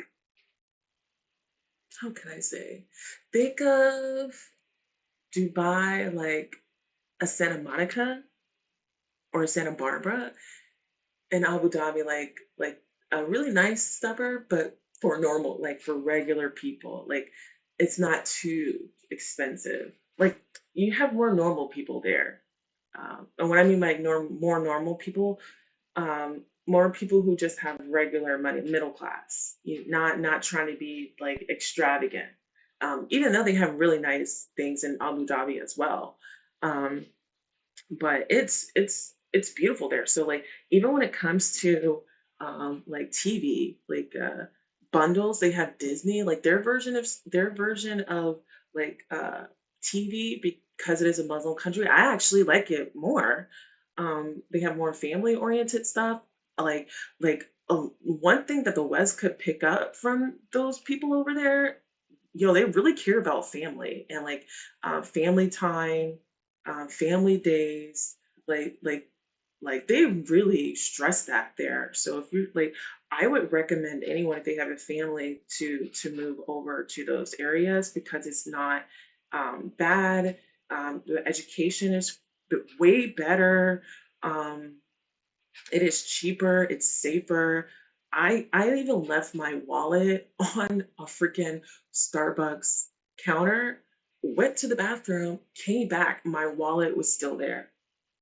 And I tested it because this lady, like my first day in Kuwait, I went to the mall and because I needed to get a phone and a SIM card. And this lady, she was in Starbucks with her kid, and she like she walks out of the Starbucks into like the part of the mall, and like her purse, she just left it right there. I was like, "Ma'am, your purse," and she was like, "Oh, it's okay, it's okay." I was like, "No way!" I literally saw her leave her purse there, go out to, hang out with her kids, and then just come back in like, and she was completely fine. She wasn't, going hysterical. You gotta, like, mind you guys, this is a Muslim country, what they know, what they say. Um, like they this woman was able to go by herself with her children. She did not need a man there with her. Um, she was able to leave her purse there, leave the freaking Starbucks, and she didn't even worry. She wasn't trying to find a man and be like, "Oh, go, they took my purse." None of that happened at all. So, like, however, even though it is a Muslim country, they do have some of the stuff that you're not supposed to do, like the prohibited stuff that you're not supposed to do. They do that, but like that's where, like, in those countries, they expect you to be an adult. If you do participate in that and you end up getting caught, and because you're being stupid, you're being loud, you're being obnoxious, you're not being an adult, you're gonna go to jail. Like, you're gonna go to jail. Bye. Good riddance. So, like, but like, oh my God. So when I was in Iraq, some of my friends, whenever we would go on our, we have our break or our leave, they would go to Dubai. A lot of them who weren't married, they would tell me how, if they wanted to hang out with some girl, it's just, they just would want to hang out. But the girls there were so used to basically prostituting themselves. So they would, even if it's just a guy who just wants to have a date, or, it gets kind of boring. I'm not gonna lie. It gets really boring being a contractor working around the world. Um, like, sometimes, because you're never in a place long enough to make friends, it gets lonely, and sometimes you just want to go out and have a dinner with a random stranger or talk with a random stranger. Um, and in places like Dubai, places like Qatar, places like Bahrain, even places like Kuwait, um, you can meet people to hang out with, and say hello, just like be like a regular adult, right? But a lot of my guy friends, whenever they would go there, the girls will already have in mind what places they're going to go to, because they were expensive, the most expensive places. So they have a Ritz Carlton there, and like, but just to go to the Ritz Carlton, like the uh, the plates there, just to sit down, it was a minimum $300. That was just the minimum. So he was kind of mad. He was pissed, because like the girls there, they're just used to luxury, so they don't even know when to, like, they think all guys are going to be okay with a $300 meal. So, like, you even had it where, like, oh my God. So the hotels too, because it is a dry country. It's not really a dry country. Like Dubai, Bahrain, and Qatar, those aren't dry countries. Kuwait is a dry country, but they highly regulate that stuff. You can only go to a hotel, because the hotels have the bars and the clubs attached to them. That's the only place that you can get alcohol. But when you go there, you also have these girls all literally be lined up, and a guy will be like, that guy, that girl, or that girl, or that girl. And they'll like follow him in the club. That's, of course, they're going to go with VIP. They're just arm candy. So, like, when I look at Dubai, it kind of reminds me of America back in the 90s, in the high days, like when you look at Vegas or Miami. Like, people were still adults. People weren't like like you're like, people knew that you were gonna, go out here and be crazy, get drunk, whatever. But I think at some point in our society, that we did expect you to be an adult with it, you know. But we've lost that. We just have people who just don't know how to act in public anymore here in America. But when I was over in the Middle East, it seemed like it was, um, because of how, uh, the consequences of it all. Um, People there are a little bit more aware about their actions. I think it's only certain people from the West, who don't really know how to behave when they go over there, and they act like they're still in the West, and then they end up getting locked up, and they wonder why. I'm just saying, they tend to look like me, um, and they'll be on the news. But I mean, I liked it. I liked being overseas. It was pretty fun. Kurdistan was actually amazing. I never had been to Kurdistan in my life before, and I had the chance to go there. I met really great people. Um, yeah, I also don't believe, like, it also makes me kind of question the narrative too, about, like, when I think about feminists here and how they said, oh, the reason why they fought for the first wave feminists because they wanted equality and all this other stuff. Like, I've been over, like, being over in Iraq, or not Iraq, but in the Middle East, and I'm not stupid. I know this is not everywhere, But a lot of those women didn't seem like they wanted to work, didn't seem like they were hurting. And I have a feeling they'd probably be very like pissed if someone from the West, which was trying to get all the women to go to work over there. Like you had women when I was in Kuwait, if they wanted to work, they could work. If they didn't want to work, they didn't have to work. And a lot of them looked pretty fine to the point where if they didn't work, they were some of them driving around with really nice cars.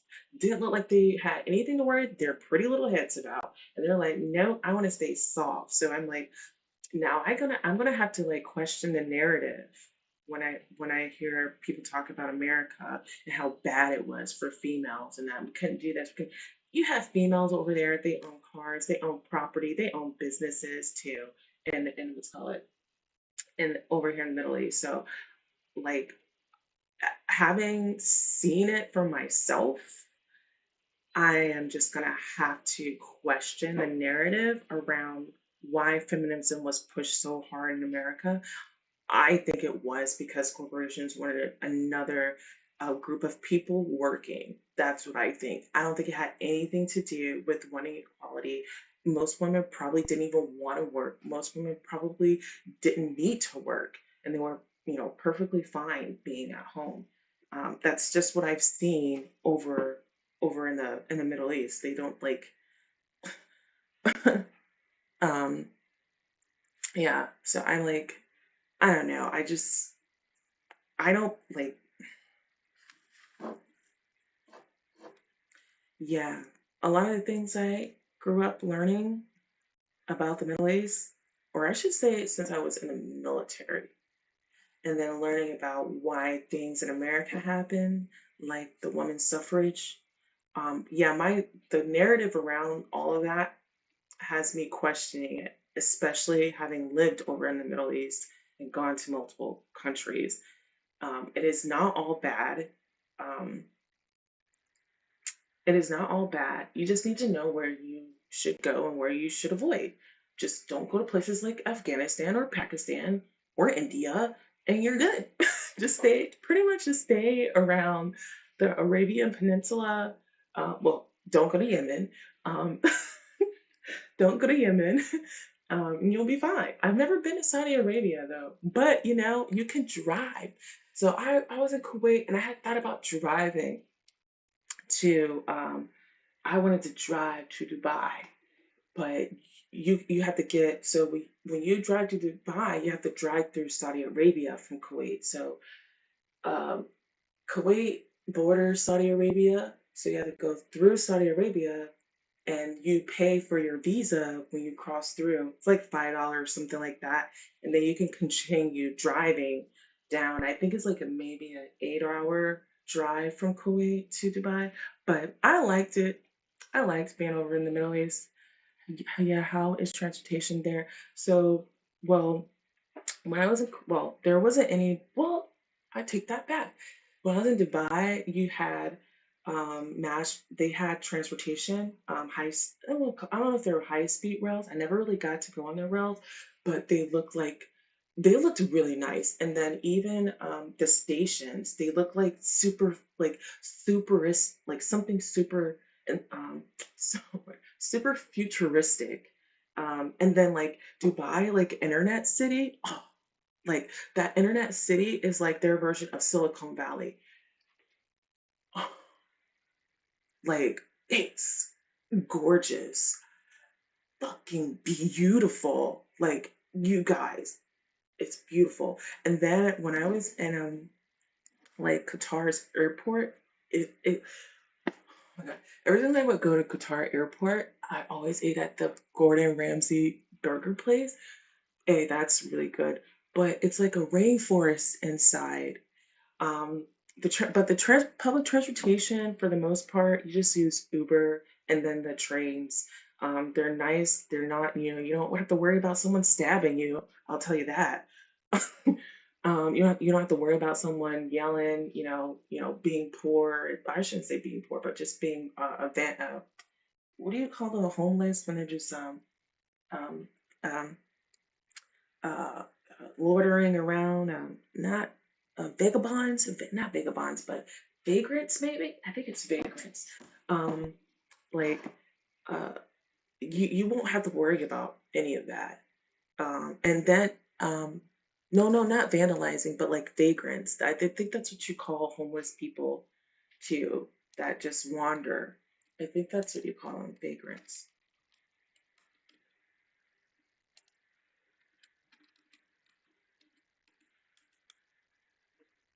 Yeah, vagrants. Yeah. So you don't have to worry about that. And for the most part, oh, everything, like it was cheap as hell too when I was in Kuwait to buy things. Um, they're really good with business. I've never met a Muslim that I just never met a Muslim or Arab being over there where if you have money and they want to make a deal, they're really good at wanting to make deals. They'll talk to you. They'll like they're really good at wanting to make deals. So um that's one thing I did learn too over there. So you can pretty much get anything. You can get anything for cheap. And if you end up finding like a like they usually have a whole bunch of third nationals there, and I had a driver. I had my own personal driver when I was in Kuwait. And because, well, most of the expats tip more because we have more money, and um, like Kuwait is really, really cheap. I had I had them at, even though they were my personal driver. Anytime I needed anything, whether it was go to the hospital, if I needed medication, any like that stuff, I just call this person up and they will come immediately. It like when I mean like loyalty, they like you just as long as you have money and pay them, yo, you can get anything you want. When I talk about customer service, hospitality service, it's amazing, amazing. And the craziest thing is they didn't even want to like accept your tips, which made me want to tip them even more. It's like I can't explain it. Not to mention Singapore was very beautiful. Yeah, I'm glad I got to see a different life too because it made me appreciate the West a lot more. Um, yeah, it made me appreciate the West a lot more. It made me understand a lot around politics too in the Middle East. Um, I also believe there is a narrative to try to keep people separated for what reason, I don't know why. But the one thing I will say that is interesting, but pretty much, and why I'm not surprised that this happened, when Trump went to Qatar and he had all that, the standing ovations and people listening to him, that doesn't surprise me at all because they do like America. A lot of people in the Middle East, they like America. A lot of it has to do because America is some place that you can come and make money. Okay, so if they can try to get like a business partnership with someone in America, they would take it. So, um, yeah, it has definitely opened my mind up, my eyes up to the world of politics and how some policies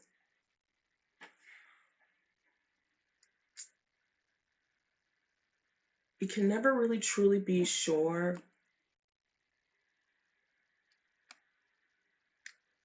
who's behind certain policies getting implemented and why. And if those policies being implemented, the reasons why they're being implemented, are they telling you this or the reason why they're telling you like is the reason why they're like I don't think they're truthful. Like what I mean, sometimes the policies that they implement for something, um, okay, oh my God, I'm really bad at putting this into words. I wish I can like sometimes my brain just thinks too much, but I can't get it out. And I wish I can just have a a cable I could do a brain to brain transmission with so someone can understand me. Because sometimes it can be really hard when you have like it in your head, but you can't really get it out. Um, that happens to me a lot though. But I think that's just because of coding, to be honest. It works great for me with coding, but it's terrible with talking to people. Okay, all right. Oh, let me check my email and then I'm going to get off. After their original composition. Marx's treatment of his daughters is interesting because he denied them an education, denied them careers, and then was hostile to potential suitors. The two surviving daughters of Karl Marx ended their own lives, and only his son, Freddie, who was the only one not to live with his father, managed to live until the grand old age of 77 when he died a natural death in 1929. In fact, 4 of Marx's 6 children died before he did, including his eldest daughter, Jenny. The 2 daughters who survived him later committed Sudoku. Actually, Tick, it's not Sudoku, it's Sep. Yes, I know it is. But I can't say that word either because it means the same thing as the word on the screen and will cause the video to be demonetized. So I'm using a substitute for the second word in order to get around the censorship of the 2 words. Welcome to the Google archipelago. You went to Singapore Anyway, as I think well? this Yes, next I went to sentence sums up the Singapore. man himself. And Singapore looks Throughout like you can still see some of the British influence from it, and it's so cute. Like the roads are so tiny on like if you go towards like the old town, but like there's 7-Eleven there. Like it's man, I wish I had. To be honest, I wanted to make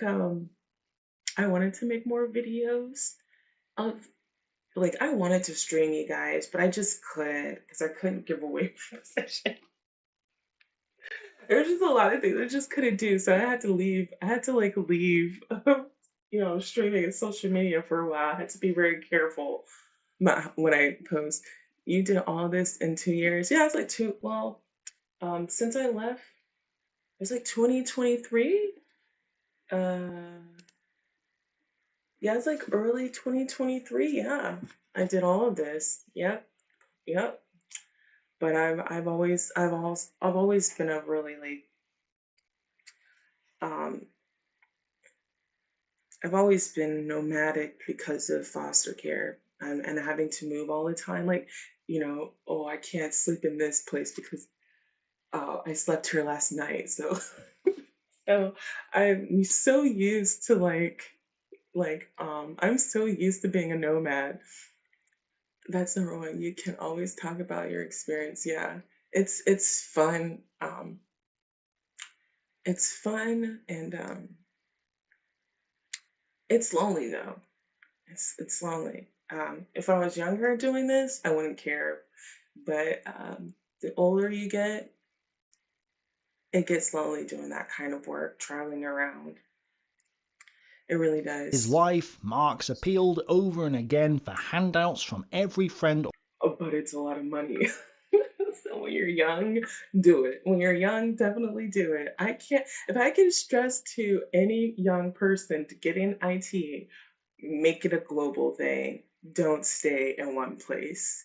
Or relative he could think of, even eventually one of his grown children. The question then must be, why is it that Karl Marx's personal life is not known or ignored? Okay, so you're 20, you're 27.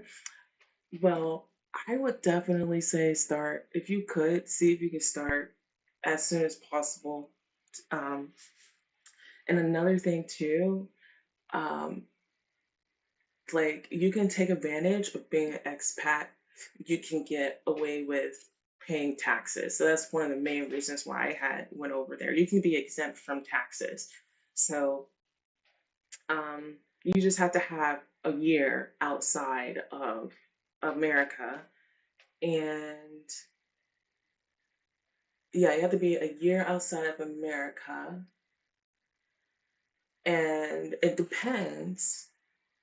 It really depends. So if you go to Europe, there's a certain type of visa you need for a particular job, and you can get it completely tax-free. So the job like the job in Belgium, had I like it just got renewed, like the contract just got renewed. Had I decided to stay, um, had I decided to stay, I would have gotten an extra 20K moving there a month, like not a month, but moving there for the on top of my regular salary. So all of it would have been tax free except for no, actually I think the housing that they were the cost of living they gave me when I was going over there, that was going to be taxed. That portion of it was going to be taxed, but the salary base, that was tax free. Um, and then I believe the tax exempt rate went up to 123,000 this year. So you can literally, if you earn up to $123,000 a year abroad, you can get that completely tax free. So in certain, but then in Europe, it really depends. So like in Europe, um, if you get a job that requires like a SOFA visa, well, for anything outside of Germany, I believe this is SOFA. If you go to Germany and get something that's a TESA job, meaning that like basically SOFA and TESA means that these jobs are so technical that no one in like Europe can do it, and that they have to hire someone from, enough somewhere else, usually like America. So with that, you can totally get your visa, like you can totally get your pay completely tax free. So TESA for Germany and SOFA for the rest of Europe. I think you also have to get for like Japan, it's also a TESA or a SOFA, but that's only if you're in like if you're trying to go like government or like private, like private sector, but that do public jobs. So those are the only ones that I know so far that give those types of visas, but I'm pretty sure you would be able to find something like this on the commercial side. You just have to look for SOFA or TESA in order to SOFA jobs or TESA jobs in order to get that exemption. Um, what else? Oh yeah, I decided to do that because during Biden administration, everything was so expensive. So yeah, I went over there, made a shit ton of money, have fun. But what about my brain isn't working? What's the language barrier? Well, I spoke French for like 8 years in high school, and then I took for like 2 years in college. So I never thought I would ever use French, but I was able to use it in Belgium. But for the most part, most people speak English. When I was in Kuwait, people spoke English. When I was in Dubai, people spoke English. Everywhere I've gone, people have spoken English. Only places that unless you go to places that are like there's like a province in Kuwait that is oh shoot, let me bring it up. Okay, I'll bring up the map. Google. Oh.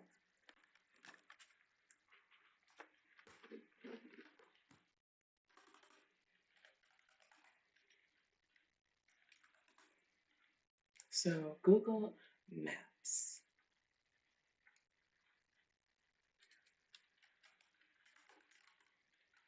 Okay. So this part here, Al Jara, that's where you can call that more orthodox portion of Kuwait. Um,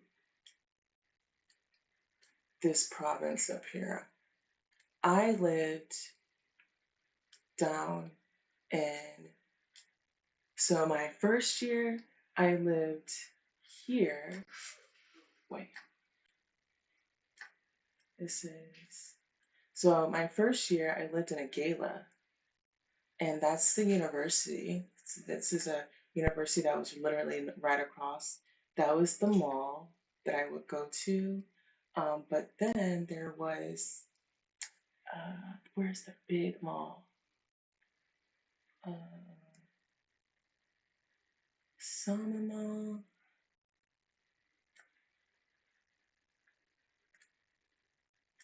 Agala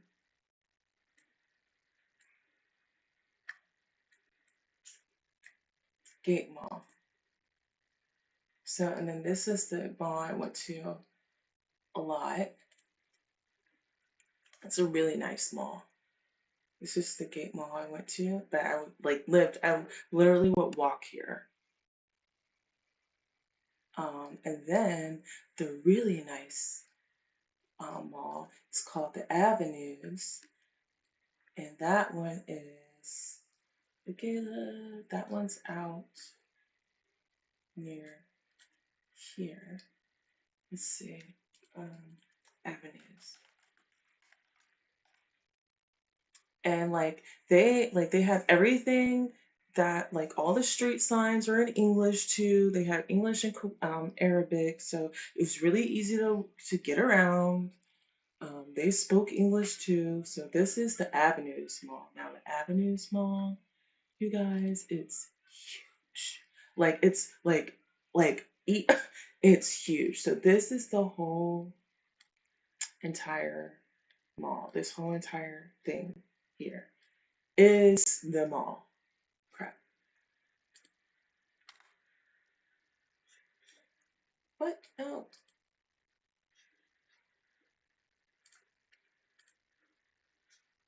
So yeah, this whole entire thing here is the mall. It's huge. But if we were to just go, like this mall, y'all, like, don't believe the hype. They tell you that, the Middle East is just all poor people riding on camels. I did see camels though. That is a lie. That is a lie. Like, there's a lot of money over there. And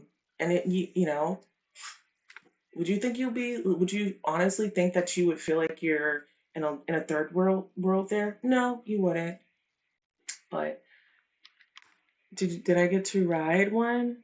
What do you mean, did I get to ride one? But like, yeah, this is the mall. So like the camels? No. No, actually you can get fined to hit a camel. Like camels are really expensive there. So like if you hit a camel, like if you hit a camel and then kill it, you have to pay. You have to pay. So, and you see like camel, like you have like the shepherd, like your shepherds for your sheep. You have the people who watch over the camels, they do that out there too. So you have also the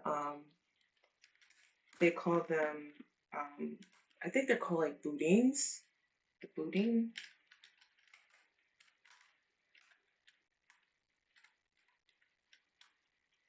They're like people who the Bedouins, yeah, yeah. Yeah, so this here, so what these groups of people are, so like when you're driving and okay, so when I was driving away from the city and I go in more like into the desert, you see a whole bunch of tents, a whole bunch of people live out in tents there, like tent tents. Let me see if I can try to like put a dot out here and see if you can see it. Sometimes you can see it from the interstate, but let's see if I drop myself here. Let's see. Nope. Let's see. Maybe I'm probably not gonna see it.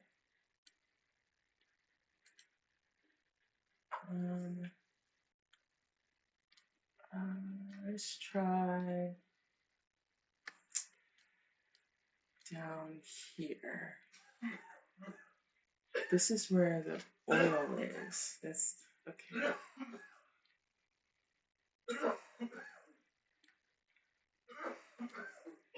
Ollie. Okay, let's try down.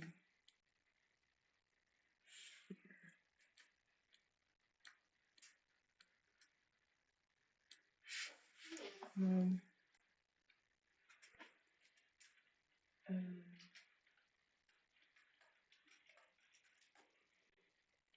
so this was the camp I was at, Camp Airshun.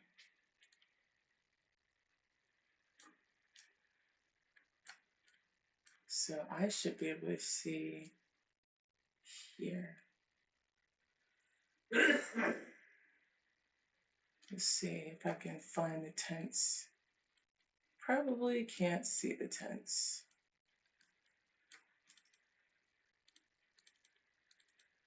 Nope, we can't see the tents.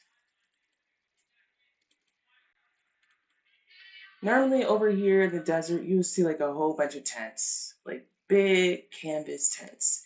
And that's where a lot of the Boudin lives, Baiduns.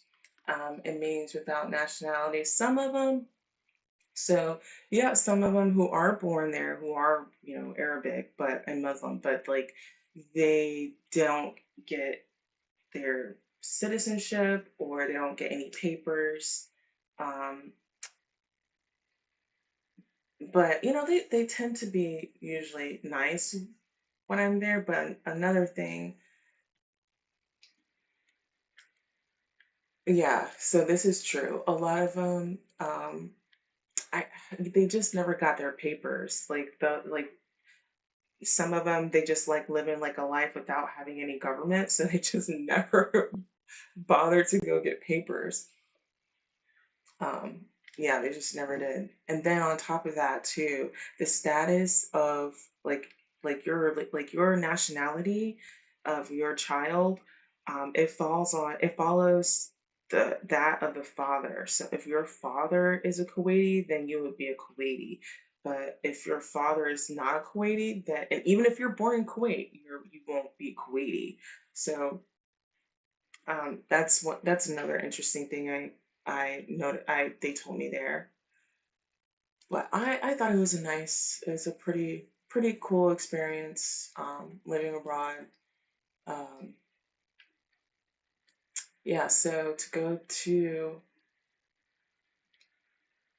UAE or Dubai, you have to go through Saudi Arabia. So you got to drive down this whole entire thing, and then you can get there. But um, I used to live also in Mangav, so Mabula. I lived in Fentis for a little bit. I hated when people would ask me to go somewhere if it was in Mabula, because ended up getting food poisoning at a Mabula in Mabula like twice because I would eat there because that's where they would have a lot of different restaurants, and I got sick there, so I told myself no. Then I started eating more by Salmiya. Salmiya is a very nice place. Um, like it's gorgeous there. This is Salmiya. Um, like yeah, you know, people like even like the calls to prayers, like they didn't really bother me just as long as I wasn't near just as long as I wasn't near the loudspeakers. One of the apartments I was in, it was like right next to the mosque, and it would wake me up in the morning, like shut me up because it'd be so freaking loud. I was like, because they would start early because it's 5 times they pray. So I think the first one it would be like at 3 something in the morning. Like say like 3:20 or 3:40 something in the morning. You hear the first, you know, call to prayer. So it's like, oh my god, it's so loud. They're like, I still got like 40 minutes to sleep. But it's like Salmiya was really, really pretty. And then one of my favorite places to eat in Salmiya was not the scientific center, but like this is a scientific y'all they would like don't believe the shit that people tell you. Go and travel. You would be surprised. But no. there was, it's over here. Not this one, but this one. Kuwait, Amaki, this one. This was my favorite place to eat. Oh, okay. No. Okay, so. Oh, there's no pictures? Oh, so this is my favorite place to eat, but I was trying to see the photos. Oh yeah, so um this is what it looks like on the outside. And then at night you can sit outside on the pier and literally eat your food. But yeah, I really liked it. It's pretty cool. And then right next to it, actually, on the, let's see. So this little walkway here, it goes on the side, and then there's a beach, and you can sit out and, you know, look at. Usually they'll have like BMX bike parks in here. They'll have some other stuff in here. And then I would just walk up there to the Maki place and eat sushi. But yeah, I thought Kuwait was a really nice place. It's a great place if you have family. You don't have to worry about much. It does feel safer there.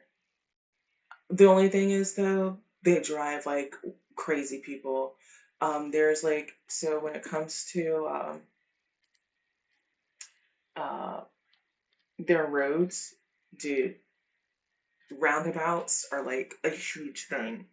And I don't know if you guys have ever been to a country driving roundabouts. Woo! Driving a roundabouts sometimes can be dangerous. But let's see, what else did I go? Yeah, so here,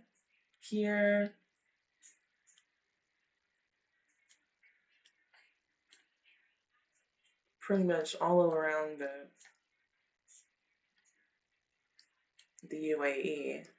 And then I was here, Erbil. This was actually a really cool place. It's sad though, because sometimes they still get bombed by the other Iraqis. But it's a pretty cool place. I thought it was.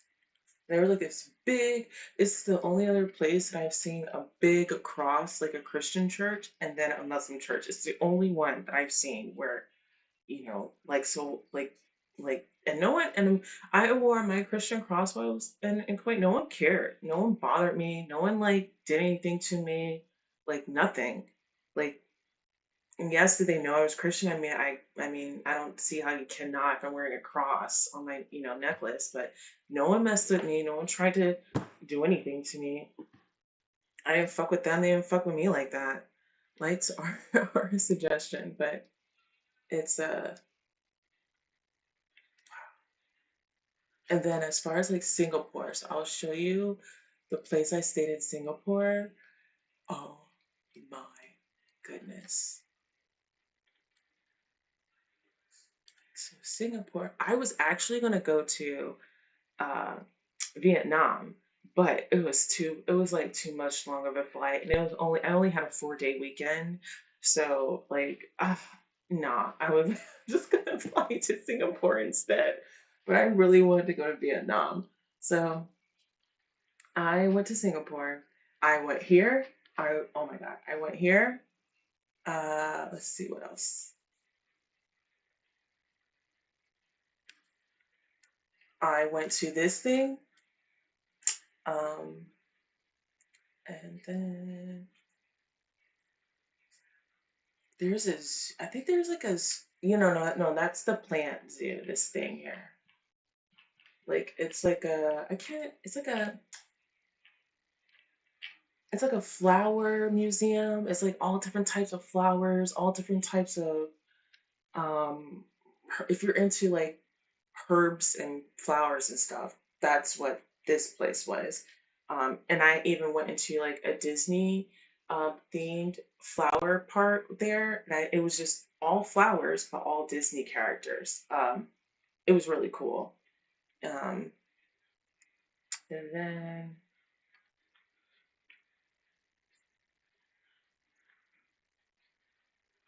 the hotel I stayed at. Now, this hotel I'm gonna show you guys. Oh, my God, it looked like a rainforest on top of a building. But let me hotel.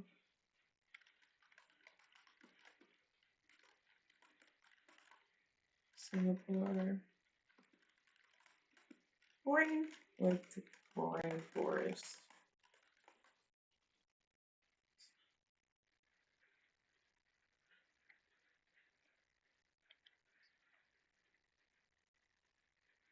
Let's see.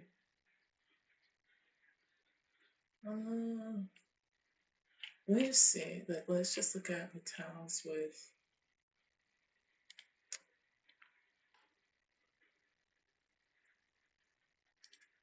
what trees.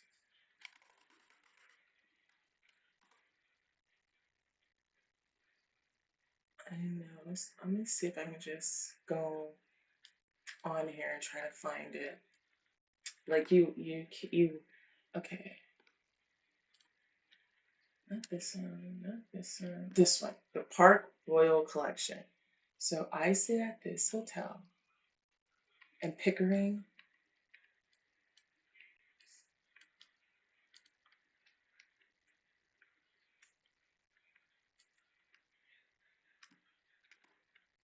Okay.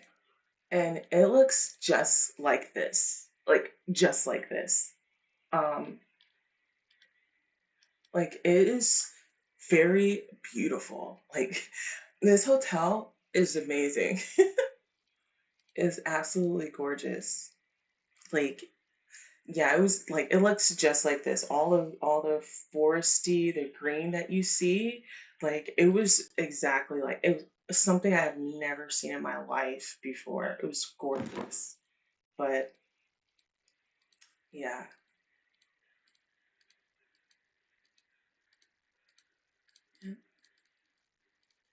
Let's see the pool.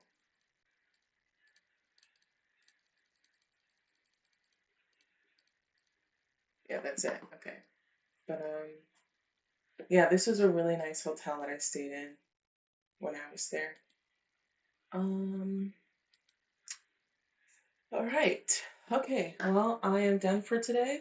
I will come on later, maybe in like 6 hours or 7 hours after I get some sleep.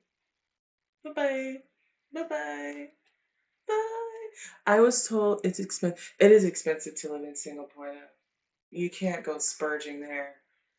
You can't go spurging there at all. Okay.